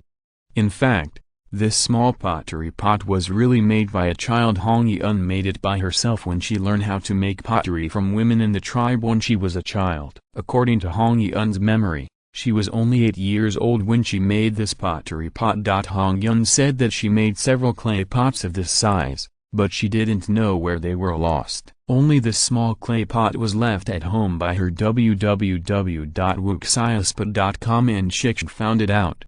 My people, gunpowder can be shot or cannon, but do you know that this gunpowder can make another weapon with the same power? And this kind of weapon can show the true power of gunpowder. Now, I just make such a weapon for you, and let you see the true power of this gunpowder.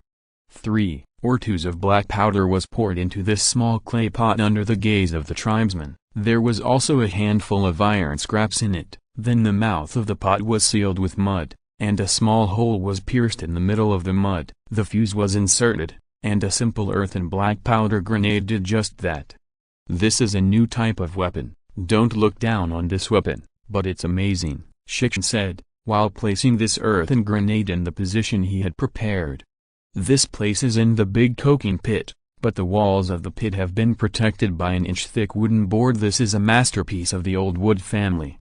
When Stone Bear put the earthen grenade into the bottom of the pit, the long fuse stretched out. Quit all 50 steps, squat down, no one is allowed to stand, otherwise it deserves to be blown up. Shi Xiong shouted loudly, and the tribe began to retreat, laughing and retreating. And then they continued to stand, watching with arms folded there. All squat down, whoever dares to stand, I will throw him into this big pit. Shi Xiong cursed a few words, and these people all squatted down, but one by one was still laughing. Chapter 167, Power. The ignited fuse burned quickly, and the people's discussion immediately disappeared. Don't talk about the people in the tribe. Even Ferguson has never seen the fuse. This thing will not be invented by an Englishman until more than 70 years later. Now, naturally no one has seen this thing.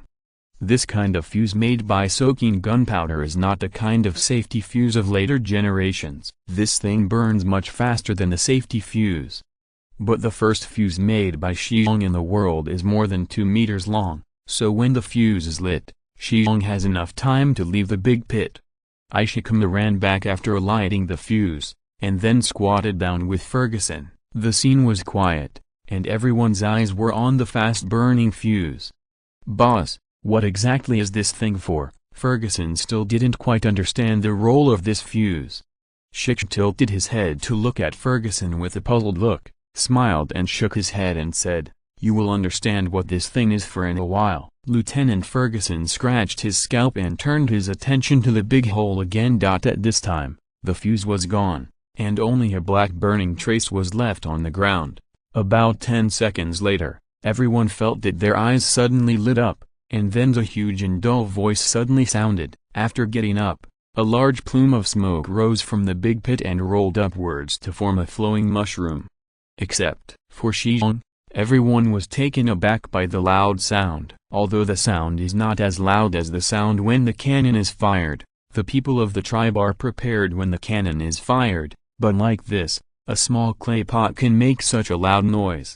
Shi Xiong even saw a herd of cattle far away and made a commotion. Obviously, the bull demon who are not afraid of these days are also scared to pee by this huge explosion. The most important thing is that the small mushroom cloud that is rising and constantly tumbling makes some people involuntarily kneel down and bow to the mushroom cloud.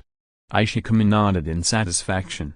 The power of this earthen grenade is not to mention. The sound and light effect alone is enough to give a thumbs up. You must know that the black powder was prepared according to the most perfect ratio. The raw materials were also purified, so the gunpowder produced was naturally powerful. Now whether it is the Saint Etienne rifle used by the French or the Brown Beth rifle used by the British, the amount of gunpowder used for firing projectiles is only 7 or 8 grams, but this small clay pot was filled with 2 or 2 black gunpowder. Although the power of black gunpowder is far from being compared with the ladders of later generations, the power of the explosion of black gunpowder in twos in a closed container is definitely not small. The 24-hand grenade made by later Germans during World War I was called a famous grenade that once blew up the British and French on the battlefield of World War I. The power of the 24 grenade is recognized. The 170 grams of high explosive filled in this warhead gives this grenade a huge lethal power. Even the power of many modern grenade in later generations is far worse than that of the 24 grenade. The earthen grenade made by Shi Xiong is naturally incomparable with the famous 24 grenade. But this clay pot grenade made by Shi Xiong is quite powerful. At least in this era without grenades, the explosion of this kind of earthen grenade will definitely shock the people. The second Lieutenant Ferguson beside him was also dull. He must have never expected that this kind of thing made by his own boss would have such a great momentum. This thing exploded and almost caught up with the momentum of the large caliber naval gun. An argument louder than the one just now sounded again, and almost all the tribe members squatted on the ground and spoke loudly and made gestures. Some time ago, when experimenting with the Valier guns on the inland river armed transport ships, the tribesmen saw the French soldiers firing, and later the tribes who learned to control the ships also fired the cannons. When I first saw that the Lanxi people fired artillery, almost the whole clan was dispatched. At that time, the people of the clan were fired and the guns were undesirable in the town. It should be understood that when the 4-pounder Valier gun was loaded with a cardboard tube before firing, the amount of propellant charged at a time was close to 1 pound, which was 3 times larger than the charge of this earthen grenade. However, when the gun is fired, the propellant explodes in the barrel. The thick wall of the barrel restricts the possibility of the propellant spreading to the surroundings, so the sound momentum looks similar to that of the earthen grenade exploding. Although this earthen grenade has a small charge, it spreads radially in all directions when it explodes, so the momentum is much bigger. Just when the people's discussion sounded, the sky crackled and fell out a lot of odds and ends. There were broken pottery pieces, and the messy bits and pieces stuffed in the pottery pot of the stone bear. However, the people of the tribe were close to 40 meters away from the explosion point, and this earthen grenade exploded from the big pit, so most of the fragments produced during the explosion were blocked by the wooden boards on the 4 sides of the big pit, and only some were taken to the sky after the kinetic energy given to them by the gunpowder is consumed. The fragments return to the embrace of the earth under the attraction of universal gravitation. Anyway, this experiment was very successful, at least Shi Xiong himself was very satisfied. This kind of earthen grenade that I made for the first time can produce such power is quite good. Seeing Lord Guardian stand up, the people all followed. The explosion just now really shocked them, but now that it has passed, this group of people who have seen the cannon fire several times does not matter. Shi Xiong walked to the big pit and looked down, and found that the thick wooden boards relying on the walls of the big pit had all turned black, and the smooth wooden boards had now become pits and bumps. Obviously, although the fragments produced during the explosion did not cause any damage to the outside of the big pit, it did cause huge damage to the wooden boards in the big pit. Black gunpowder is not as good as the latter or black sojin of later generations, but at any rate it is also an out-and-out drug. It is necessary to know that the detonation velocity of black powder can reach 500 meters per second, although this velocity is far from being compared with the detonation velocity of the latter press, which is as high as 7,000 meters per second. It is already faster than the ejection velocity of most pistols. Be quick. In other words, the fragments produced when this earthen grenade exploded had an initial speed faster than pistol bullets. Such high-speed fragments are naturally not what those wooden boards can resist. Coupled with the explosive heat of 5066 kilojoules/kg of black powder, it is not surprising that these thick wooden boards resting on the wall of the pit were destroyed like this. The people don't understand this, but Lieutenant Ferguson does. When he saw the miserable appearance of these wooden boards, a handsome little face became unnatural. "Boss, what is the name of this thing you made? How can it resemble the kind of grenade thrown by our country's grenadiers?" Although Ferguson had never seen this kind of earthen grenade, when he saw the power of this thing still when there was the momentum of the explosion, he immediately thought of the kind of grenades thrown by their grenadiers in the British Empire. Yes, in fact, at this time, grenades filled with black powder have become more popular in European countries. As early as the 15th century, black powder-filled grenades appeared in Europe, but this type of grenades is mainly used to defend fortresses and prisons. By the middle of the 17th century, hand grenade, the shape and fragments of this hand-thrown grenade began to resemble pomegranates, so it was called hand grenade. During this period, some European countries equipped elite troops with field grenades, and called soldiers specially trained to use such ammunition as grenadiers. However, in the 19th century, with the development of guns and the decrease in the offensive and defensive battles of the castle, the grenade was once cold-treated, but in the Russo-Japanese War of 1904, the grenade played a role on the battlefield again.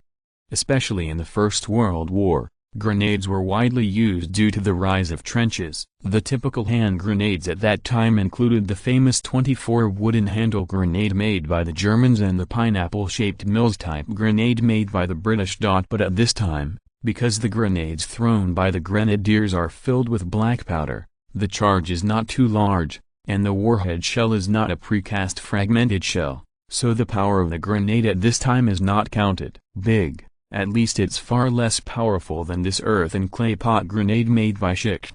But anyway, the scene when this earthen clay pot grenade exploded was really like a grenade thrown by European grenadiers. That's why Lieutenant Ferguson asked. Shi Xiong looked at Lieutenant Ferguson, smiled and nodded and said, "Yes, you can also turn this earthen grenade I just made into a grenade." The production principle of this earthen grenade is actually the same as your grenadier station. The kind of grenade thrown is no different. It's just that my earthen grenade doesn't have a cast iron shell, and it's filled with more gunpowder, so it's more powerful. "Why, are you interested in this stuff?" Lieutenant Ferguson shook his head. "I can't say how interested, I just feel that this thing is very powerful. So I am a little shocked. I still prefer to think about new rifles. That is my life's mission." Shi Xiong nodded slightly.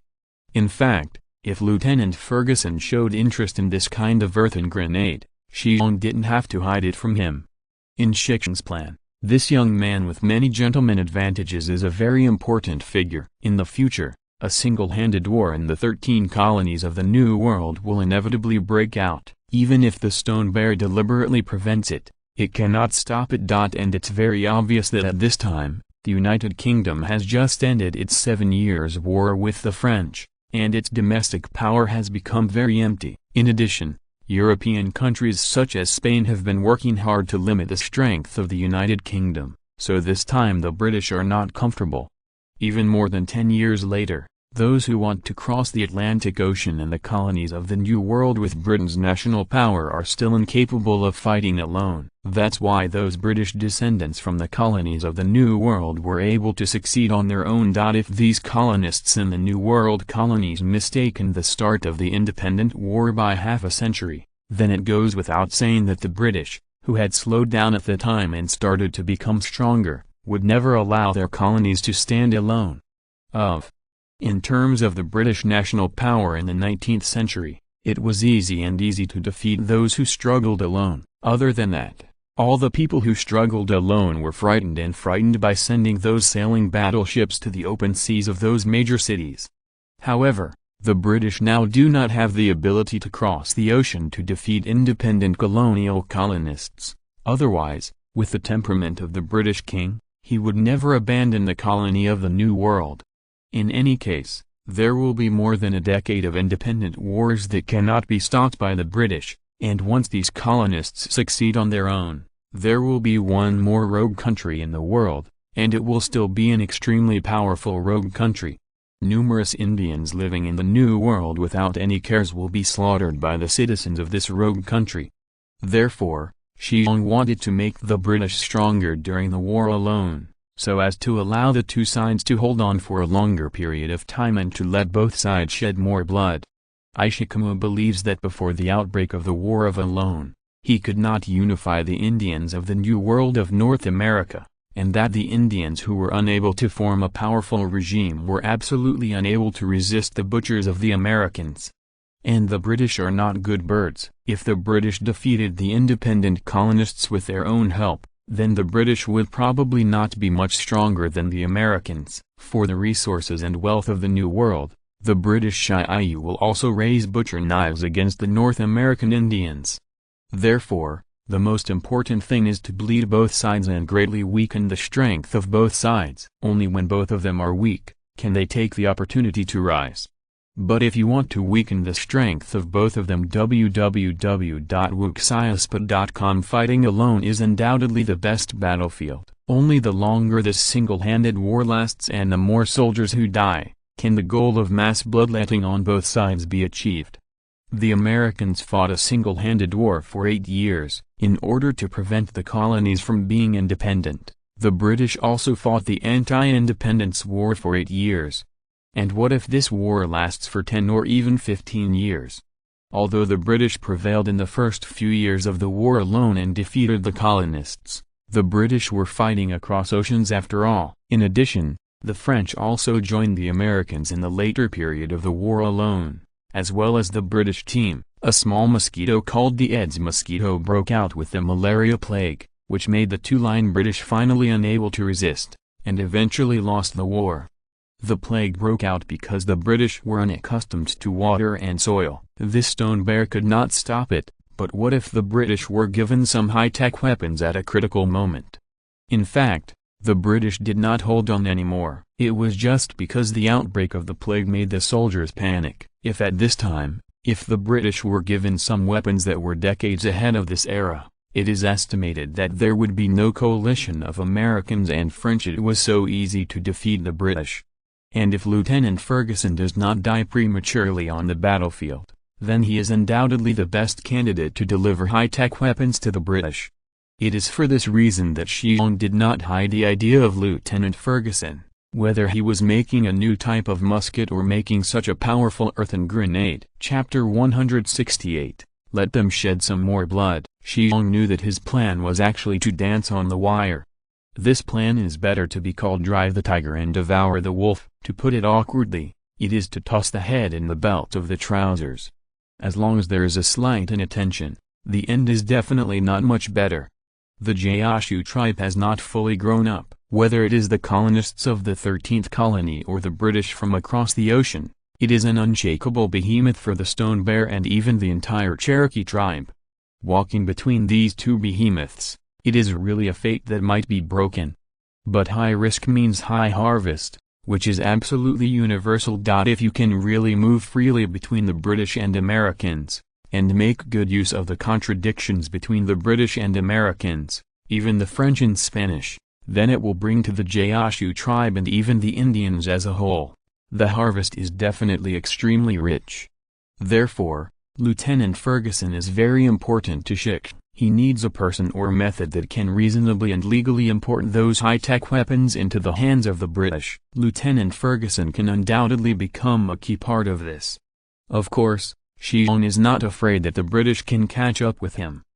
Don't look at the Gaoshu tribe now that there is nothing, but the Stone Bear is confident that in 10 years' time, the High Tree tribe and even the entire Cherokee tribe's military value will be raised to a very strong point. At the very least, Stone Bear is confident that those Vasicus dare not underestimate the mighty Cherokee. Don't look at the previous life Shi Xiong studied museum things in college. He is a standard liberal arts male, but in fact, Shi Xiong, as a comprehensive academic bully, his science knowledge is better than most science men, especially in the 10 years after he joined the work. Combined with the knowledge he has learned, he has more control over modern science. Just like this earthen grenade, what if Lieutenant Ferguson learned it and gave the technology to the British? The British will make this kind of powerful grenade, but how to launch this kind of grenade to farther places? The principle of the flower shells is actually to transport large grenades to farther places to produce large-scale lethality, but before the real flower shells were researched, even if the British mastered how to make such large, they couldn't launch this kind of grenade to a distance of 200 meters away. In fact, the major powers in Europe already have the grenadier arm for a long time. The artificially thrown bombs they developed are not very powerful and can only be thrown by specially trained grenadiers. At most, they have 4 or 5. The 10-meter projecting capability greatly limits the power of the grenadier. Is like some countries that secretly developed mushroom bombs in later generations. They may indeed have the craftsmanship and ability to make mushroom bombs, but how to fire the mushroom bombs has become a bottleneck that has been restricting these countries.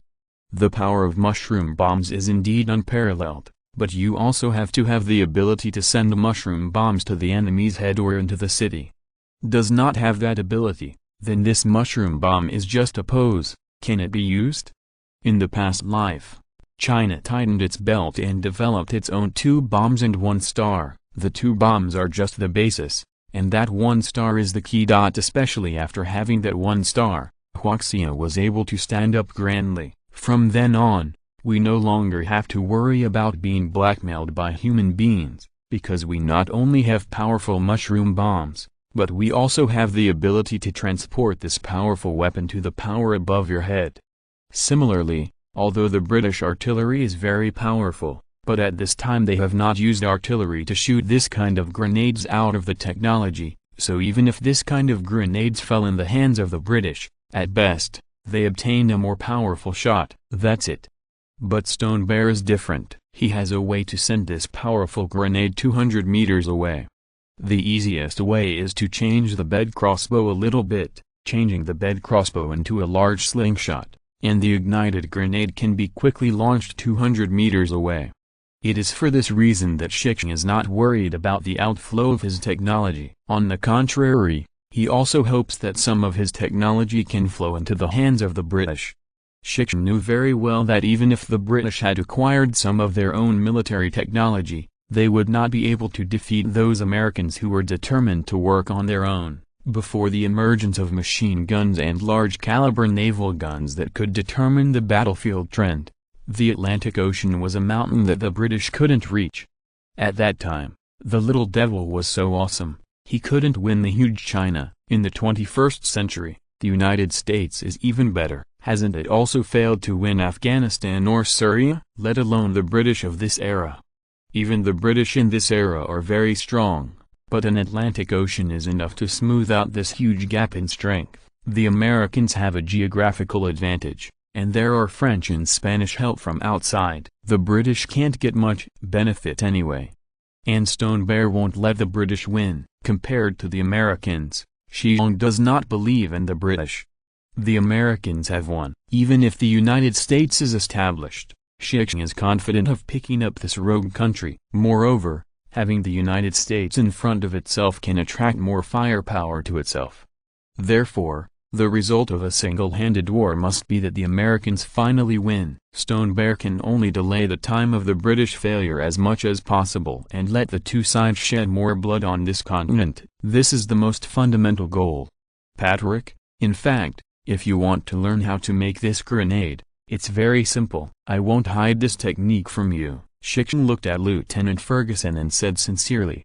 Moreover, this technique is not difficult. The key lies in the preparation of gunpowder. I have already told you about the ratio of the new type of gunpowder. After you have formulated a new and more powerful gunpowder, you can make it yourself. This kind of grenade. Lieutenant Ferguson hesitated and said, "Boss, this thing is indeed very powerful. If I can master this technology, I believe that our soldiers in the British Empire will have one more life-saving weapon. If every one of our fighters with two such grenades, the enemy will never be able to penetrate within 30 meters. These grenades will become a nightmare for attackers." Shi Xiong hesitated slightly, but then he smiled boldly. "Yes, if this thing is used for defense, it will indeed become an attacker's nightmare." In the end, Shi Xiong did not turn this thing into an offensive weapon. Ways to speak out. Anyway, this thing is also very powerful for defense. As for the application in offense, it is still waiting for us to come. The successful detonation of this earthen grenade made the tribesmen see another power of this thermal weapon. Compared with firing guns and shooting guns, the sound of grenade explosions is undoubtedly more intuitive. The thick wooden planks on the wall of the pit are the most direct proof. Anyway, the gun can't produce this kind of power. As for the artillery, although the power is not small, the projectile that is about the size of an orange doesn't seem to be as powerful as this kind of grenade explosion. Know that there are many broken pottery pieces and dense iron filings on those thick wooden boards. These thick planks are all made of hard oak, which is to cut a small gap with an axe, and those pottery pieces that were broken in one fell swoop can actually be pierced into the wooden board by more than an inch. A powerful weapon was added to the tribe, which made the people very happy. Even Li Lei and Hong Yun had to admire the power of this kind of native grenade. Similarly, the vast majority of the tribe, including Li Lei, also paid attention to the saltpeter produced by the Xiao tribe. After all, they all know that, whether it is this powerful grenade or the kind of gunpowder required for shooting, more than 70% of the raw materials are purified from those saltpeters. This also means that once the Xiao tribe does not trade with the Gaoshu tribe, the Gaoshu tribe will no longer be able to make such a powerful grenade. This is definitely something that the Gaoshu tribe cannot tolerate. The Gaoshu tribe is not a reclusive tribe like the Xiao tribe, and there's a stone bear in it. Even if the Gaoshu tribe is a reclusive tribe, he must lead him to become a new war tribe. Therefore, if there is no such raw material for making grenade, the Gaoshu tribe absolutely cannot allow it. At this time, most of the ethnic talents realized the importance of the Xiao tribe, and then realized the importance of normal transactions with the Xiao tribe. Of course, the Gaoshu tribe can also completely conquer the Xiao tribe by means of war, and then completely occupy the saltpeter mine of the Xiao tribe. But the problem is that everyone knows that although this kind of reclusive tribe is unwilling to participate in the war, the tribes in the tribe are very tired of war, but this does not mean that the reclusive tribe is the dough that can be manipulated at will. On the contrary, this kind of secluded tribe is not as good as those tribes that fight all the time in terms of war consciousness, and is not behind in other aspects, and in order to protect the tribes they depend on for survival, once these secluded tribes encounter an invasion by outsiders, they can often explode with astonishing fighting power. Not to mention that the Xiao tribe is still a large tribe with more than 1,500 people. This number is not a joke. Even if the Gaoshu tribe now has 100 muskets and 4 inland river armed transport ships, the terrain of the Xiao tribe, with these firearms, it is absolutely impossible to defeat the Xiao tribe. Whether it is Li Lei or Hong Yun, he has a very clear understanding of this. Not to mention that Stone Bear's favorite person is still in the Xiao tribe. If anyone dares to use force against the Xiao tribe, Lord Guardian is definitely the first person to refuse. And whoever dares to insist on moving the Xiao tribe, I am afraid that he does not need to do it. Master Guardian will click him first. This point, whether it's Lele or Wolftail, also has a very clear understanding. Therefore, continuing to trade with the Zio tribe is the only way. Kabulu, sacrifices, leader Lili, and my people. If we want to get this saltpeter, it is the best way to have a normal transaction with the Zio tribe. In the chamber, Shi Xiong gathered here loudly. Part of the tribe said, "The Kabul sacrifice has been to the Zio tribe. Compared with the Kabul sacrifice, we should understand that with our current strength, it is basically impossible to take down the Zio tribe. Even if we take the method of sneak attack, we must think if the Zio tribe is completely smashed, how many warriors in our tribe will die? 100 or 200? I think even if all the people of our entire Gaoshu tribe are filled in, I am afraid it will not be able to defeat the Zio tribe." Hong Yun nodded and said, "The Guardian is right. When I went to the Zio tribe last time, I saw the defense of the Zio tribe with my own eyes. The easy-to-defend and hard-to-attack places are indeed not something that our Gaoshu tribe can eat right now. The terrain where the Zio tribe is located is too dangerous. I think if our High Tree tribe is in that place, with the defense of more than 100 warriors in our High Tree tribe, we can resist the attack of thousands of people." "And the Zio tribe, how many people?" the Wolftail said gloomily. "High Priest, we still have 4 armed inland water transport ships. The artillery on them is very powerful." Shi Xiong glared at this guy, and said angrily, "Don't think that we can run wild if we have the 4 ships seized from the French. If you want those 4 ships to exert their power, you must have the river can only be used. Although the Zio tribe has a river connected to the outside world, let's not say that the river is densely covered with a large number of reefs. Our boats can't get in at all. Even if there are no reefs in the river, our boats can enter the river. But do you think that the 4 boats can reach the inside of the Zio tribe through that river? I tell you, it is impossible. As long as our boat enters that river, the Zio tribe just send 20 soldiers to stand on the slopes on both sides of the river and use rockets against us, and none of these 4 ships can run away." The Wolf's Tail opened its mouth. I'm reading www.youcanchew.com. Ended up wisely shut up. Shi Xiong glanced at Lele, and then continued, "I firmly oppose the use of force against the Zio tribe, because we do not have the ability to take down the Zio tribe. It is the most reasonable to maintain normal dealings with the Zio tribe, because we don't have to pay. The lives of the people can get what we want." After a pause, Shi Xiong said eagerly, "You have seen the power of that grenade, so our tribe needs a lot of these grenades. With the grenade, coupled with our guns and artillery, give me 500 soldiers, we can take them to lay down the royal court of the Chikasha. The most important thing is that the Vasikas also need this kind of fire, and we can use the excess fire to exchange what we need with those Vasikas. In the eyes of those Vasikas, this thing is even more popular than salt. Therefore, we need a lot of salt, and we only need to pay some salt to get it. Why do we do this kind of trade? No, but instead use the method of war?" Shi Xiong's words silenced everyone on the scene, including the Uncle Shyhammer, who had the greatest opinion about the Zio tribe. In the end, Shi Xiong strongly said, "Moreover, I don't allow our tribe's team, Zio tribe, to initiate war, because my lover lies there. Who dares to use force against Zio tribe?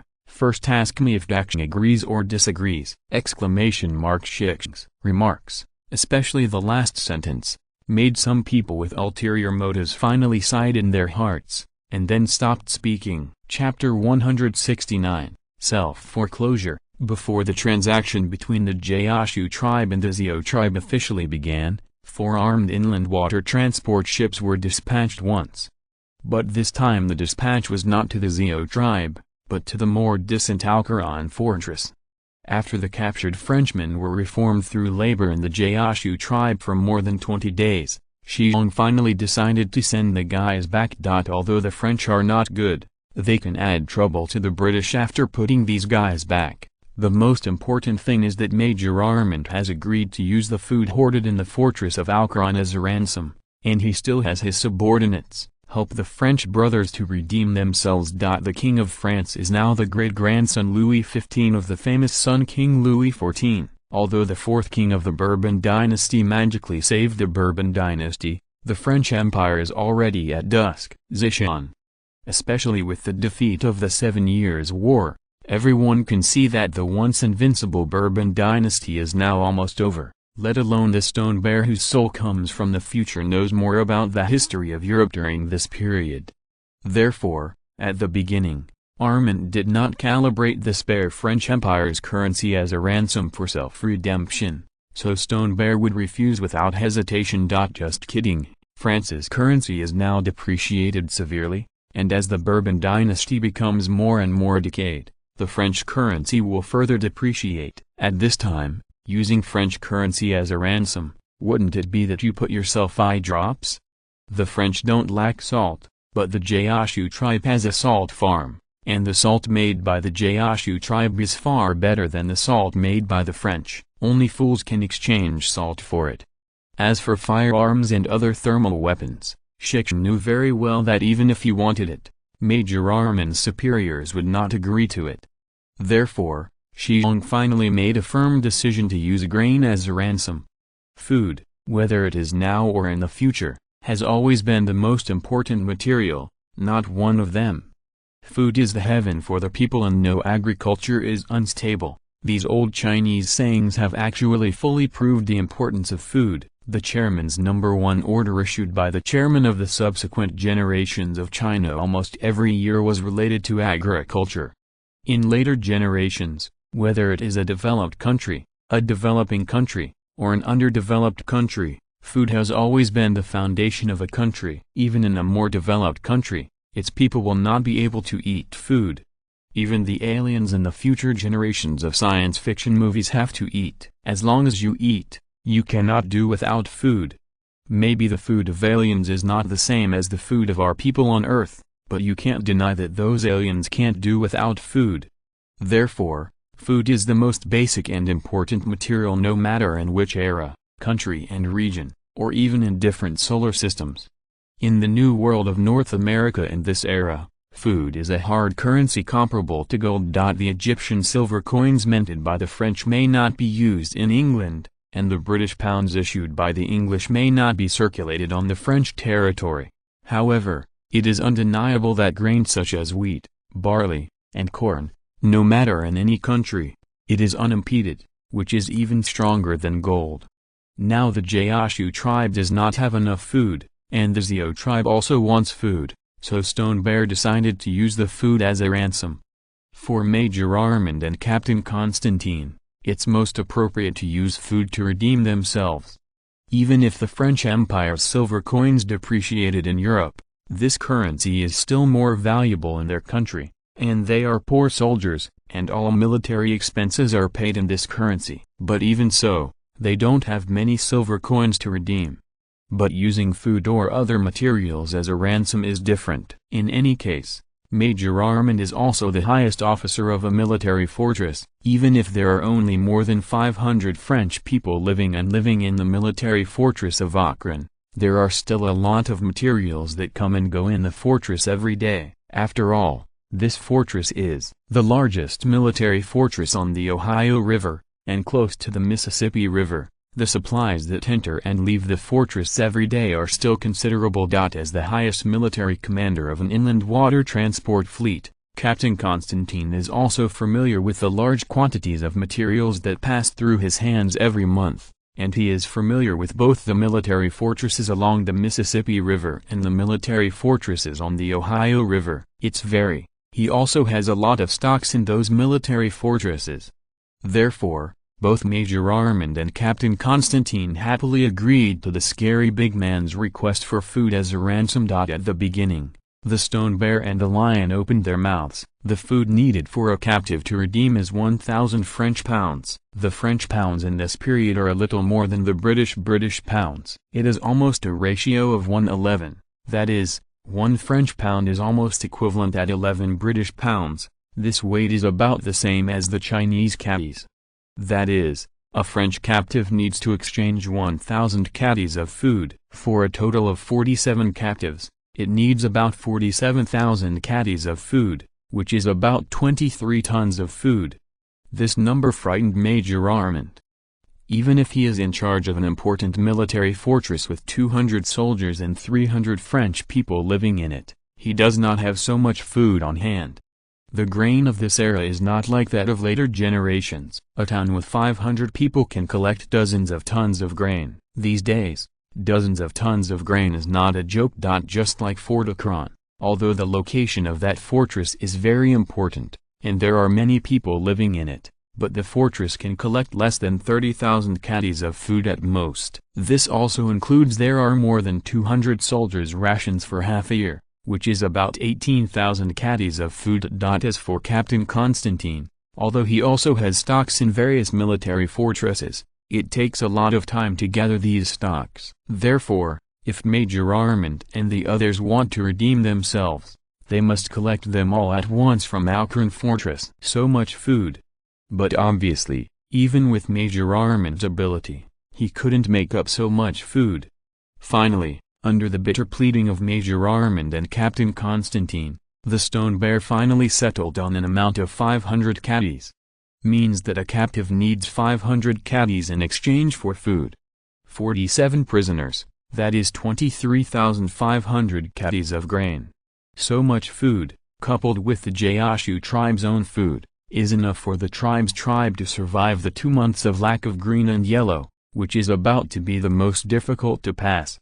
For this operation, Gaoshu tribe dispatched 100 soldiers. These fighters are all trained with guns. Perhaps their marksmanship is far from being comparable to that of the French, but after all, they have guns in their hands and cannons on the ship. Even if someone doesn't have eyesight and wants to use them, they have to be weighed. This year, even if the 100 musketeers are placed in the colony, they are still a large armed force. If you count the 24 84mm caliber Valor guns on the 4 armed transport ships, the deterrence is not even a bit big. 47 French prisoners were escorted aboard the ship, of which 44 were locked up in the cabin. Only 3 people remained on the deck, namely Major Armand, Captain Constantine, and an adjutant of Major Armand. Captain No, because this guy was the adjutant of Major Armand, he was considered a big man in Akron Fortress, so he had his own horse, but with his mount, he managed to survive the Fireball Array raid. But in the end he was captured together with Armand.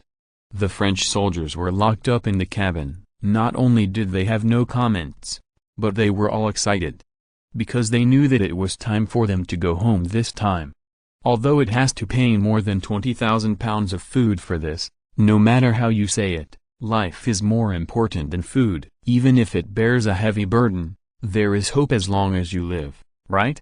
The fleet started, and Shi Xiong, as the person in charge of this operation, naturally stood on the bow of the first transport ship. This operation was an out-and-out voyage, and at the same time it was an actual combat training. The whole journey from the Gaoshu tribe to the Akron Fortress was down the water, and there were no heavy loads on these ships, and all people were pulling, so the speed was naturally fast. After entering the Tennessee River, the speed is even faster. Is now the snowy moon, February. Although this month is the most snowy month of the year, this frequent snowfall also shows that spring is coming soon.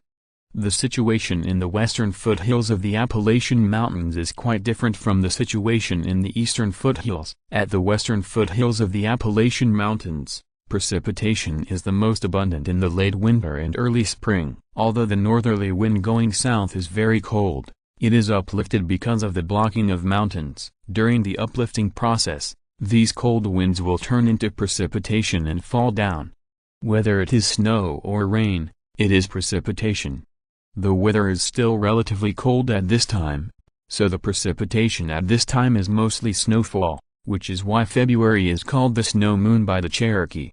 Once the snowfall turns into rain, it means that spring has come completely. Frequent snowfalls have turned both sides of the Tennessee River into silver, but likewise, these snowfalls have also brought abundant water to the Tennessee River, which has been calm for several months. So the Tennessee River, which has been calm for several months, is here. Time has begun to quietly become manic.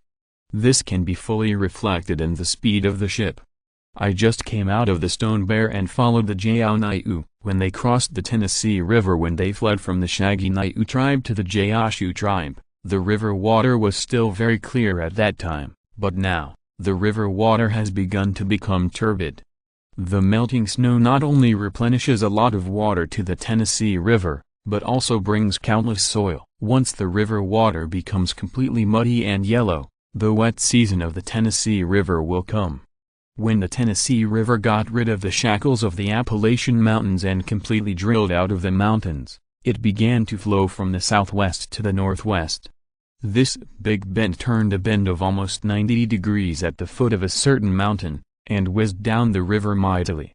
Because of the lack of the constraints of the mountains, the river channel has become much wider from this moment. The flow rate of the river has gradually decreased, and large swamps have begun to appear on both sides of the river channel. However, because there are still large areas of low hills on the east side of the river, the remnants of the Appalachian Mountains, there are much less swamps on the east bank of the river. But in the flat area on the west bank of the river, you can see a large swamp at a glance. That's right, the water conditions of the Tennessee River at this time are much worse than in later generations. The Tennessee River is an out-and-out damaging river, and the Americans have the most experience of this. Before the emergence of the technology of dam construction, the middle and lower reaches of the Tennessee River were almost uninhabited. Because the Tennessee River, which was flooded more than a dozen times or even dozens of times a year, had already completely transformed the vast areas along both sides of the river. Marshland. Later, the Americans spent a lot of money to build several dams on the middle and lower reaches of the Tennessee River. Relying on the power of the dams, they completely restrained the manic Tennessee River, which completely changed this vast and fertile area. It has become an important grain-producing area. Now, there are no dams on the middle and lower reaches of the Tennessee River. Although the west bank of the river looks like a flat river at a glance, the invisible swamp on the west side of the river also makes this group never rise above the mountain. The Tree Tribe people looked scared. This large swamp area is the front line of the Cherokee and Chickasha War. To describe it as a war term in later generations, this area is the front line. It's just that this front line is far from being compared with the front line of a later warfare. www.wuxiaspa.com. The huge swamp makes the two sides unable to directly contact at all. The combat method here is more like a small group of forces fighting a sneak attack and an anti-sneak attack. The way. Because the Cherokees occupy much more territory than the Chickashas, most of the Chickashas attacked the Cherokees. Just like the Battle of the Shaggy Cattle Tribe last year and the exterminated Pumpkin Bay Tribe are examples of successful attacks by the Chickashas. But it is more that a small group of Chickashas were wiped out by the Cherokees. After all, once you have crossed the swamp and the Tennessee River, you will even enter the territory of the Cherokee. But every year from late February to October, the two sides can hardly fight for the 8 months between them, because during this period of time, the abundant water of the Tennessee River will completely turn this area into a swamp. No one dared to fight in such a place at the risk of being swallowed by the swamp. Only when the manic Tennessee River's water volume has subsided, the small units of both sides will start fighting. In other words, starting from next month, the Cherokee and Chickasha who have been fighting for hundreds of years will enter a period of calm. The fleet drove down the wide Tennessee River as quickly as possible. When it came to this place, all the soldiers increased their vigilance. After all, this is already the front line of the battle between the two tribes. The ghost knows if there will be Chickasha. Human forces appear.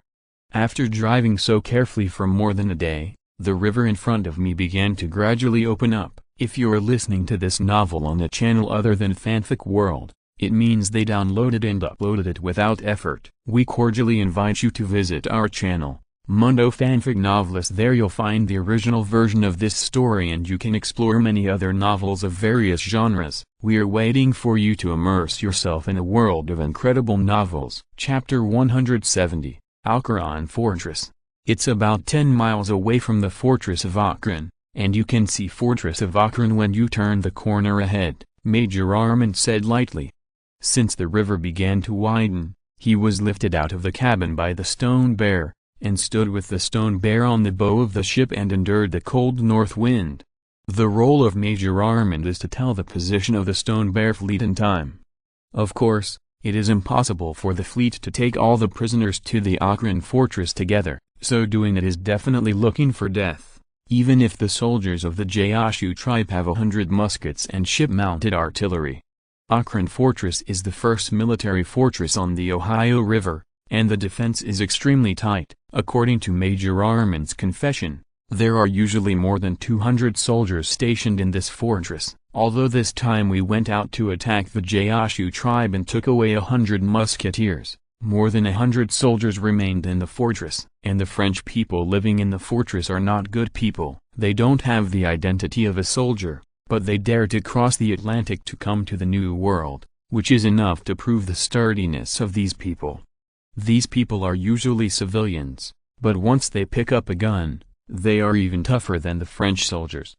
The most important thing is that this fortress is built on the top of a small hill. Although the area is not large, this fortress has 4 24-pounder guns, which are 155 mm caliber Valier fortress guns. Although this fortress cannon cannot fire blooming rounds, this 24-pound fortress cannon has a range of up to 3 kilometers. Although the projectiles fired are not much larger than a big apple, if you let this type of shells hit, the inland armed transport ship that Shi Xiong and the others took is in danger of capsizing. The projectiles fired by this fortress cannon can easily penetrate the ship. In a military fortress with 4 fortress artillery garrisoned, if there are not 1,000 or 800 men and a large caliber infantry artillery active attack, such a fortress is almost impossible to defeat. So Shi Xiong would never even think about taking this fortress. Why did you take down this fortress? It's far, far away from the Cherokee base camp, surrounded by Indians from other tribes. What's the use of taking down this fortress? Do you want to send someone to garrison it? If someone is stationed there, there must be such a person in the Cherokee. But the question is, what should we do if we want to be stationed in this fortress that hangs alone outside the territory of the Cherokee tribe? Do you expect the Indians of other tribes around to take the initiative to supply you? Wake up, dreaming is not done like this. This kind of fortress is a chicken rib for the Cherokee tribe. At the very least, it is a tasteless stone bear. Therefore, Stone Bear has no other requirements when he comes to the Akron fortress this time. It is okay to pull the food back to the tribe safely. But it is not so easy to obtain the food safely. At least Major Chrétien Armand, the highest commander of the Akron fortress, could not put him back first. Ghost knows what this guy thinks. What if he doesn't care about the rest of these people after putting this guy back in the fortress? After all, in the eyes of these officers, the lives of these soldiers are far from comparable to more than 20,000 pounds of food. The soldiers died when they died, and the big deal is that they were killed in a sneak attack by native Indians. But without so much food, it is not easy to explain, and the lack of food will greatly affect the stability of the entire Akron fortress. So Shi Xiong can be sure that if Major Armand is sent back to raise food, this guy will definitely give up the remaining captives. Therefore, Stone Bear ordered the fleet to dock after determining the distance from the Akron fortress. After the fleet landed, all the prisoners were driven off the ship, shaking in the cold wind. Guarding them were 40 soldiers of the High Tree tribe wrapped in thick animal skins, armed with muskets and steel knives. Shi Xiong didn't worry about the prisoners running away, because after disembarking, the guys not only tied their hands behind their backs, but also tied their feet with thick ropes. The length of the ropes was only long enough for the prisoners to walk no more than 30 centimeters. Moreover, the captives were also fitted with a noose around their necks. A long rope was worn on the noose. This long rope connected all the prisoners together. If anyone wanted to run, they would break the rope and escape. Otherwise, these 40 prisoners ran together. Only 60 soldiers who sailed and Captain Pno, the adjutant of Major Armand, remained in the fleet. That's right, the person in charge of raising food for the Akron fortress this time is Captain Pno. Major Armand and Captain Constantine stay here, with Major Armand pressing down, and Captain Pno dare not abandon his immediate superior. The most important thing is that through interrogation, Shi Xiong has long learned that Captain Pno has a high status in Fort Akron. He is usually responsible for logistics. The food storage in the fortress passes through him, hand-handled. With him, Shi Xiong believes that the food in Akron fortress can be easily gathered. After the captives were guarded, Ishikama led the fleet and escorted Captain Pno to move on. Sure enough, after turning the big bend in front, the river in front became wider, and further away, a wider river could be seen faintly. Stone Bear knows that the wider river is the Ohio River. The irritable Tennessee River merges into the Ohio River near Fort Akron, and after the two rivers merge, it flows downstream for about 60 kilometers, and finally merges into the Mississippi River, the largest river in North America. At this time, there are mostly flat areas on both sides of the Tennessee River, but occasionally a few small hills can be seen. To the west of the confluence of the two rivers, there is a small hill about 30 or 40 meters high, and on the top of this small hill, there stands a castle that does not seem to be tall but looks unusually strong. Even if there are miles away, the Stone Bear can still feel the strength of the castle. This small hill is surrounded by water on both sides, with the wide Ohio River to the north and the Tennessee River to the east. With these two natural moats, it is almost impossible for the enemy to attack from these two directions. On the west and south, there are large swamps, which also eliminates the possibility of large-scale enemy attacks. Deserves to be a military fortress meticulously built by the French. With this solidity coupled with this almost insoluble terrain, such a military fortress is almost indestructible. This fortress made Shi Xiong look at it, too. The fleet slowly moved down the river. When there was about 2 kilometers away from the Akron fortress, a turbulent river merged into the Tennessee River. The Stone Bear knew that this river was the Cumberland River. The Cumberland River originates in the Cumberland Heights northwest of Knoxville, and the Cumberland Heights is called the Great South Fork in the Cherokee language. Seeing this river, Shi Xiong suddenly realized how the Chickasaws bypassed the Great South Fork and attacked the Long-Hair Cow tribe. It is almost impossible to bypass the Great South Fork by land. Although the Great South Fork is not as high as the Great Smoky Mountain, the height is not small. The most important thing is that the width of the Great South Fork is very wide. If you want to go to the larger South Fork, it is impossible unless you go through some key passes. Over this vast expanse of lofty mountains and there are Cherokee tribes near the key pass in the Great South Fork. So if the Chickasaws want to pass the Great South Fork into the hinterland of the Cherokee tribe, there is only one way, upstream along the Cumberland River. Because the Cumberland River originated in the hinterland of Great South Fork, although the upper area of the Cumberland River cannot be driven by large boats, small sampans or canoes are absolutely fine. Even a small sampan or a canoe can't travel, and it's always okay to walk along the river valley. If it weren't for seeing the Cumberland River that flows into the Tennessee River, Stone Bear would still not be able to figure out how the Chickasaw fighters bypassed the Great South Fork. Now he finally figured it out. The Cumberland River in later generations also merged into the Ohio River, and the distance from the area where the Tennessee River merged into Ohio was only more than 10 kilometers. But now, the Cumberland River does not merge into the Ohio River, but directly into the Tennessee River, and then into the Ohio River together. Moreover, the place where the current Tennessee River and the Ohio River meet is not in Paducah, but is about 10 kilometers east of Paducah. Later generations of Americans built the famous Kentucky Dam at the lowest point of the Tennessee River, and then created Kentucky Lake, one of the largest artificial lakes on the planet. Kentucky Dam intercepted the main channel of the Tennessee River, and then formed Kentucky Lake upstream of the dam, but at a position only 3 kilometers away from the Kentucky Dam in a straight line. The Americans built the Barkley Dam. This dam blocked the Cumberland River and formed the buck in the upstream area of the Barkley Dam, Lee Lake. Between these two large-scale artificial reservoirs is a piece of land about 10 kilometers wide and more than 60 kilometers long. This land was later designated by the Americans as the land in the Lake National Forest Park. Because of the interception of the Kentucky Dam and the Barkley Dam, the local topography has undergone tremendous changes. and even the inlet positions of the Tennessee River and the Cumberland River have undergone tremendous changes.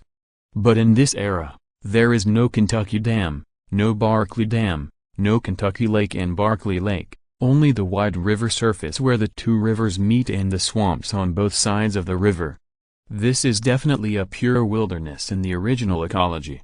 Standing on the bow of the ship, the stone bear can't help but sigh the changes that technology has brought to the world. If you hadn't seen it with your own eyes, who would have imagined that this arrogant wilderness and these two violent rivers would be subdued by human beings using technological means in the next 200 years?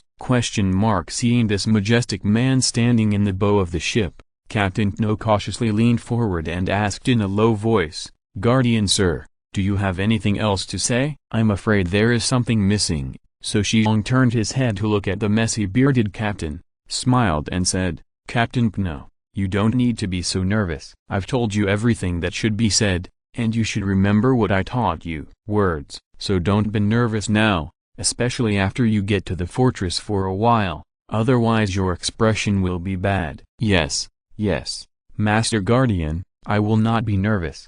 Shi Xiong nodded. "Captain Pno, in fact, you really don't need to be so nervous. I won't take your life, otherwise I won't pull you here. I can kill you in the tribe." Yes, Pno turned into a kowtow worm. "Your attitude is not right. Don't forget, you are the captain of Alcran Fortress.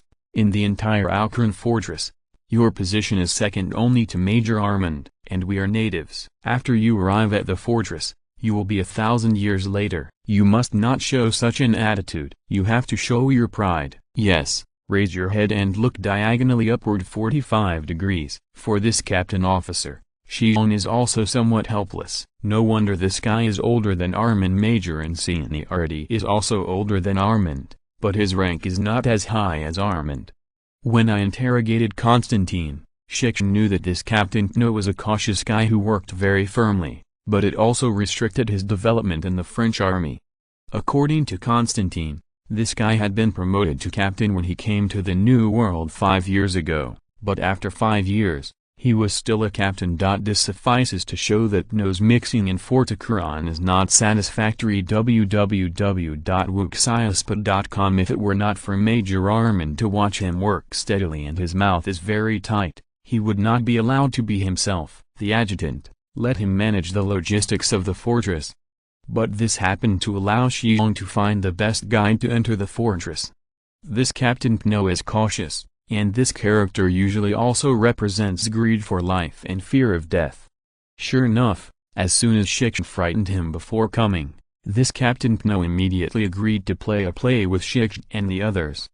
This kind of person, Shi Xiong, who is greedy for life and fear of death, is the most reassuring. If he is replaced by Armand or Constantine, he will not dare to use them for acting. Shi Xiong only performed a throwing axe in front of Pno, and after telling him I can kill a bison with a throwing axe within 30 meters, Captain Pno was completely honest. He knew very well that what the big man said was true. He saw the throwing axe that was thrown 30 meters away and finally smashed into the trunk, and he personally tried to pull the throwing axe off, but the result was like a quagmire. The tree, he couldn't pull out the throwing axe that was deep in the trunk. How powerful is this big man throwing axe? If such a throwing axe slashes on oneself, then can't it slash oneself to the heart? Pno is holding such an idea and dare not disobey any orders of this big man. Chapter 171, Food and Vampire. The location of Alcran Fortress is very critical, which even the stone bear whose soul came from more than 250 years later has to admit. Master Guardian, Fort Alcran is surrounded by water on both sides, and the other two sides are large swamps. There are few paths to enter and exit Alcran Fortress, except for boats, which are along the two life-explored roads in the swamp. There are no other places. It is said that you have entered the fortress, even if it is close to Alcran Mountain. It is impossible. Pno whispered to the stone bear some of the situation in the fortress. He looks a lot better than before. Maybe this kind of conversation has a good effect on alleviating his tension, so this guy has been talking non-stop. Stone bear now incarnates as a best listener, listening carefully to all the information about this fortress. However, the more Shi Xiong listens, the more he will give up on this fortress. If he had the slightest idea of coveting this fortress just now, then after listening to Captain Pno's account, he really give up completely. Unless this fortress is piled up with the lives of thousands of people, or is attacked by warships with large-caliber naval guns, it is really impossible to destroy this fortress from the outside. As for winning this fortress inside, the difficulty is not ordinary. In Pno's words, if there are no special circumstances, no outsiders of more than 10 people are allowed to enter the fortress. Forget it. Don't worry about this fortress anymore. Shi Xiong shook his head helplessly. Shi Xiong knows very well that if he wants to rule the central and western regions of the New World, the French are a hurdle that cannot be bypassed. The Gaoshu tribe and its own tribe will fight the French sooner or later. The Guardian is Big Bear. There is a semaphore on the side of the fortress. They are asking who we are. I need to use the semaphore to inform them of our identity. Pno has now begun to enter into what he is about to play. Among the roles, the name of the stone bear has changed. Well, let me know. Shi Xiong nodded faintly, but you'd better not play tricks. I still know a little bit about your French Empire's semaphore. Master, Guardian, how dare I? I just want to finish this mission quickly so that I can go home. There is a beautiful wife and 3 lovely children waiting for me in my house. I don't want to lose my life here. Shi Xiong waved his hand, and Pno ran to the cabin, then took out 2 small flags of different colors and stood at the bow of the ship and waved them regularly. After a while, Shi Xiong saw the gate of the fortress facing the side of the river opened open, and a group of people ran down the steps excavated on the mountain. Because the fleet was not far from the dock at this time, with Shi Xiong's eyesight, he could clearly see that there were many civilians dressed in this group of people. Of course, more of them were carrying muskets and wearing clothes. Soldiers in the uniform of the French Imperial Army. They also seemed to find that the people controlling these ships were a bit wrong, so with an order, these soldiers all raised their guns and aimed at the fleet. And some of the civilians who followed also raised their hands. Gun. Through this scene, Shi Xiong knew that the French civilians living in this fortress were also desperados. He even saw several women raising their guns.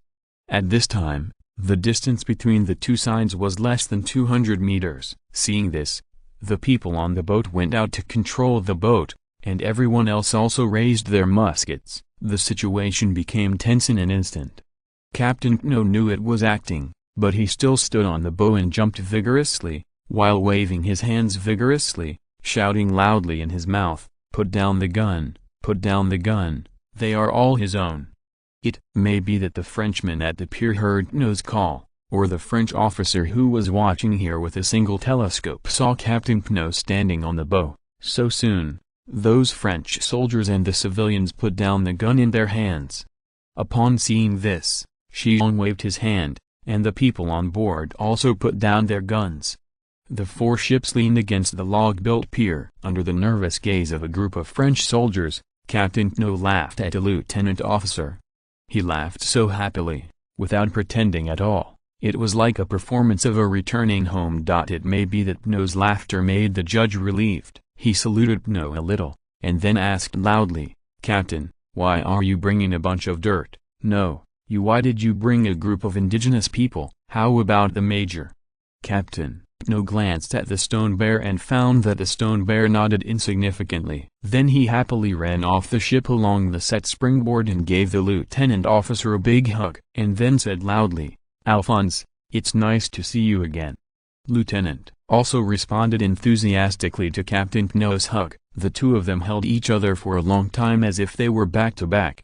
"Captain, why did you run back alone?" And also the lieutenant pointed to the stone bears standing on the boat. When his gaze fell on the stone bear clearly saw his pupils slightly. He shrank, and also came back with a group of aborigines. "God, how could they control our inland water transport ship?" In the latter sentence, the lieutenant's voice was obviously much smaller, as if he felt about the physique of the stone bear, a little horrified. Hearing this, Captain Pno smiled, then patted the lieutenant on the shoulder and said, "Alphonse, come, let me introduce you. This is the Great Bear, from New Orleans." "He is strange," the chief of the Kemen. He and his soldiers were all brought by Major Armand to help the Chikemen of New Orleans. The lieutenant officer's eyes widened in surprise. Why are they here?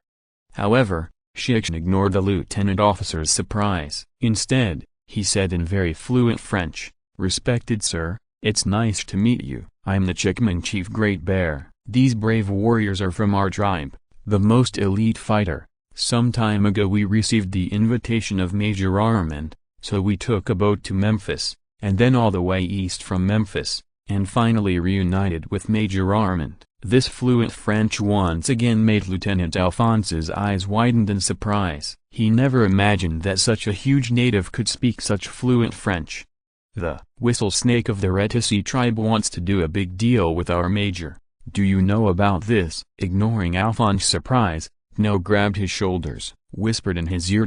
These words turned Alphonse's attention away, and he nodded and said, "Yes, the major told me to be optimistic about the fortress before he set off. But the major has been away for more than 20 days, and I'm worried about it."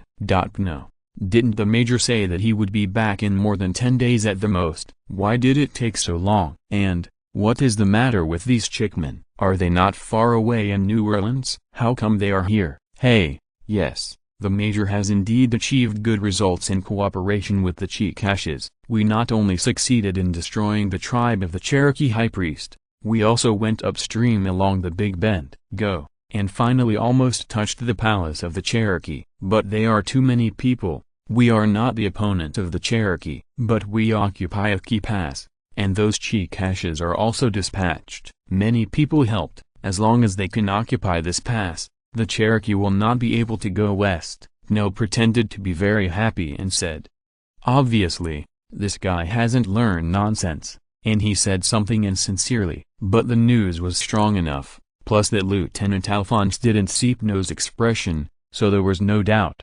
Is this true? The major almost gave the Cherokee King's court?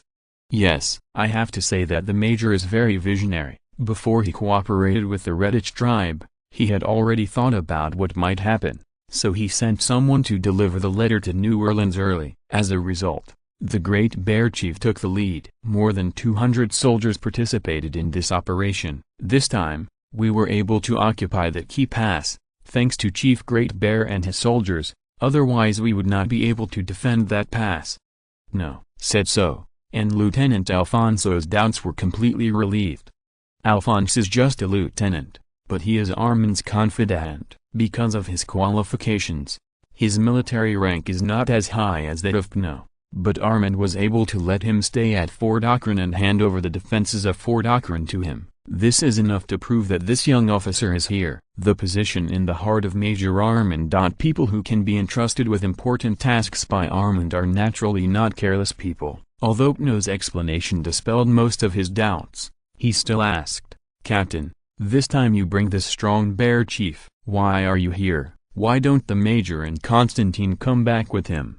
The major and Constantine are now busy holding on to that pass. The terrain of that pass is very difficult, easy to defend and difficult to attack. We can hold it by virtue of the terrain, but we don't have enough food. If it weren't for Constantine, Captain Ding's boat was pulling some food, we might have given up on the pass. It was with the food on the boat that we were able to hold the pass, but the food was not much. So the major sent me to take it with me. The Great Bear Chief will Fortress Sierra to pull food. The major said that at least 25,000 pounds of food are needed, so I brought them back to pull food. 25,000 pounds of food? Where is there so much food in the fortress? Alphonse took a deep breath, and then said with a toothache expression, "There is no way. There are already more than 500 people defending the pass. This day, I need nearly 500 pounds of food." The major said, "Let me pull the food as soon as possible," because the major does not want to give up a pass. After a pause, Captain No continued, "Moreover, the major plans to build a fortress on the pass. For this reason, the Chicashes are transporting troops there, and the major also said that he has sent people to the New Orleans and Memphis when to find reinforcements. Here, this is a personal letter from the major. He asked me to give it to you, and then you will know what to do." With that, No took out a letter from his pocket. The sealed envelope was handed to Lieutenant Alphonse. "Hi, that pass is so important?" Alphonse asked in surprise as he took the envelope. "Well, it's very important. I have seen that pass. It is at a keynote in the Appalachian Mountains. If we can build a fortress on that pass, then we can guarantee that the British people the Rockies can't threaten us from the Appalachians. And our allies, the Chickasaws, also need to occupy the pass so that they can regain the territory that belonged to them. And if the Chickasaws can retake it, the territory that originally belonged to them is also a good thing for us. At least we don't have to worry about the Cherokee continuing westward and threatening our channel on the Mississippi River." Major Noah opened the envelope, looked down, and then touched his chin for a long time before he said, "I don't know the Major's plan, but since the Major's letter asked me to unconditionally cooperate with you to get the most food, then I can only do it according to the command of the Major." As the confidant of Major Armand, Alphonse naturally saw at a glance that this letter was indeed a personal letter of the Major, and the content of the letter was that he must raise 25,000 pounds of food and give it to PNO. Pull away www.wuxiasput.com. Of course, the letter also mentions the identity of the Great Bear. So, with this letter, all the doubts in Lieutenant Alphonse's mind were swept away. "Damn it, I have to deal with those vampires again." Lieutenant Alphonse carefully folded the letter and put it in his pocket, then muttered in a low voice, "Captain, the food we keep in the fortress is only over 18,000 pounds. I have to leave 5,000 pounds of food. The soldiers staying in our fortress can't live without food. There is a gap of 12,000 pounds. This needs to raise money with those vampires." PNO shrugged and said, "That group of vampires deserve to die, but we all know that we can only count on those vampires to raise food for us now. Yeah, if it weren't for the command of the Major, I really wouldn't want to deal with those vampires. These nobles, they don't want to eat together in the country and wait to die. They have to send someone here to stir up with us." Alas, PNO secretly poked Alphonse in the waist, and then whispered, "In fact, the reason why the Major did not come back this time was directly related to the group of vampires. The Major did not like to deal with them, so Chief Great Bear sent over." "Alphonse, you have to understand why the Major sent this big man over, because the Major knows that you can't help the vampires, but this big one can definitely do it." Hearing this, Alphonse's eyes lit up immediately. Chapter 172, A City Full of Tragedy. "You mean you can't collect enough food from those civilians to ask me to ask for food from those civilians?" Shi Xiong squinted at the thin lieutenant who was a head shorter than himself, with a face asked with a ghostly expression. "Lieutenant Alphonse, are you sure you want me to ask for food?" "Please, I am only responsible for pulling the food away this time. This is the order from Major Armand. But you have to ask me to collect food. If you don't know the people in your fortress, if I ask them for food, how can they give me food?" An awkward expression flashed across Alphonse's face, but then he said with certainty, "Chief Strong Bear, isn't there nothing I can do? You know, not only our army is stationed in the fortress, there are also people sent by the great domestic nobles. I have jurisdiction over those common people, but for those great nobles," Alphonse shrugged, "I don't have any right to govern them." "You can't control those nobles?" Shi Xiong expressed his disbelief again. "You know, in New Orleans, under the management of General Clare, no one there dared to disobey the orders of General Clare." When Alphonse heard this, he believed the big man again. Since Governor Francois, who had been stationed in New Orleans the year before, left New Orleans, General Clare has been the highest officer of New Orleans. People who live in New Orleans would not know this at all. After all, even a lieutenant like Alphonse was very dissatisfied with the emperor's practice of secretly giving New Orleans to the Spaniards from his own country, but he was just a small lieutenant officer, and he knew he could not change the situation in front of him. Of course, Alphonse naturally did not know that the information about New Orleans was interrogated by Stone Bear from Major Armand's mouth. Alphonse smiled bitterly and said, "Chief Strong Bear, to tell you, if the Major is still there, those guys will still obey the Major's orders, but now that the Major is not there, my order is a joke to them." "Huh, there are people like this." Shi Xiong pretended to be angry, Major Armand led the brothers to resist the Cherokee attack hundreds of miles away. Now the major just wants to ask for a little food. The people behind you not only don't support it, but even dare to pull your legs. This is simply a treachery. After I see Major Armand, I will definitely report everything that happens here to the major. Alphonse shrugged again. Chief Strong Bear, it's useless to be angry with me. There are 6 noblemen in the fortress. The masters behind them are noblemen who dare not offend the major, so they will be so unscrupulous. But Chief Strong Bear, you have a military order to collect food written by the major in your hand. I think if you take this military order to find those guys, they will not dare to disobey your order. It's really not possible. You can order your people to forcibly collect the food in their hands. After a pause, Alphonse motioned to Shi Xiong to bend down, and then leaned into Shi Xiong's ear and said softly, as far as I know, the food stored in the hands of these nobles is at least 30,000 pounds. Grain solicitation. Well, I mean you can take the order signed by the major to solicit food and forcibly collect the food hoarded by those people. After all, your identity is different from ours. We also need to taboo the nobles behind those people, but you don't taboo these. Ishikama thought for a while, and asked simply, are you sure if I take my people to collect food for these people, they will not resist, and the soldiers in your fortress will not attack us?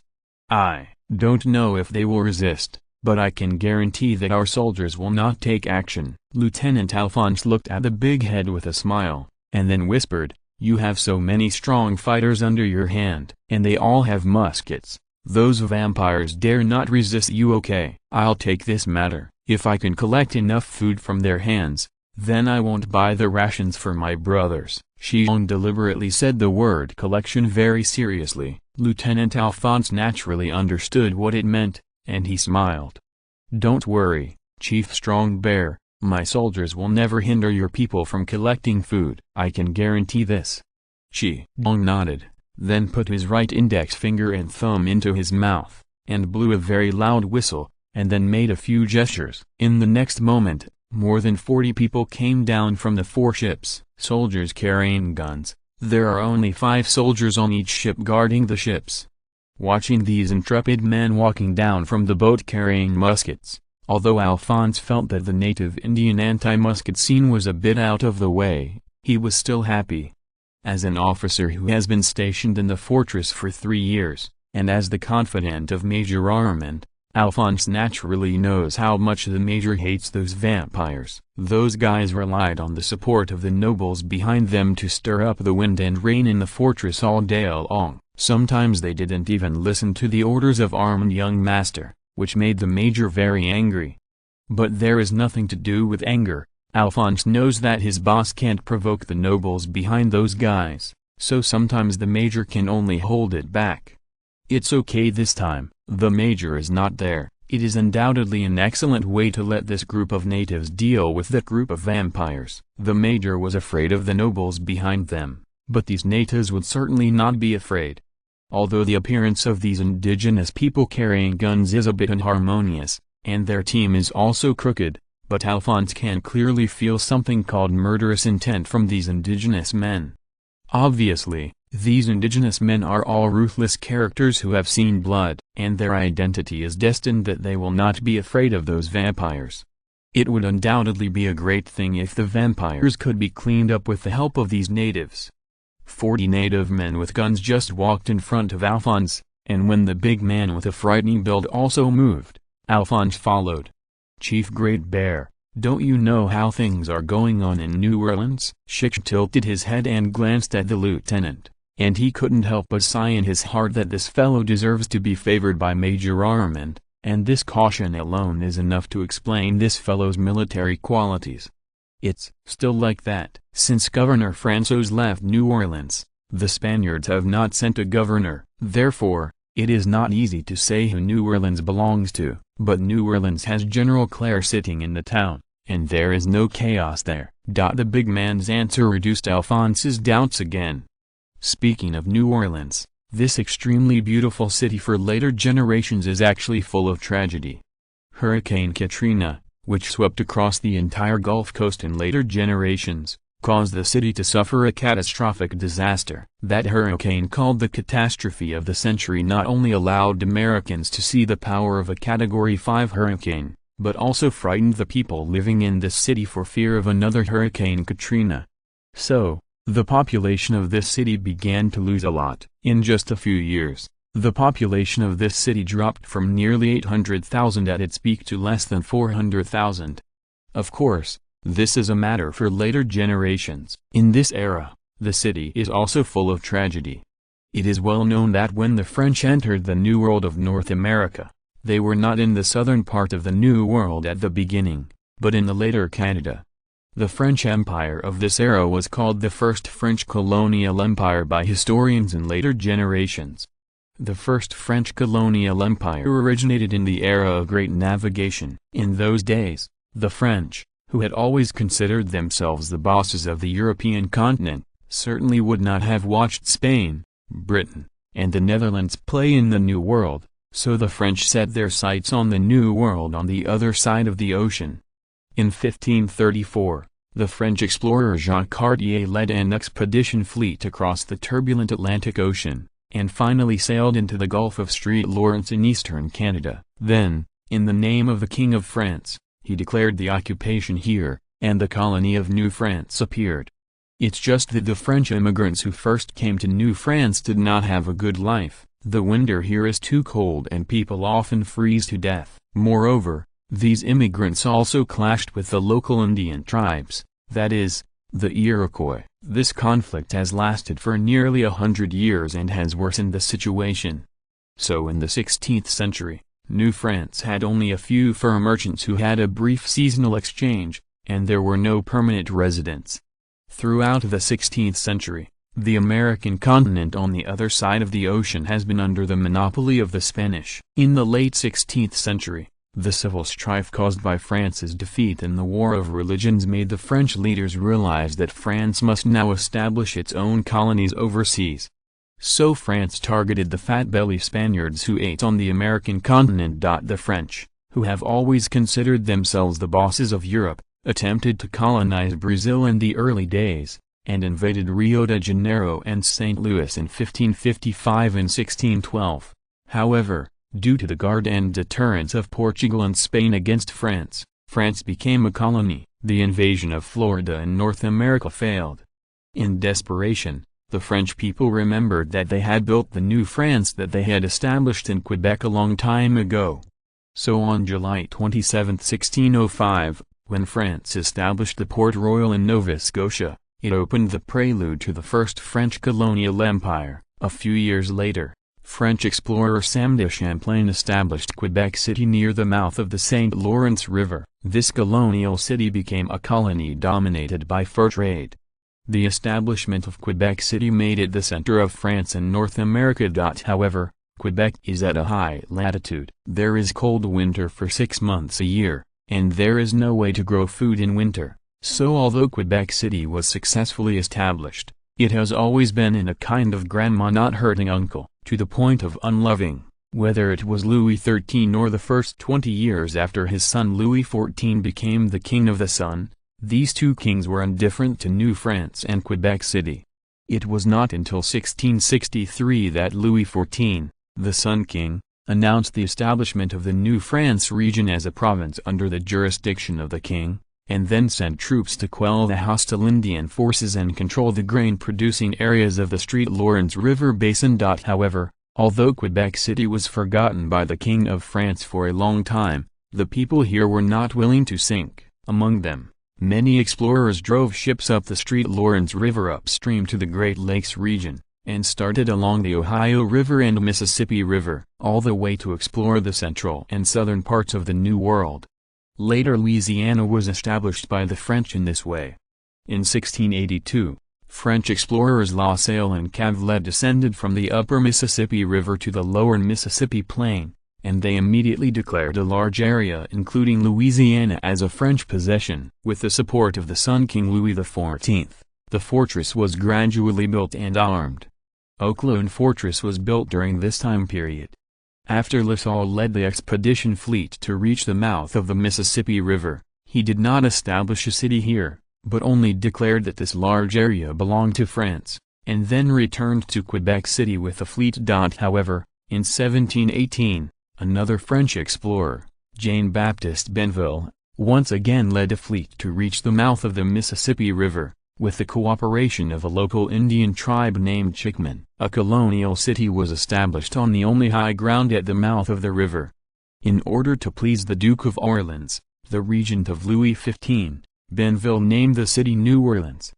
Because this city is adjacent to the Gulf of Mexico in the south and the Mississippi River in the north, and the waterway transportation is extremely convenient, this city quickly became the capital of the entire French Louisiana.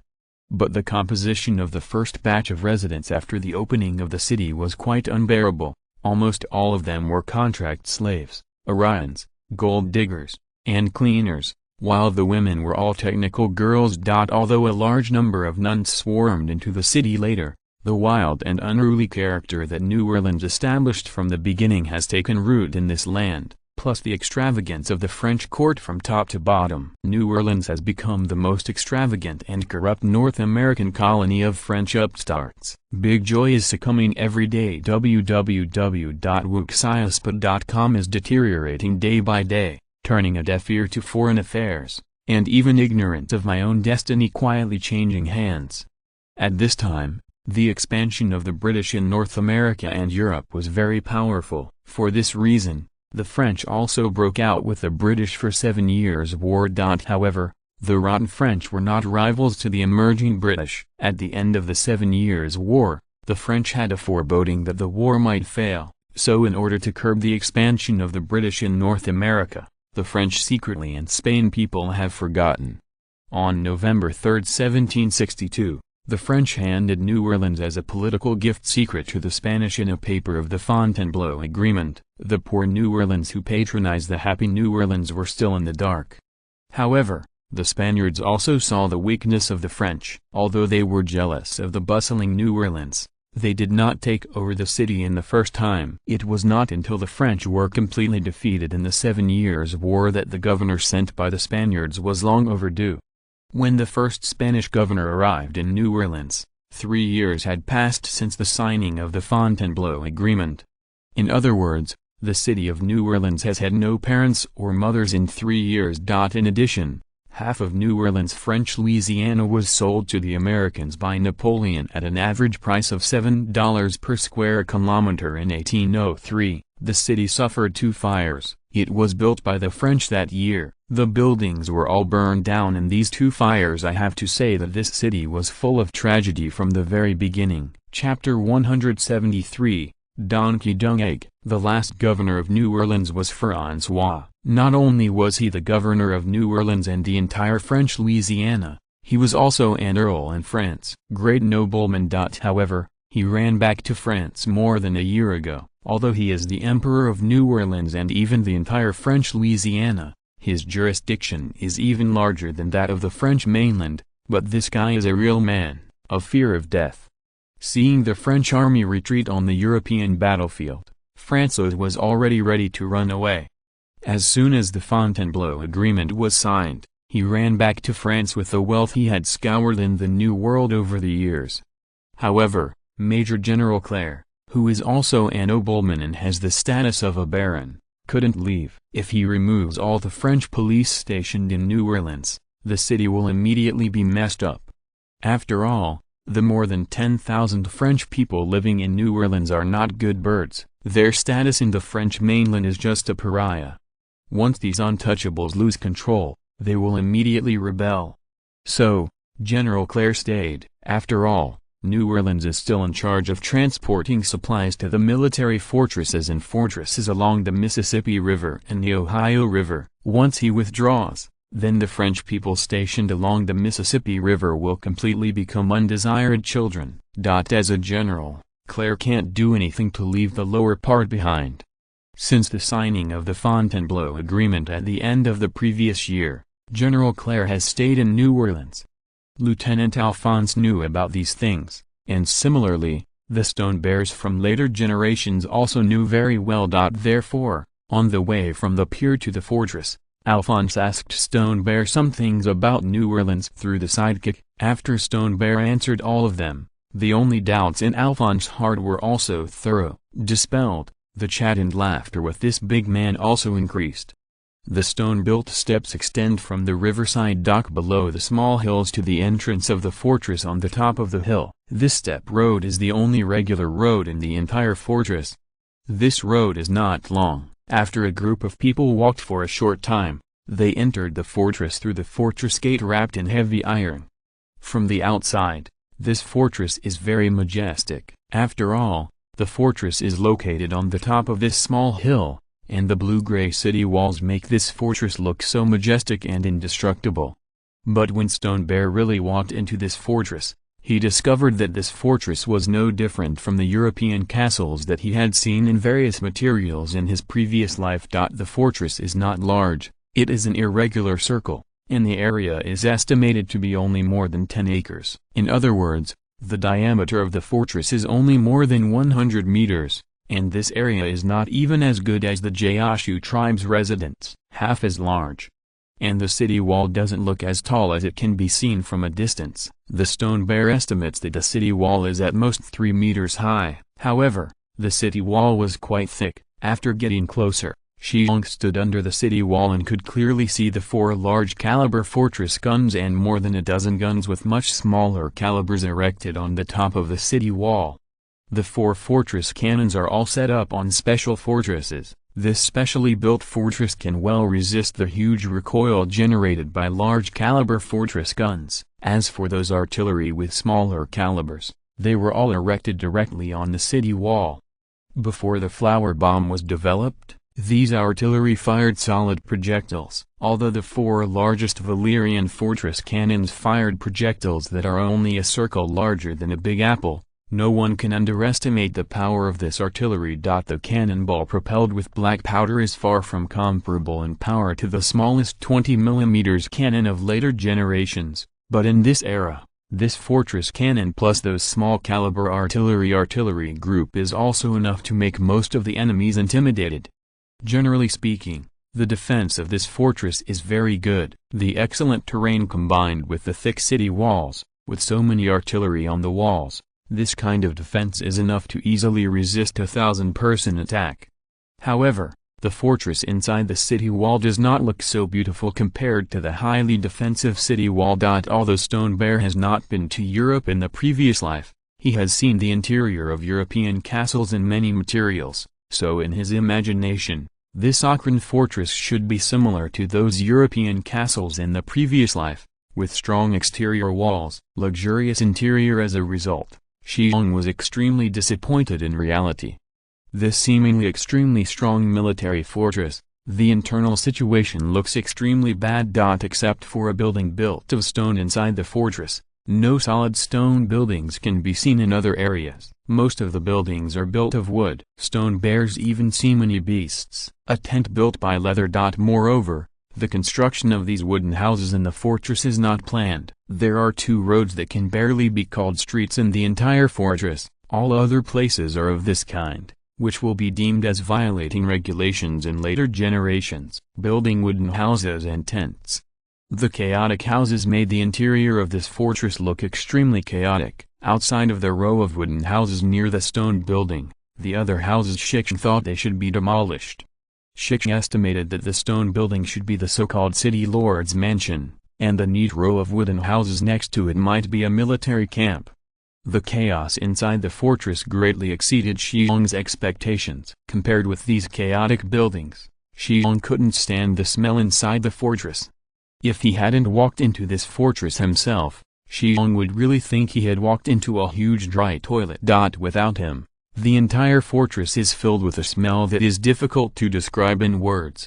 The smell of feces, the smell of urine, the strange smell of people who have not bathed for a long time, and a large number of horses, cattle, and other livestock and poultry. Various flavors mixed together. Shi Xiong felt that the pigsty in his hometown when he was a child smelled 100 times better than the fortress.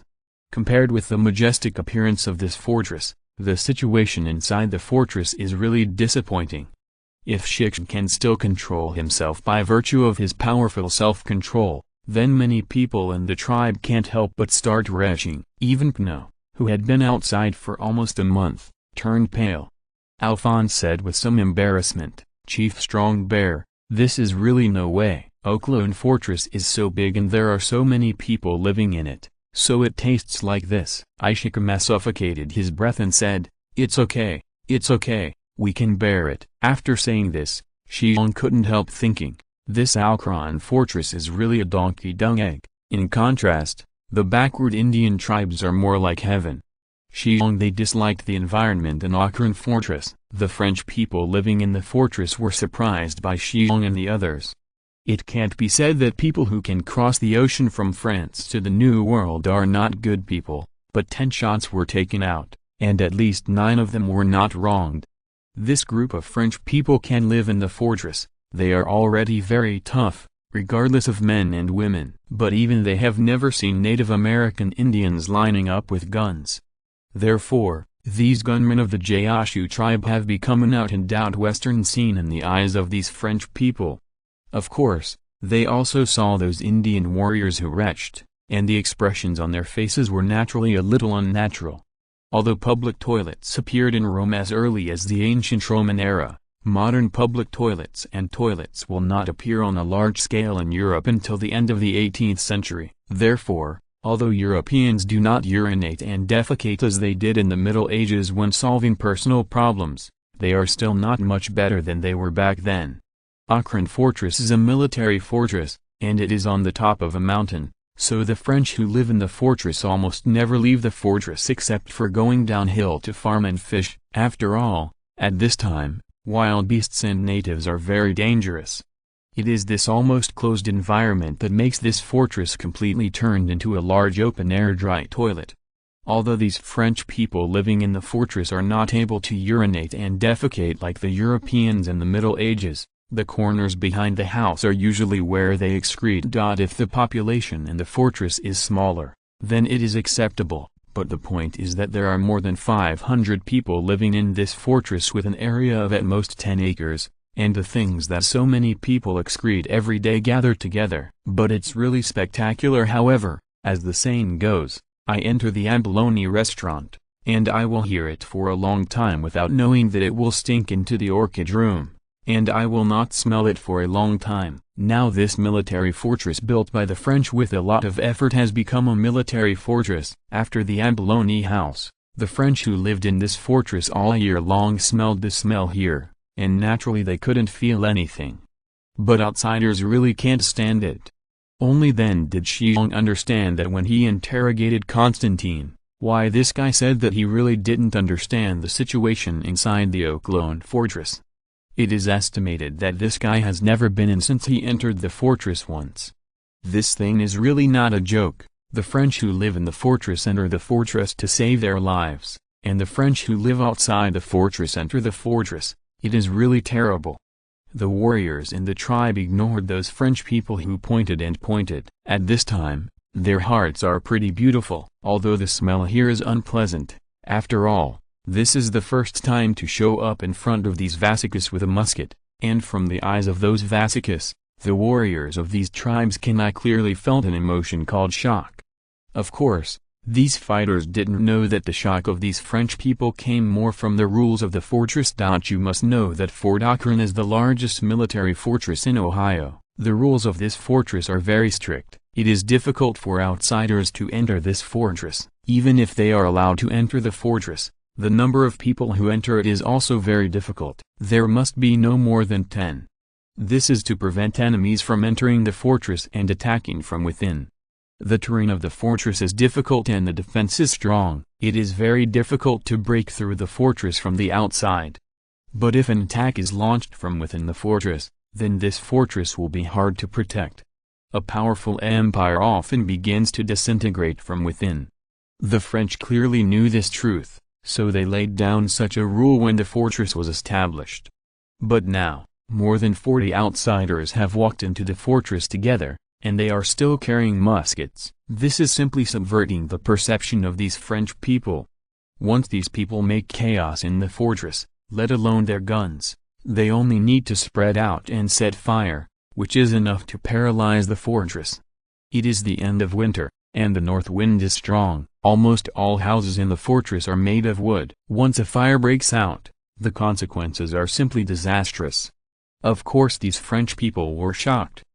However, it seems that these gun-bearing natives didn't seem to be confused. They walked neatly, past the gate of the fortress, and then walked along the street towards the city lord's mansion.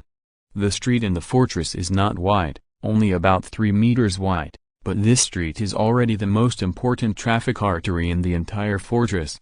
One end of this street is connected to the gate of the fortress, and the other end leads to a small square inches the middle of the fortress. On both sides of this street, there are wooden houses of different heights and shapes.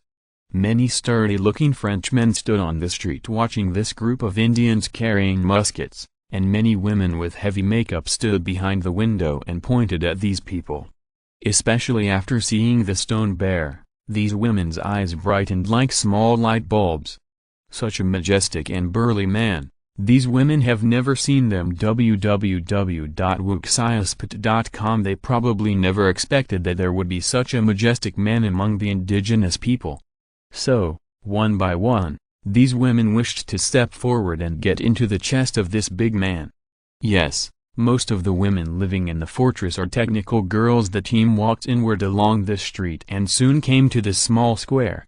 This small square is the only open space in the fortress. The area is very small. The stone bear estimates that it is more than 200 square meters at most. However, this square is like other places in the fortress. There is no ground paved with bricks and stones. The ground is full of loess, just like a yard for drying grain in the Huaxia countryside. Regardless of the cities of the European and American countries in later generations, all of them are unreasonably beautiful, especially those large and small squares in the city are even more beautiful, but in this era, whether it is Paris or London, almost all city squares they all look similar to rural farms. The only difference is the size.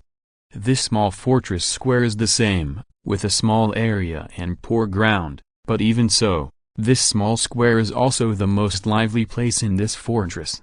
Compared to the street when they came, there are more French people gathered here, including men, women, old and young. Of course, all the soldiers stationed in the fortress also came out, standing in line at one end of the square. In addition to these poor civilians and soldiers, Shi Xiong also saw more than 20 people whose dresses were clearly different from those of civilians.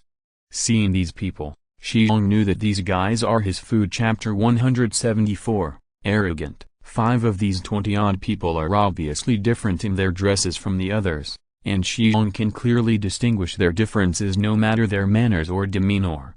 Obviously, these 5 people wearing clean and tidy clothes should be the spokespersons of the French aristocrats in this military fortress that Alphonse just mentioned.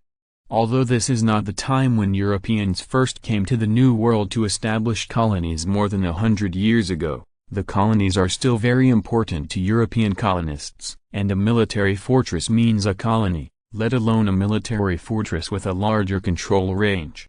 Therefore, in these military fortresses built by the French along the Mi River and the Russian River, there are spokespersons or enforcers of domestic nobles. A military fortress represents the harvest of food, fur, tobacco and other materials within a radius of hundreds of miles. Once these things arrive in Europe, they usually represent great profits. Therefore, those French aristocrats on the other side of the ocean will not let go of these fortresses. They arranged numerous spokespersons in these fortresses according to their abilities and influence, and then used these spokespersons to make huge profits for them in the New World. If the New World is a huge treasure, then the channels behind these spokespersons are the gateways to the treasure. Those nobles continuously transported some valuable materials and resources needed by the native Indians to the New World, and then with the help of military fortresses or military fortresses, their spokespersons exchanged various furs, precious metals, gems and some precious materials with the Native Americans. Crops. Once in and out, huge profits fell into the hands of these nobles so easily, so that these nobles can continue to enjoy the extravagant, drunken life, even if their country is in decline, even if their country just lost to the British, it still cannot stop these nobles from going their own way. There are obviously different French nobles behind these 5 people. Perhaps the boss behind someone is a baron, or the boss behind someone is a duke. But no matter what kind of aristocracy the boss behind them is, they are here, in this small military fortress, that no one dares to provoke. Even Major Armand was helpless with them. These people can show enough respect for Major Armand, but they usually ignore Major Armand's orders, because they know very well that although Major Chrétien Armand is the supreme officer of this military fortress, he is not a nobleman. They have not been canonized by the great French king, nor are they a long-standing nobleman, so, in the eyes of their master, this Major Armand was a lowly asshole.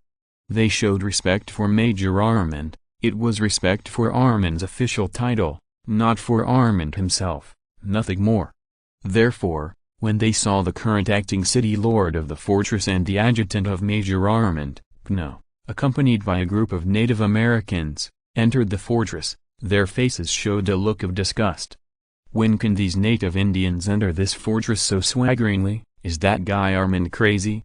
This is the same thought of these 5 people. Even if the 5 of them are just slaves to their master, in this fortress, the 5 of them are still unparalleled, because what they represent here is the face of the master behind them.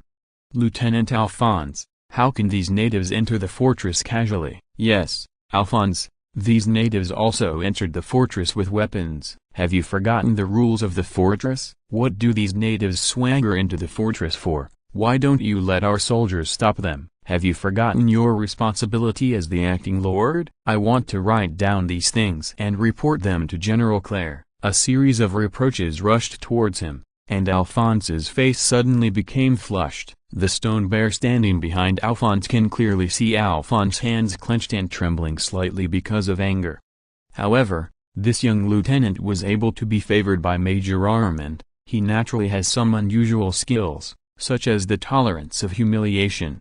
But after this scene fell in Shi Xiong's eyes, Shi Xiong nodded his head thoughtfully, and the corners of his mouth twitched upward. It's good to have contradictions. Only when there are contradictions can you have the opportunity to make trouble. Alphonse took a deep breath and said, "Everyone, it's not that I have to bring the Great Bear Chief and his fighters in. It is the Great Bear Chief who entered the fortress on the order of Major Armand." As soon as this sentence was uttered, the few people on the opposite side were stunned for a moment. They did not expect that this amazingly physique big man turned out to be the chief of a tribe, but how could such a young man with a slightly green face become a tribe? Where's the chief? Alphonse ignored the surprise of these people. He continued, "Captain Pno has returned. According to the information brought back by Captain Pno, our Major Armand and Captain Constantine are in urgent need of support." Times support? What danger has Major Armand encountered? Also, it has been nearly a month since he left. Why did he suddenly send someone back to ask for support? Why didn't Armand come back in person? A white man with a big belly is very unhappy. He interrupted Alphonse politely, and asked a series of questions. Obviously, this fat white man with a big belly is a very powerful figure. At least among these 5 people, his status should be quite high. Alphonse turned his head and smiled bitterly at Captain Pno and shook his head. Captain Pno knew what it meant immediately, so he said, "Mr. Honor, Major Armand will take the initiative to attack with the Chickasaw tribe this time, the tribe where the Cherokee's Cabru high priest had been wiped out according to the predetermined plan has caused great harm to the Cherokee. However, Major Armand found a very geographical location near that tribe, an important pass, so he led his subordinates to capture that pass. The Major said that as long as we occupy this pass, then our power can extend directly to the hinterland of the Great South Fork. Moreover, the Major intends to occupy this pass and ask Claire, the general applied for the establishment of a fortress or fortress there, so as to ensure that our forces will not be violated there." As soon as these words were spoken, the faces of the 5 people changed again, but this time it became a little more relaxed. And it was obvious that they were also very interested in being able to extend their power eastward by a few hundred miles. Pno continued, "But that pass is also very important to the Cherokees, so when we captured the pass, the Cherokees made a crazy counterattack. If it wasn't for Captain Constantine's ship, with enough gunpowder and the raw materials to make gunpowder, The Major may not be able to sustain it. Fortunately, the Major persevered. Now the pass is completely in our hands. However, although we have the advantage in force, we still have the advantage. We don't have enough food, so Chief Strong Bear and I were ordered by Major Armand to return to the fort to collect food. Mr. Honor, I have a food collection order signed by Major Armand here. You can see it. One look. Stone Bear naturally had no intention of negotiating with these 5 noble minions. He had been holding his arms to watch Pno and Alphonse negotiating with these minions, and the tribal warriors behind him were also watching. It's just that Shi Xiong was a little puzzled. Before entering the fortress, Alphonse said that there were a total of 6 nobles in this fortress, but how come there were only 5 in front of him? While Ashikama was thinking about it, the fat white man named Honor took the order written by Armand himself from Captain Pno. The fat white man just glanced twice, then took a breath, showing an incredible expression on his face. The other 4 people also leaned forward, and the 5 heads gathered together. After a while, the other 4 people began to breathe in cold air. A tall and thin middle-aged man couldn't help shouting, 25,000 pounds of food. Damn, where is there so much food in the entire Akron fortress? Is Armand kidding? Another man also shouted, this is impossible, this is impossible. How could this fellow Armand give such an order? This will hollow out the entire fortress. The 5 noble minions raised their heads and looked at Pno angrily. They were not even afraid of Armand, let alone the honest Pno merchant. Pno shrugged and said, gentlemen, this is really no way. We will lead our soldiers to fight to the death with the natives hundreds of miles away. The Major and the soldiers need food, otherwise you won't be able to occupy that pass. Gentlemen, don't you want our power to expand hundreds of miles eastward? Don't forget, there is the hinterland of the Appalachian Mountains, and the resources there are more abundant than here. After a pause, Pno continued, especially as it is close to the British territory. If we can have a fortress that guards the throat there, then we don't have to worry that the British can drive straight to the Mississippi River. This isn't it the result you want? So, we must take away the grain today. If there is no grain, the Major can only give up the pass. Pno's words calmed the 5 people. Although they didn't see the pass, they certainly hoped that their power could extend eastward for hundreds of miles. The expansion of the territory means the increase of the harvest, and the increase of the harvest means that their status in the eyes of their masters is improved.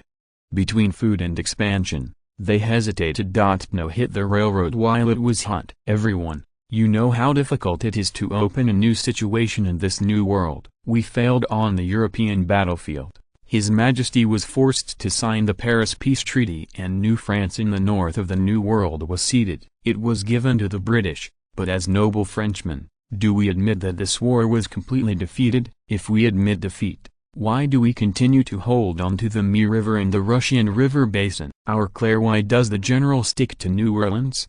Everyone, the failure of our motherland is only a temporary failure. Those of us who are soldiers always think that our motherland will regain its glory and defeat the British again. It is for this reason that Major Armand will not hesitate to lead the troops to the battle. And this time we played. We also got a great opportunity. That is the pass. As long as we win the pass, then we have the best way to assault those British guys from land. Although, we can't fight the Brits now, but that doesn't mean that we can't defeat the Brits again in the future. The key to all this is to guard the pass. So, I hope you can help us gather some food, and then add a portion of the food surplus in the fortress, so that our soldiers who are far away in that pass can eat their stomachs. The front line is very dangerous. Our soldiers are fighting with their lives, and you only need to pay 25,000 pounds of food without worrying about your lives. Isn't this a fair thing? Pno's voice was directly interrupted by a cold voice. 25,000 pounds of food? Is Armand crazy? Who gave him the power to send his adjutant and a native to collect food? Will Armand not come back to pull the grain himself? As soon as this voice appeared, the faces of the 5 people showed a touch of ease, and the faces of Pno and Alphonse instantly became helpless. As soon as Shi Xiong looked up, his eyes were like 2 sharp knives rushing directly to the source of the sound, and he saw the door of the big house behind these people on the opposite side open, and a man with a big belly also walked with an unhappy expression, came out. "Hello, Mr. Fernan, hello, Mr. Fernan." A series of greetings rang, and a smile appeared on the face of the pot-bellied man. Shi Xiong realized that this guy who just came out should be the sixth noble slave. However, judging from the manner in which these people treat Fernan, this guy's identity is obviously not as simple as a slave, and this guy's identity seems to be higher. Fernan nodded at the other 5 people, read www.hukenshu.com as a greeting, and then walked straight to Pno. First glanced at the stone bear and the soldiers behind the stone bear with guns, and then withdrew his gaze, slightly lowered his head to look at Captain Pno, whose eyes were a little dissociated. This guy is not only fat, but also quite tall. Shi Xiong estimated that this guy should be at least 1.85 meters tall. In contrast, Captain Pno, who is only about 1.75 meters tall, is much shorter than him. Head. Pno. Don't look at you holding the order signed by Armand, but I don't take that order seriously. And I can tell you very clearly that your idea of collecting food should not hit me in the head. Come on, otherwise I will let you understand how terrible the anger of a nobleman is. After saying this arrogant guy turned away without looking back. Obviously, this guy didn't plan to take out food. But after 2 steps, this guy stopped and said without looking back, "You can go back and tell Armand. Just say that Fernan said that he fought his war. But don't share the cost of the war on us. The few of us don't have the obligation to cooperate with Armand in the war. Well, also, you'd better hurry out of these natives. This is the French military fortress. Why can these natives carry guns? Enter the fortress." After finishing this sentence, the arrogant big fat man beckoned to several other people and said, "Go. Let's go and for some tea. My fleet just sent me some good tea yesterday." "Peas, thank you, I can't change it in this life for the reward of 100. Chapter 175, The Legendary Team of Chikemen. This arrogant attitude made Alphonse and Pno helpless. They could only shake their heads and sigh. But when the fat white man walked to the door and stretched out the door, there was a neat exclamation sound behind him. This fat white man named Fernan seemed to realize something. He was about to turn around when he heard a low whistling sound in his ear. The next moment, he only felt that his left ear and left face were affected by it. The bad wind blew, and then, with a dull beep sound, a delicate and sharp iron axe rubbed his left half of his face and nailed it firmly to the door panel. This small axe does not look great, but the power contained in it is shocking. The solid door panel that is 1 inch thick was split by the small axe, and the axe was completely unreliable. Entering the door panel, only a little remained outside. Fernan was obviously taken aback by the sudden throwing axe. He stared at the axe with a trembling body for a long time, before turning around slowly with a very ugly expression. "No matter what." "Who is it?" turning around the door without knowing it. "I'm afraid his face won't look good." As for the other 5 noble minions, they looked at the big man who threw the throwing axe in amazement, with unbelievable written all over his face. It is estimated that they did not expect that this native would dare to confront a Frenchman in a fortress. The brother of the nobleman did it. Yes, the reason why this big fat man named Fernan is so arrogant that he even ignored Armand's orders is because his brother is an earl who was personally canonized by King Louis XV of France.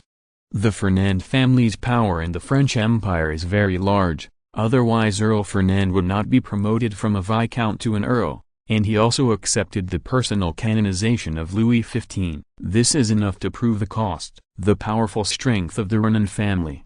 So, the other 5 people couldn't imagine that someone would dare to do anything to Mr. Fernan. Although it was just a threat, this guy was too courageous. If they had heard of Liang Jingru's courage in later generations, they would definitely grab the big man's collar and question loudly, "Do you know Liang Jingru?" Fernan turned around. His pale face and the eyes that were about to burst into flames proved his anger and fear at this time. He stretched out his hands tremblingly, and screamed, "You dare to do it to me? You native dare to do it to me, are you?" Before he could finish his words, a group of people were horrified to see that the big man drew another throwing axe with cold light from his back waist like a trick, holding it with a playful smile on his face. Fernand's questioning stopped abruptly, and the look of horror replaced the anger on his face. Fernan knew how powerful the axe was just now. He knew very well that as long as the big man's hands trembled a little bit earlier, the throwing axe would not wipe his cheeks and chop on the door panel, but would split his head in half. Although Fernand is very reluctant to admit this fact, he really knows the truth.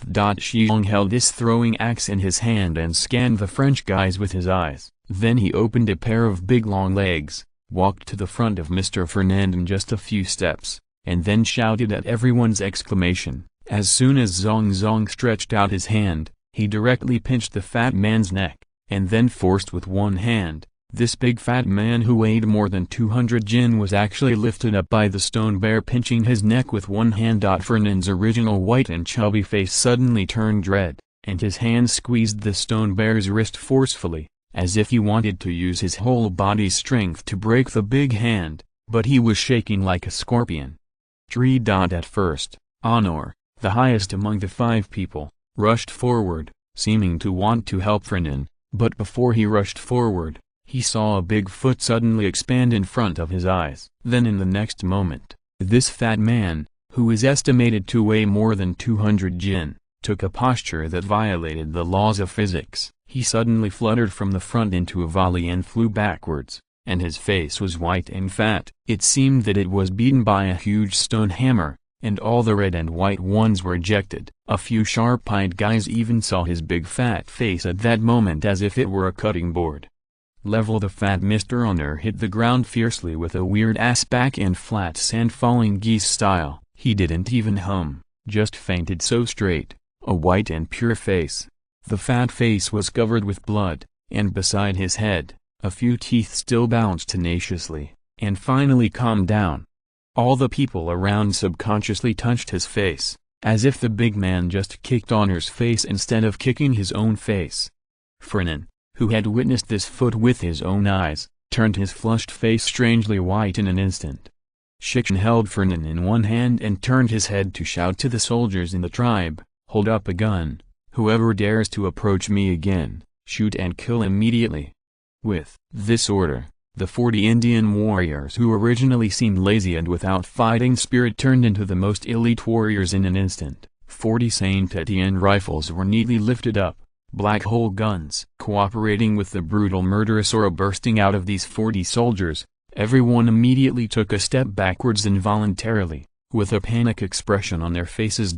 These French guys are probably really hard to imagine why these 40 Native Americans who didn't look good at the beginning would explode with such a brutal murderous aura. Of course, they didn't know that these fighters had personally experienced the battle at Gaoshu Pass. I saw with my own eyes how 50 wild buffaloes trampled to death 300 people, and they also personally converged the broken corpses. Especially warriors like Lynx and Jiao who have come out of the dead. The murderous aura on them can no longer be called a murderous aura. It is a death aura similar to that of the of death, which will make it clear. Feel the coming of death. Seeing the soldier behind him raised his gun, Shi Xiong was slightly relieved, and Fernand, who was almost strangled to death, finally took a hard breath.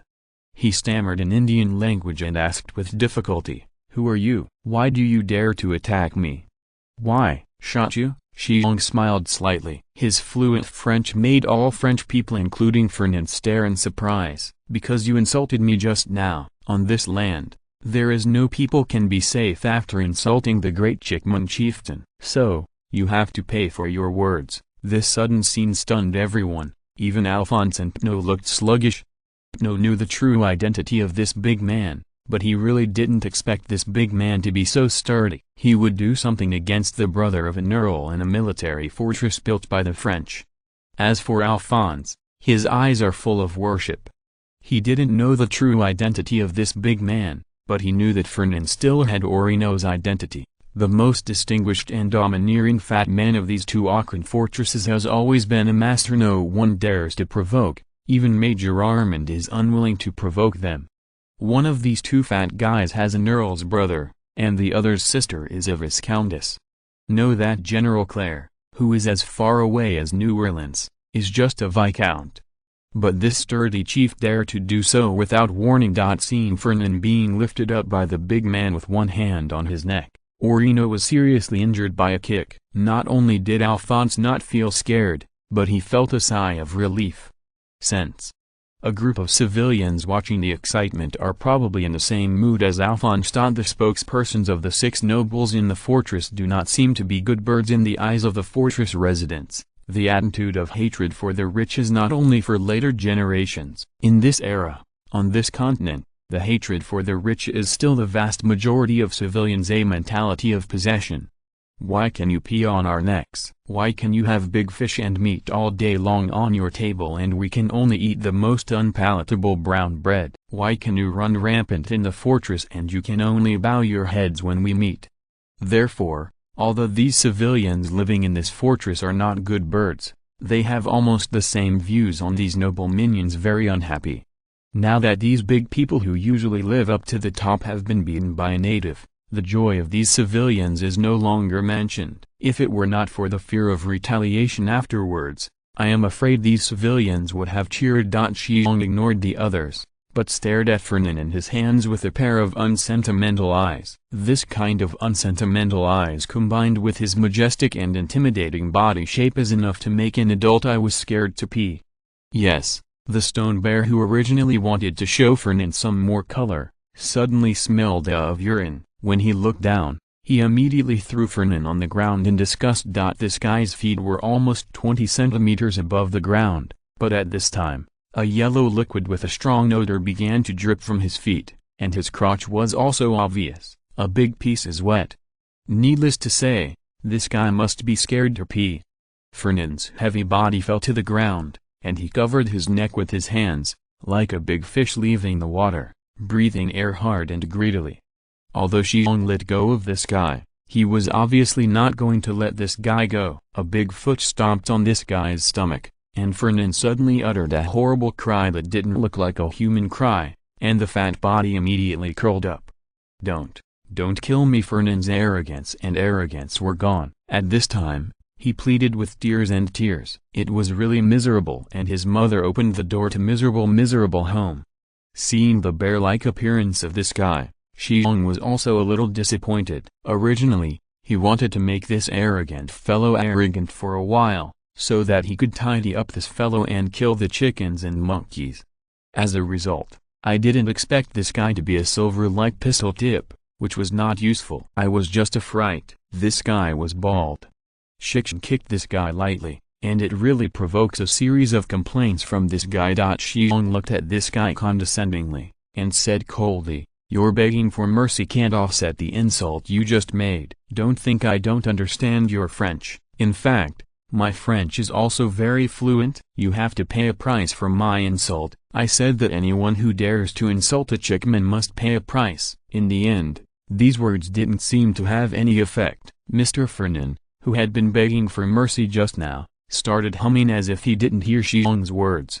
And at this moment, a surprised voice rang. "What? Are you the mysterious chickman? Are you still the chief of the chickmen?" Shi Xiong squinted and found that it was the tall and thin man who had just spoken to Pno. Shi Xiong did not know the name of this tall and thin man, but knew that he was the spokesperson of a certain nobleman in this fortress.